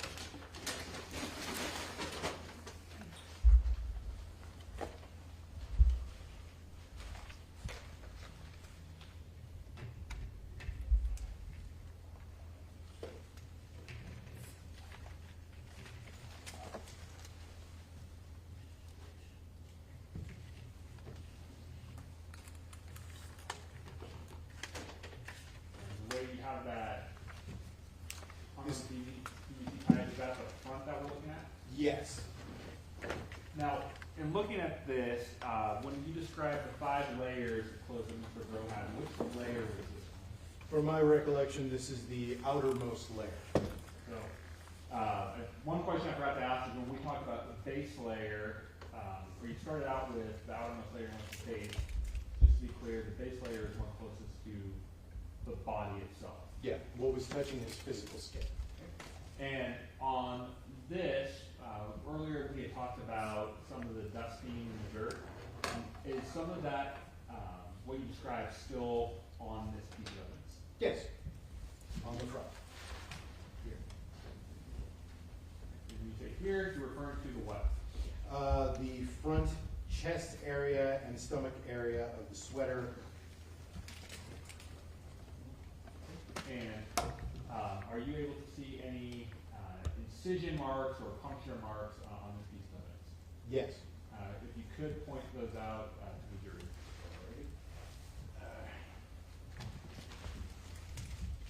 All right. On the front, there is one here, 1, 2. Actually, let me stop you real quick. When you're saying here, if you could say where on this piece of evidence we're talking about. All right. On the front of this sweater, to the left of the double front pocket, there is 3 puncture marks in within a 2 to 3 inch radius of the entry part of the pocket.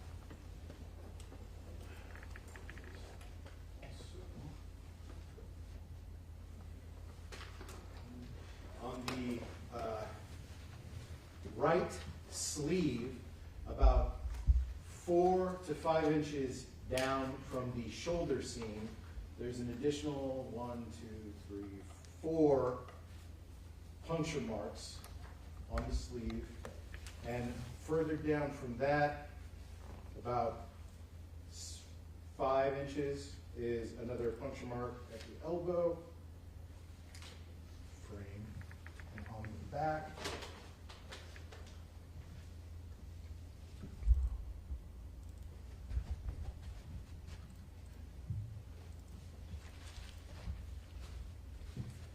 And on the back of the sweater, near the base, within about 3-4 inches of the base, there are additional 1, 2, 3 puncture marks. About 2 to 3 inches above those are an additional 1, 2 puncture marks. And then about 8 to 9 inches up and probably 6 inches from the left side of the back area, there's another puncture mark here. And then another puncture mark about 6 inches above that. And one question I have is, we're looking at sort of where the seam is on the bottom of this. It's looks like a tear of about maybe 8 inches. That isn't, just to be clear, that's not one of the puncture wounds or marks we're talking about, correct? No, I'm not talking about that one. Kind of fair to say that looks like wear and tear. Fair to say, yeah. Spraying on either sides, yeah. You wouldn't mind putting that one on? We'll move on to the next one.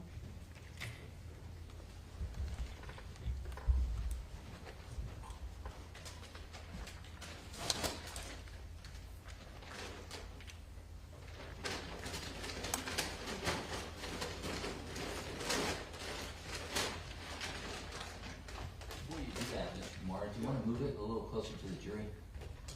Sure. Yeah. Also, City Detective Torres. Steps. Yes. Feel free to get up anytime, counsel, if you need to walk around and take a look. I will hand you People's 52D, which is 52D. The same routine. You would first tell us what that is, or if you have to open it, tell us what it is. This is a brown Goody Ello and Company sweater. The brand is Goody Ello. And are you familiar with the piece of evidence that's in that bag? Yes. How so? This was an item worn by David Breaux that I collected out at the scene.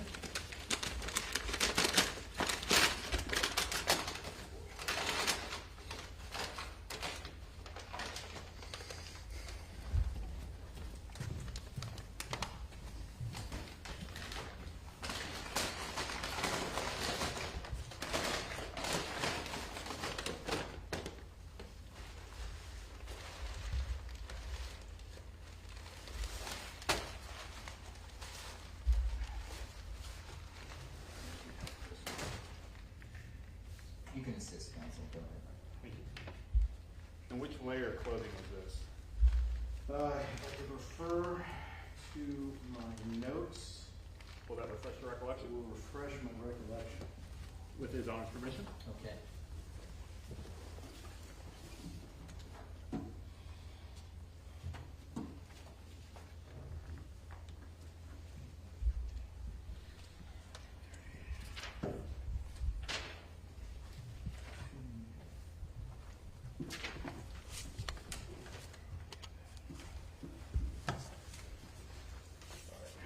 Yes, this is second to last layer. This is what was over the base layer, the shirt. And a similar question that I had with the previous pieces of clothing, are you able to identify where there are puncture marks on this? Yes. So about on the front of the shirt, sweater, I should say, sweater, there are 3 puncture marks that are about 9, grouped together about 9 inches up from the waistline, and about in a grouping of about 4 inches away from the left side of the sweater are 3 puncture marks. On the opposite side, there are 2 puncture marks on the front near the armpit seam of the sweater. And then on the back,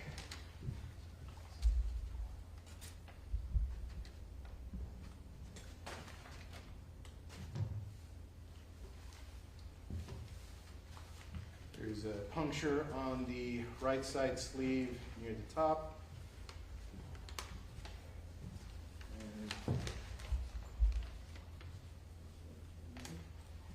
And then on the rear, there's a series, at the base, within 2 to 3 inches of the bottom of the sweater, there are 1, 2, 3 puncture marks.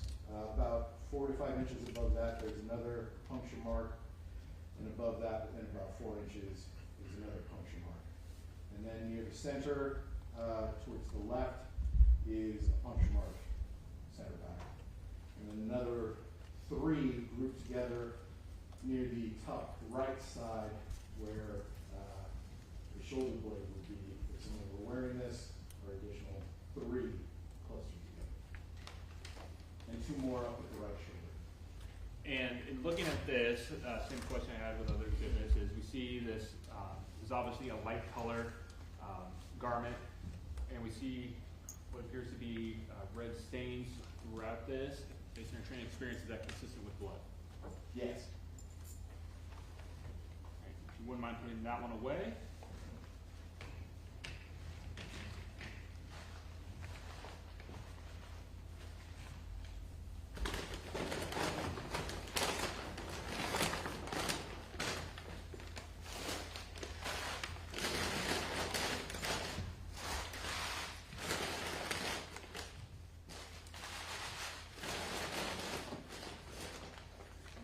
Equals 52A.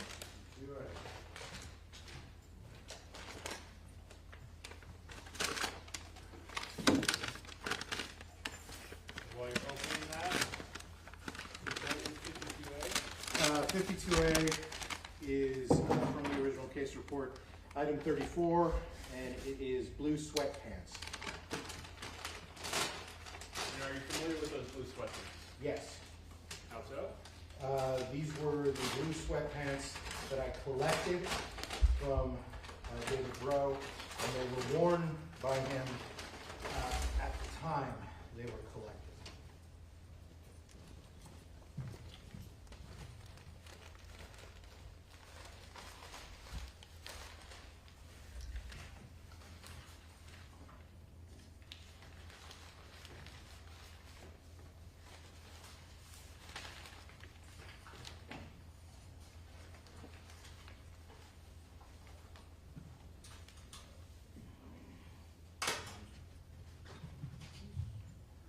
Rotated this.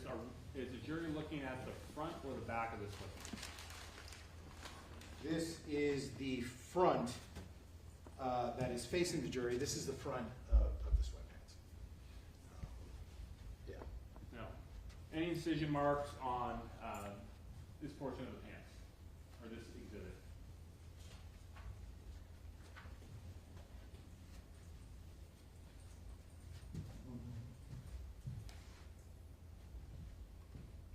Nope, not that I am seeing. I'm not seeing one on the front or the back. Right now, I want to ask you, looking at, you just rotated it, now the jury's looking at the back, correct? This is now the back. Right, so now, looking at the left leg, what is it that is on the left leg that we're observing? So on the left leg, on the outside area, is brown. Let me interrupt you for a second. Yep. Turn this slightly. Perhaps a better view. Yep. Is brown dust or dirt that goes up and down the leg, heavy concentration just around the knee area and below.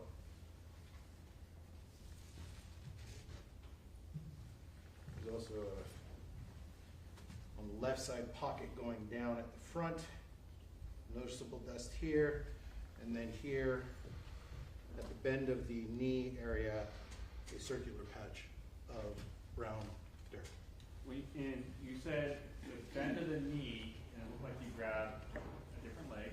Is that on the right leg? The right leg, at the bend of the knee area, concentration. And was this dusting that you just talked about consistent with the coloring of the dirt that was underneath the park bench? Yes. So I want to, we can switch exhibits now. Wouldn't mind putting that one away. I'll give you another one.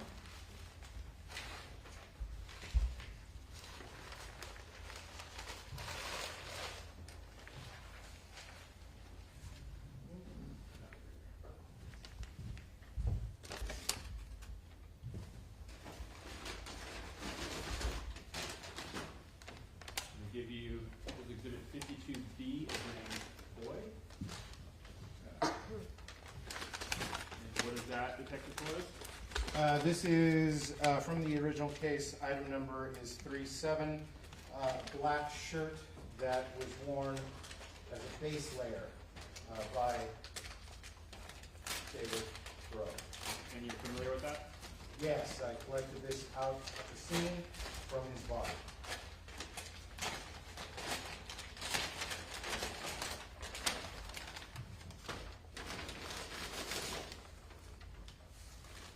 Now, while you're displaying that, when you reference the original case, when you say original case, are you talking about the first case number that was created by the Davis Police Department? Yes, the first case number, which is Davis PD case number 23-1830, actually 1930, 1930, that case. And just for clarity's sake, when there's an incident that takes place, whether it's crime or an incident, does every incident generate a new internal case number by the police department? If it is a police report, yes. If it's an incident, then it just gets an incident number, which is not a police report. But if a case is actually taken, that means an investigation occurring, then a case number is taken. Okay, so based on your involvement in the case involving Mr. Reales Dominguez, were multiple case numbers generated? Yes. Is that just for tracking of evidence, or does that have any significance other than internal tracking purposes? It tends to be focused on a core victim tied to also a core location. But typically it's tied to a core victim that we take an initial police report with. If it turns out that there is another victim and we don't know if there's correlation, we get a second case number. If there's a third or fourth victim, each one gets their own case number until there's a correlation. Once there's a correlation, we choose one of the cases to be the main case report that gets everything. Every single evidence item, every supplement that gets added, and sometimes they get referred to the others. It can be very confusing. So, original case number just because Mr. Breaux's case was the first one that was open? Yes. Just wanted to clarify. Okay. There is significant biohazard in this, but I'll do my best. First, before we even go into that, I missed it. What was this 52B that we were looking at? This item is a gray long sleeve sweater, which was the base layer worn by David Breaux in the park. It was underneath all the other sweaters collected.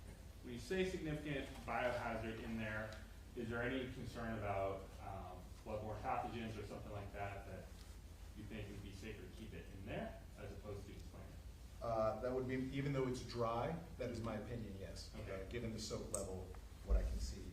Well, for that, let's just leave it as is. But is that something that you collected and looked at evidence from Mr. Breaux? Yes.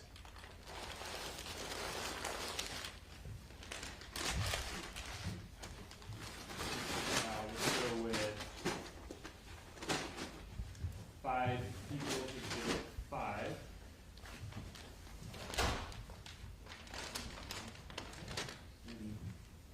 Take it forward, what is This is item number 22 from the original case. It is a red and white blanket that was on the ground near David. And you're personally familiar with that? Yes, I collected this out at the scene.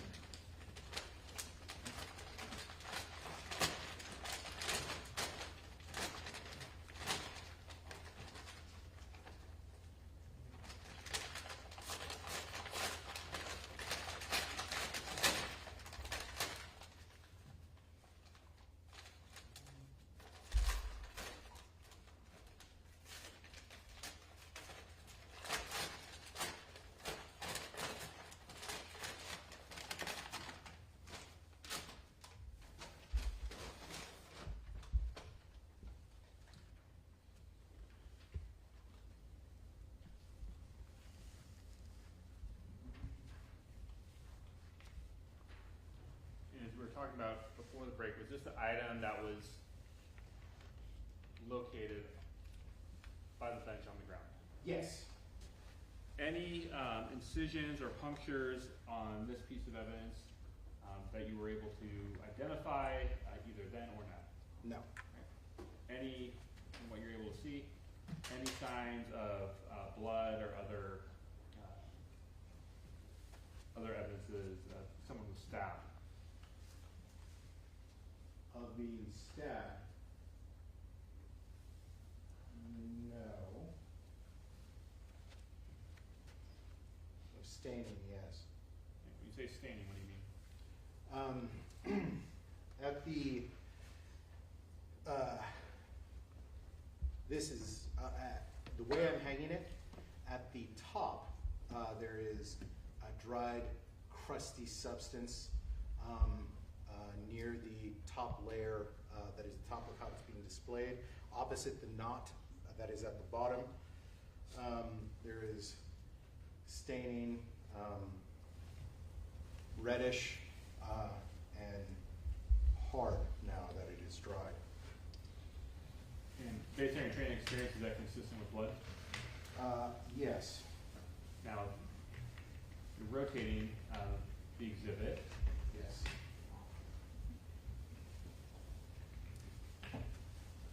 What are we looking at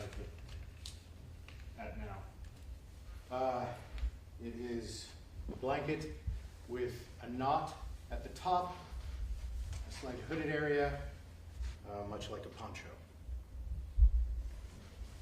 And have you seen individuals in Davis or elsewhere who have taken items like this, garment items like this, and tied them around their neck or area to make sort of like a hoodie or a blanket they can walk in? Yes, a makeshift poncho. Yeah. Great, we can put that exhibit away.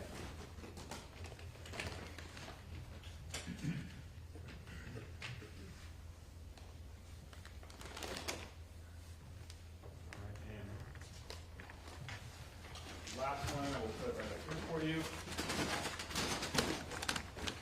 People's Exhibit 6. Would you mind telling us what that exhibit is? This is a backpack, which was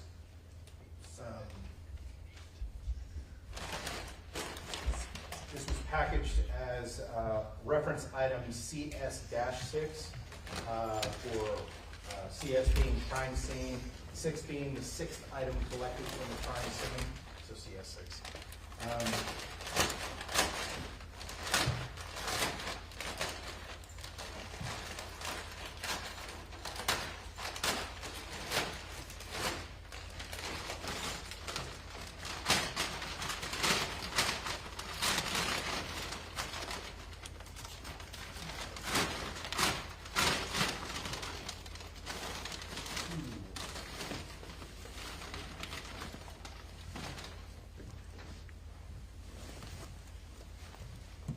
you're familiar with these items? Yes, I'm familiar with this backpack. Yes, I'm familiar with these items. This is the backpack that was next to David Breaux, that contained the laptop, his wallet, which I used to identify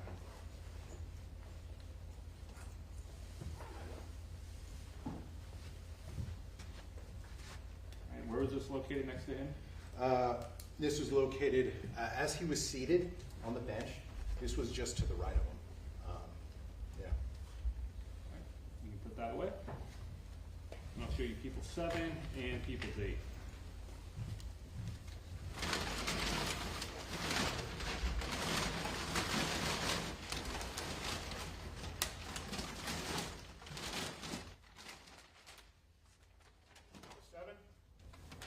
So we're going a little out of order, but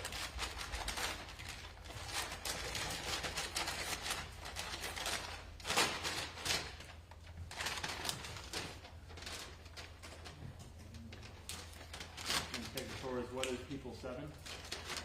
This is a brown scarf, which was next to David when he was seated on the bench.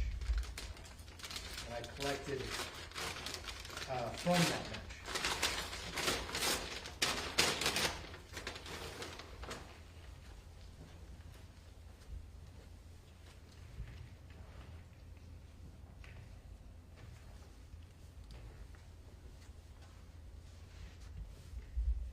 Signs of blood or anything like that, incision marks on this from what you could recall back on April 27th or today?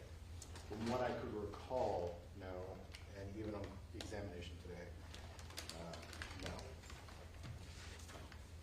And then you just put that up for display. We're going to go with people 8.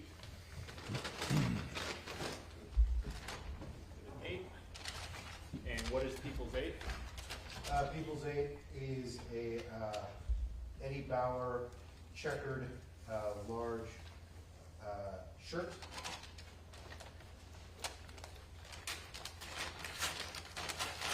Which I recall was next to David as well, next to the scarf on the bench. Is there a biohazard issue with that one? Oh, yeah. Yeah, Then we won't display it. Are you familiar with that? yes, I am. Okay. And you collected that? Yes. And so I missed it when I was telling you it was biohazard. Where was that located? This was located on the bench underneath the area that David was sitting, and next to that was the scarf and the backpack. Great. We help you move this back, and we can move it back on the stand. And pick it. Sorry. Just slide it over.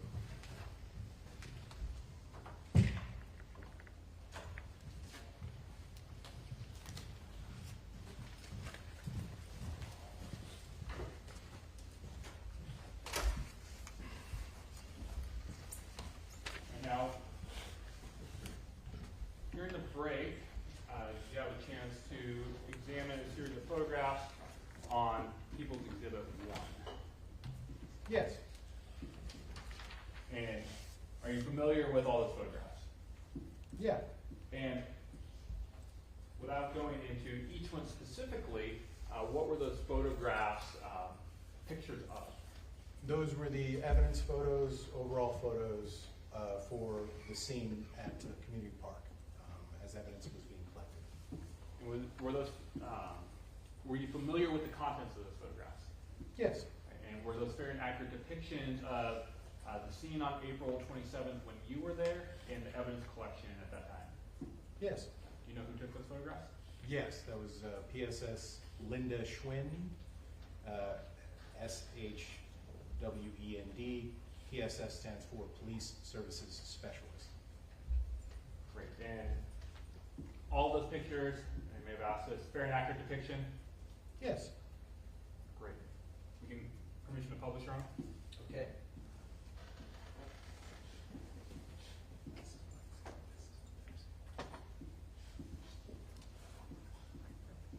So, on People's Exhibit 1, item number photograph ending in 7333. What are we looking at here, Detective Torres? So this is this is Central Park. Directly in frame near the center of this photo is the park bench where David Breaux was found. He is currently seated there underneath a white colored covering. What's behind him? What's that area behind him? So that area behind him is play structure area. The back of the bench, there's a gap to the wrought iron fence line for the play structure. It's a play area. When you say there's a gap, you're talking about between the bench and the fence? Yes. Right. How big is that gap?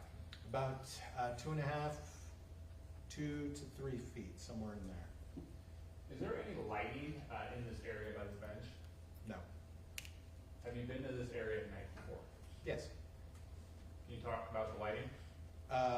The dominant lighting at this park area, near where this bench is, would actually be in the enclosed play structure area, would be lit. This area where these trees are located, it would not be well lit. So when you say not well lit, dark. Dark. It'd be dark.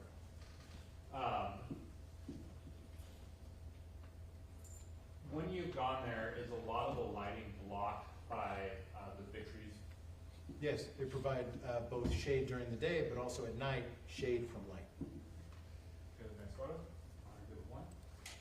This is photograph ending in 7334. What are we looking at?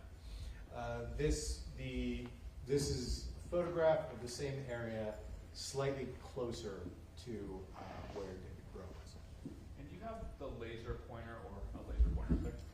Sure. Pretty good detective. Yeah. Thank you. All right. Now, we're able to see Mr. Breaux's left leg right there. You're pointing to it. Yes. What is that on the ground right there? This here on the ground is the white and red blanket that had that knot in it that I hung up earlier. When you described it as a poncho? Mm-hmm.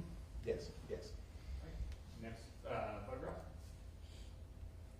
This is ending in 7335. What are we looking at here?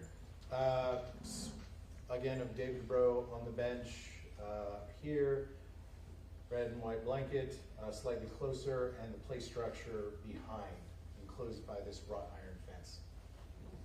Where his left foot is that the area you were talking about where the dirt was that we were just describing on his pants? Yeah, yes, the area around where his left foot is, it is brown dirt. Just outside that, ringing it slightly, is brown dry pine needles, and then it's grass further out. So brown pine needles there, you can't really see the brown pine needles there, and then dirt right here. Next photo. Ending in 7336 on Peoples 1. What are we looking at here? This is a close-up photo of the previous one. There is a Smith & Wesson black leather knife sheath, a blanket, and David Breaux's bracelet. Okay, so when you said that Smith & Wesson knife sheath, is that what that long sort of dark object just to the left of the top of the blanket? Yes. And that was the same knife sheath that you booked that you showed the jury earlier this afternoon? Yes. To your knowledge, has anyone moved any items on scene or given you reason to believe that that item had been moved? None that I recall. Next photograph. Ending in 7337. Detective Torres, describe what we're looking at here. This is a close to similar angle as the previous photo. Here is the blanket, knife sheath, the right foot of David Breaux, and there's David Breaux, wrought iron fence behind. Okay, now I want to go to the bench itself. Can you see that backpack, People's Exhibit 6, that you showed to the jury? Yes, this is the backpack that was right next to David Breaux. Okay, so left side of the photograph, but if you're sitting on the bench, it's on your right, on Mr. Breaux's right.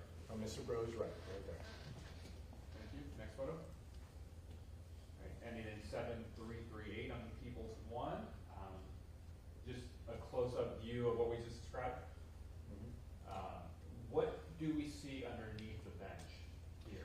So underneath the bench right here is that brown, dusty dirt that's underneath the bench.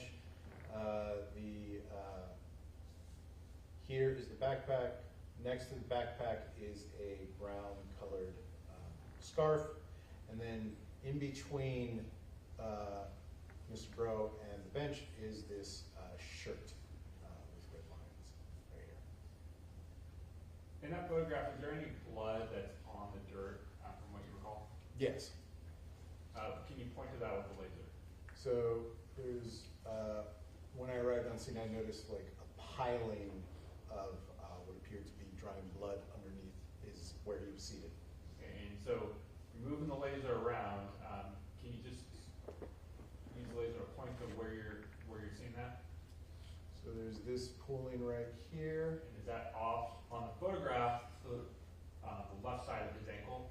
Yes. Well, yes. On the photograph,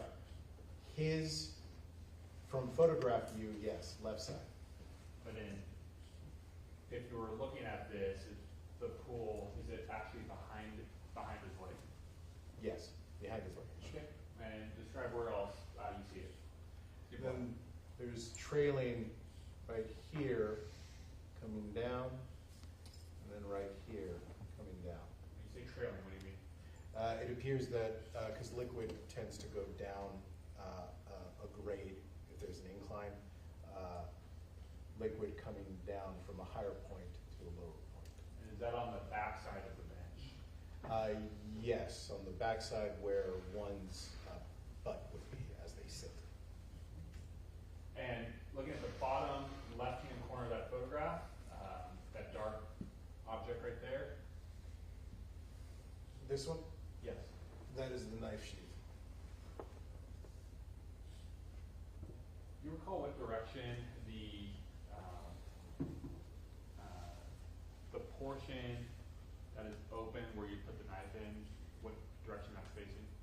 That is currently in this photo facing north. So north would be off to the left side of the photograph. Yes. If you're sitting on this bench, if you're out looking at this bench, looking where someone is seated, to the left is northward, to the right is southward. This is photograph 7338 in People's 1. Next photograph. Photograph 7339. What do we see here? This is a view of Mr. Breaux seated on the bench, the backpack, which is on his right side, the scarf, and a shirt, a sleeve sticking out down here. Next photo. Ending in 7340. And describe this one. What are we seeing that's new or different? This is David Breaux seated on the bench. However, a screen to prevent passerbys from seeing him has been erected to the left side of the photo, that black screen. So, privacy screen. Yes. Okay. Next photograph. Ending in 7341. What are we looking at on this angle? This is, you can see more of that reflection of liquid that is pooling underneath him, red liquid, with trails coming down. Since where that liquid is a high point, liquid tends to go down at a grade, so it's going to low points. And suspected blood. And looking at Mr. Breaux's shoes, anything of significance there? Yes, one shoe, his left shoe is planted sole down. His right shoe is planted with the right side of his ankle down instead of the sole. There's also red staining on the tip of his left shoe. And looking at his left leg, are you able to see the dirt and the rest that we talked about? Yes, it's along the top of his shoe, left shoe at the top, and also his exposed right sole. You can see it at the bottom of his shoes. How about his right knee? And right knee, where the bend is, there is brown dirt dusting, similar color as to what's underneath, and up and down the left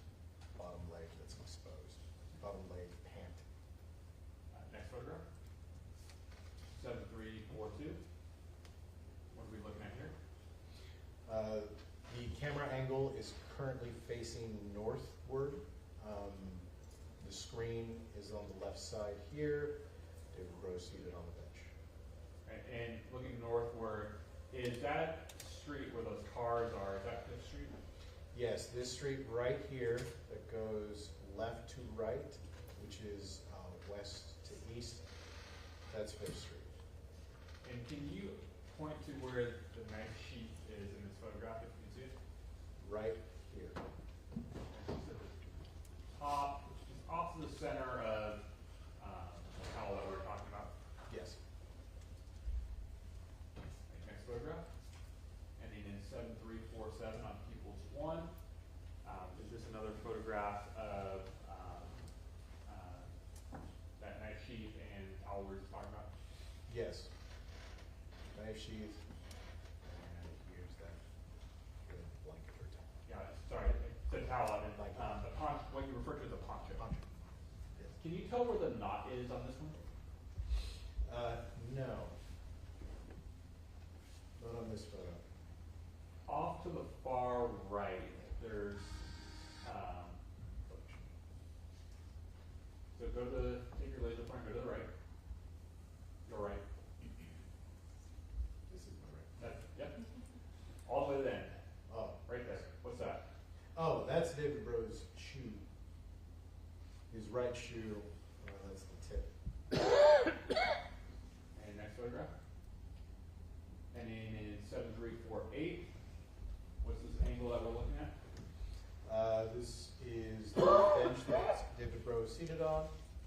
It's more focused on the backpack to the left and the scarf. Next photograph. And in 7349 on People's 1. Is this more of a upward angle looking downward? Yes. Describe what we're looking at here. It looks a little dark on the back side. So this is the area next to, on the bench, next to David Breaux, and there's no objects there. Okay. Where is Mr. Breaux's head at this time? His head, it's hard to see, but it is up here. And so you're pointing sort of the center of the top of the page, or the exhibit. Yes.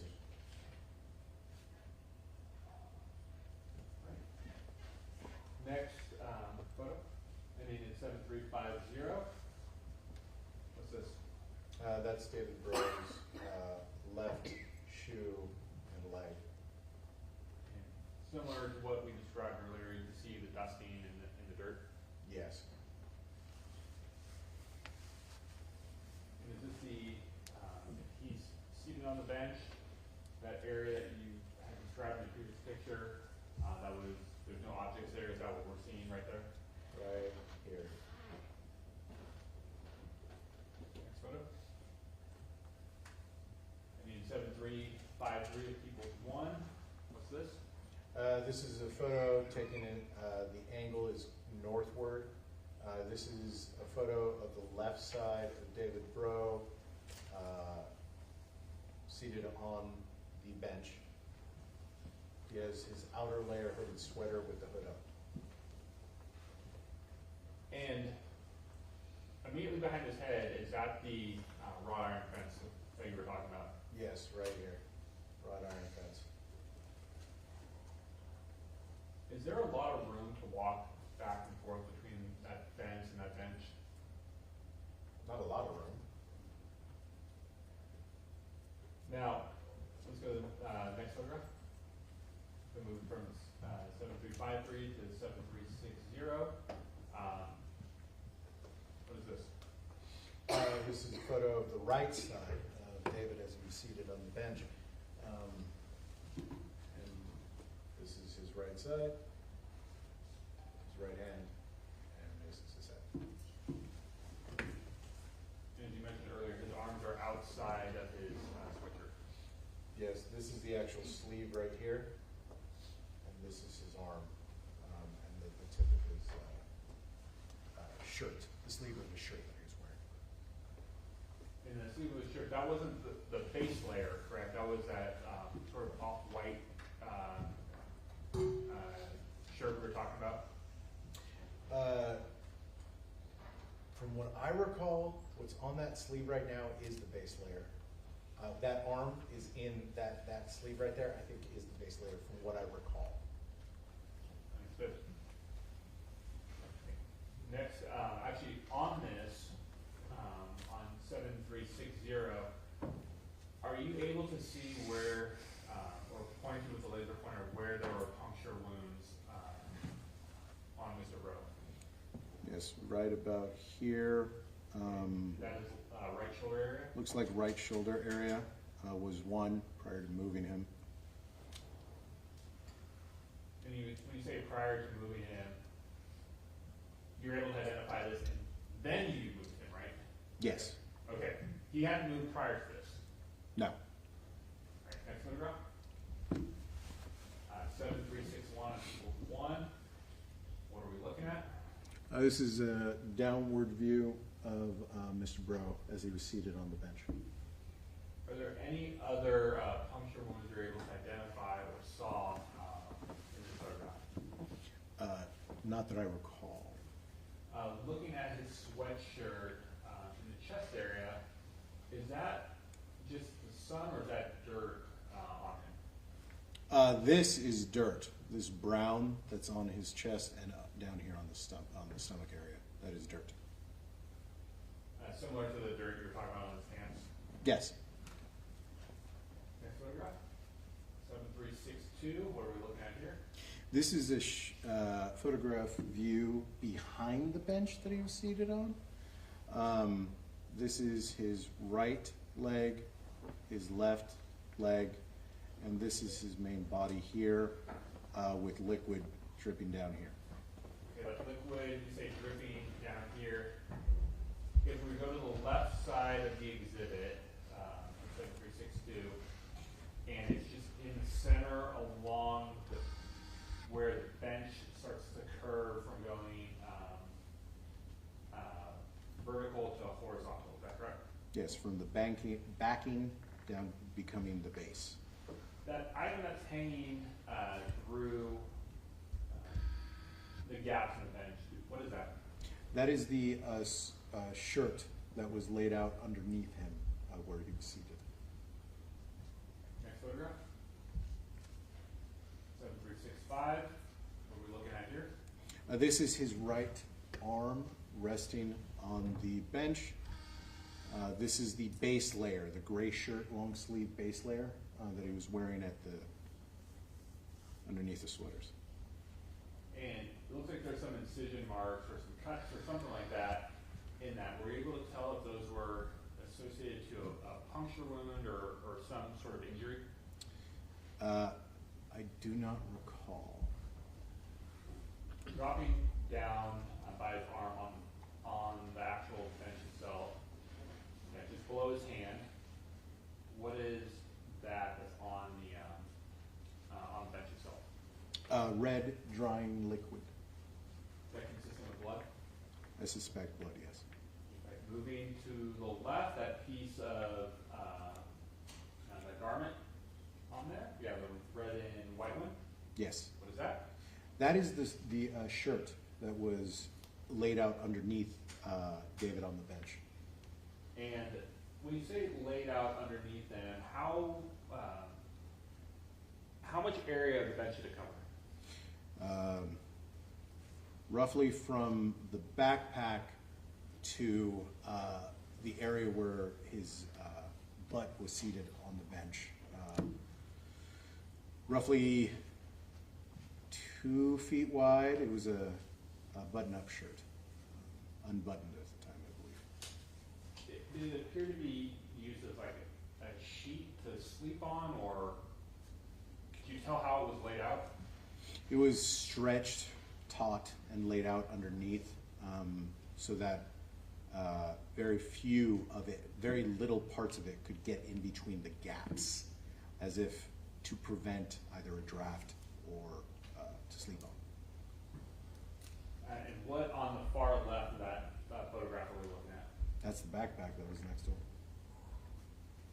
photograph. 7367. What are we looking at here? This is the left side of David Breaux at the belt line.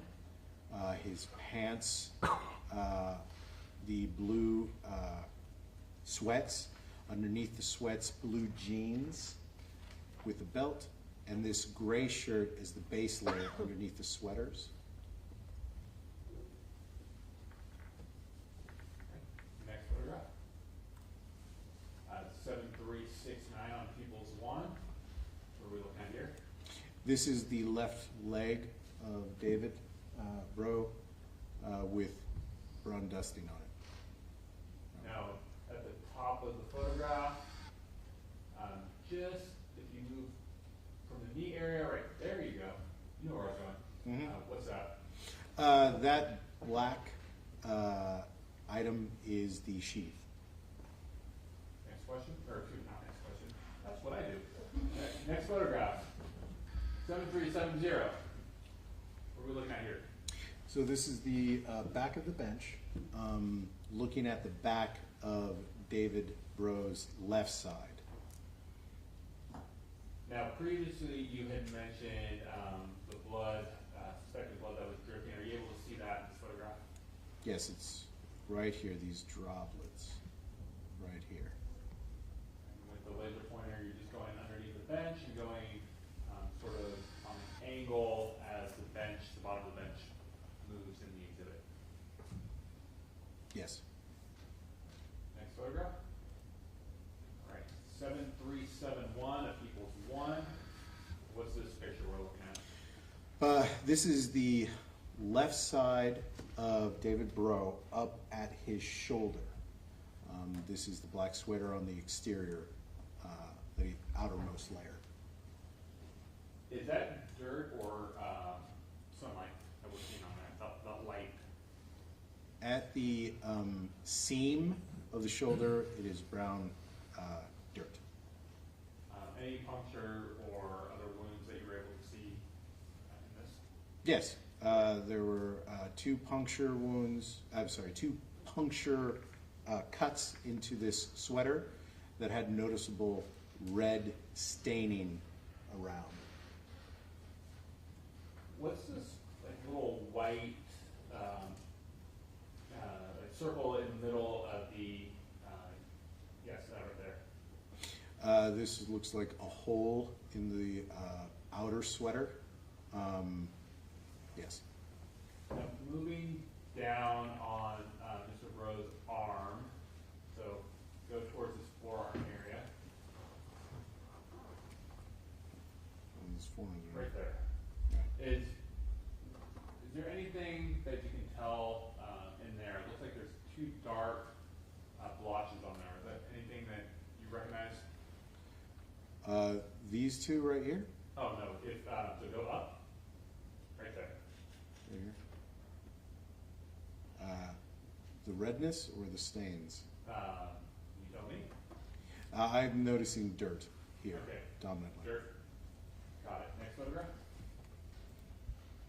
7372.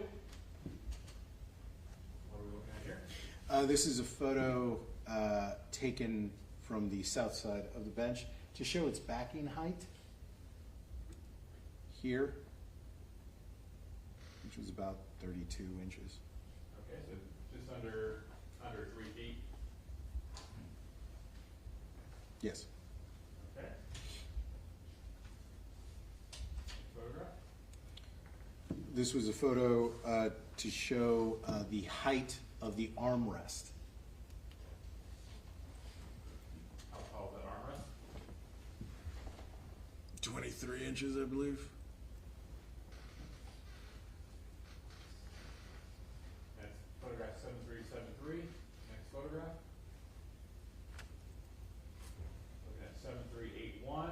What's this? These were punctures that I noticed along where underneath this is his arm. This is the stomach area of the sweater, the outer layer, but underneath it is his arm. And there were two with red soaking liquid around it. One here, another here. Are we looking at the left side of his body or the right side, or are we looking down on his orient us to this photo? So this is a left, we're looking at the left side of his body, and the angle is northward, but it is the left side of his body. Okay, where's his head in relation to this? If this had panned out further to the top, his head would be the further top right of where this photo is. Next photo. 7382. What are we looking at? This is that same area and the use of a reference scale for puncture comparison. When you say reference scale, what does that mean? Putting down a scale in the photo so you have so whoever views it has a general idea of the size of something. So what wound is being measured here? Could you zoom in more for me? Go up. It's hard to see, but I think usually I think there's one right here. And when we say right here, you're circling the area where if you took one and one and went across to make a square, would be within that. Yes. Next photo, 7382. Next photo. 7383 on people's one. What is this? That is a puncture wound just to the right of the pocket entry, outer base layer. All right, next photo. 7384. What is this? The same wound using the scale as a reference. And what side of Mr. Breaux's body was this on? Left side. Left side. Right, next photo. 7385. What are we looking at? So this is a view of his right side, specifically his right arm as it rested on the bench. Are there any visible wounds on his right arm? Yes, there was a cut on his right hand and then around the area of these punctures. And areas of punctures, you're looking at his forearm area on that base layer. Yes. Next photo.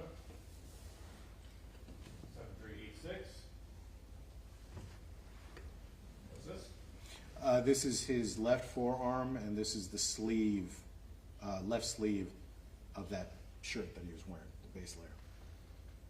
And that zoomed in version of the previous photograph that we just described. Yes. Next photo.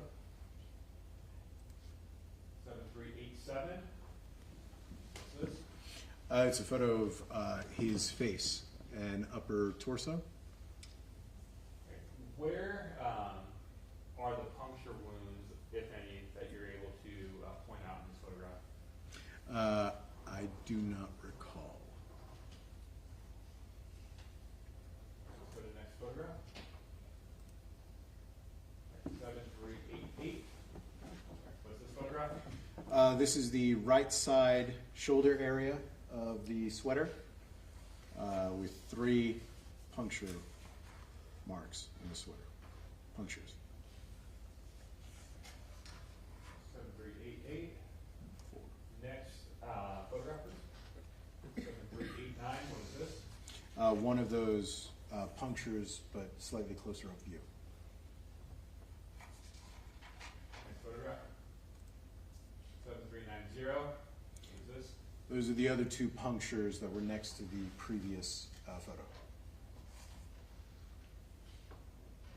Next photo. 7391. What is this? This is a puncture on the left side of David Breaux, up near the clavicle area. And in the upper left-hand corner of that photograph, is that Mr. Breaux's chin, facial region? Yeah, left side chin area. Next photo. 7392. What is this? That puncture with scale at a different angle. And again, upper left-hand corner, is that his facial region? Yes. Here's left How clavicle. many more do we have of these?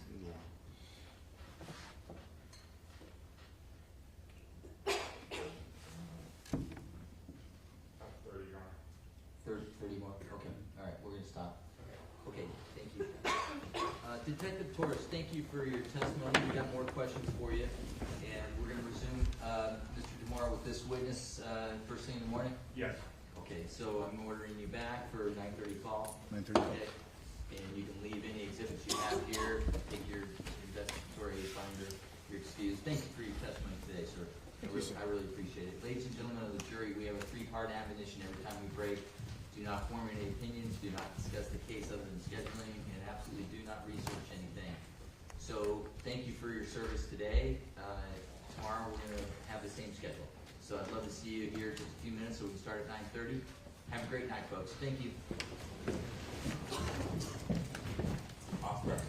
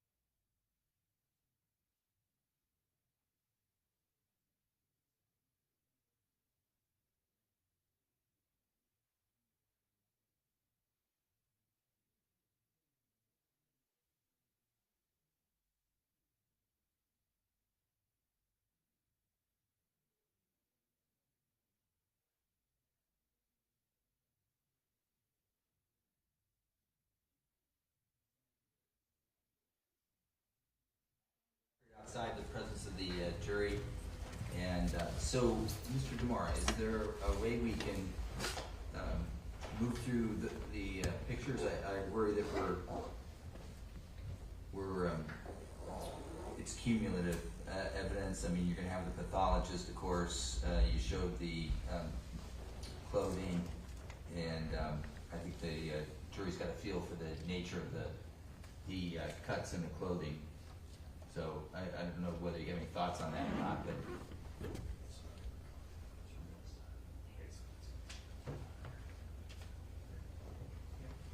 we're almost done with the clothing photo, so it's going to go to other areas of interest that I don't think will be cumulative.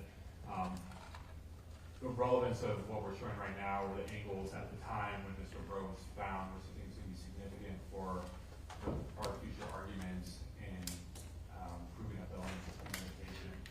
But it will move faster tomorrow once we go through the remainder of the photos. So, okay.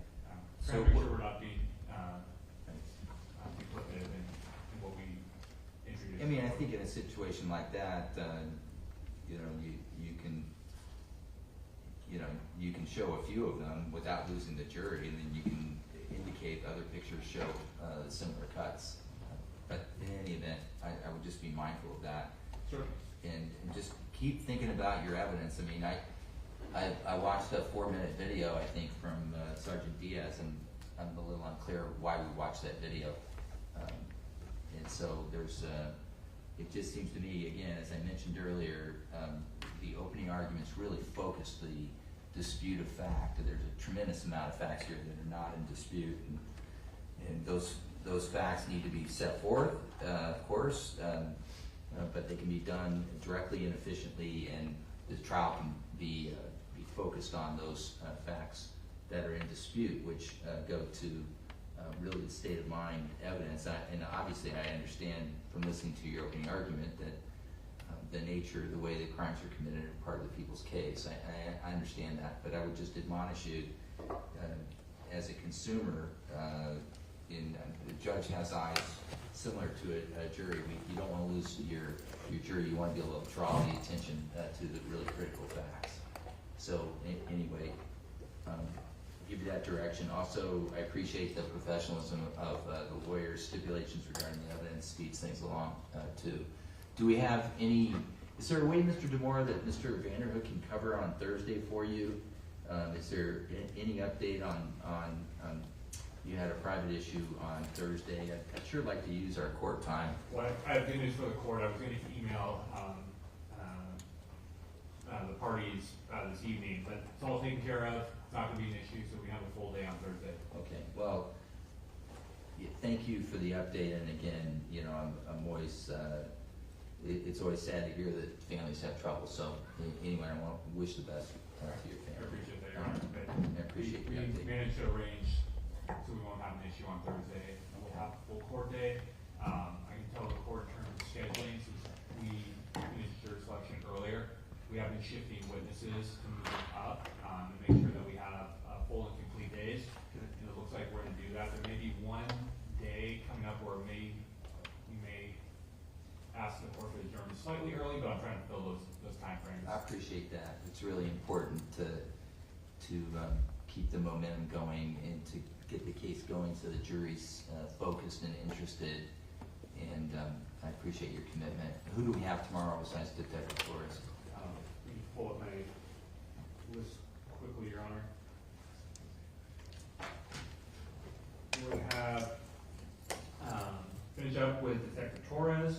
We're going to have Sergeant Ranger. We'll have Ms. Guillory available. She's available today in case we needed to move into her testimony. Dr. Massey, Corporal Lee, Officer Peel, Sherry Kolb, Chris Kumita, Mr. Anaya, and we have Najim as well. Okay, all right. Thank you for that summary. I appreciate it. Okay, anything else? Actually, I had Ms. PSS Linda Schwend as well to come and authenticate the photographs that Detective Torres is talking about. I'll email Mr. Hutchinson and see if we can do a stipulation so she doesn't have to go through those photographs and authenticate them. Yeah, that'd be great. That's exactly the type of thing we can do to reasonably save time. Anything else for the prosecution? With Mr. Anaya, because he was one of the witnesses that we had been having trouble with, I may ask the court to call him out of order tomorrow, and we can get him in and out very quickly. Yeah. Yeah, we'll take him whenever he's here. Yeah, that's great.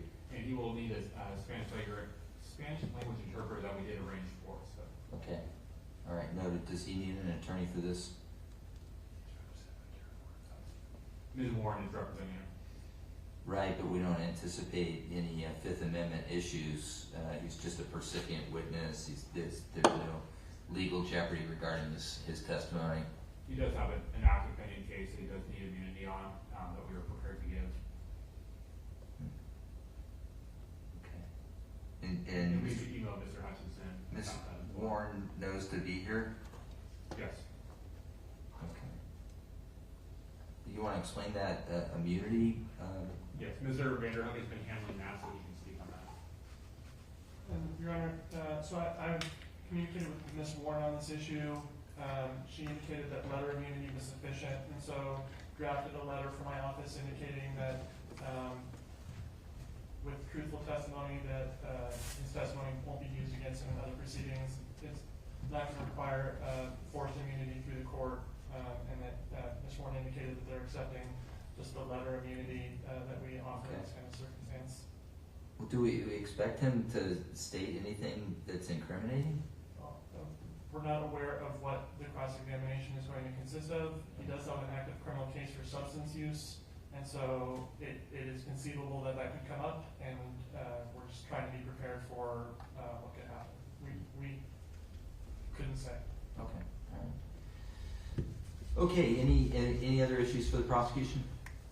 Oh, Mr. Vanderhook has one more. Just very briefly, Your Okay. Honor. I know the court was asking about the physical bench, and we've been thinking about what the court has said. We're not going to bring in the physical bench.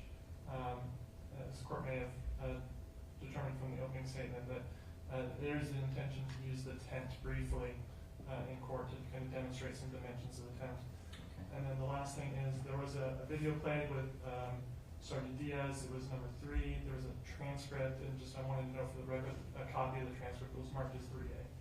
Oh, it was? We got the transcript, Mr. Clerk? Oh, okay, I missed that. All right, court exhibit.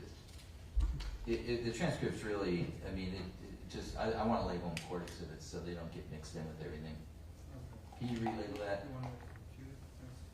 What was my first court exhibit? Oh, yeah, just call it court exhibit 2. Yeah, thank you, counsel, I appreciate that.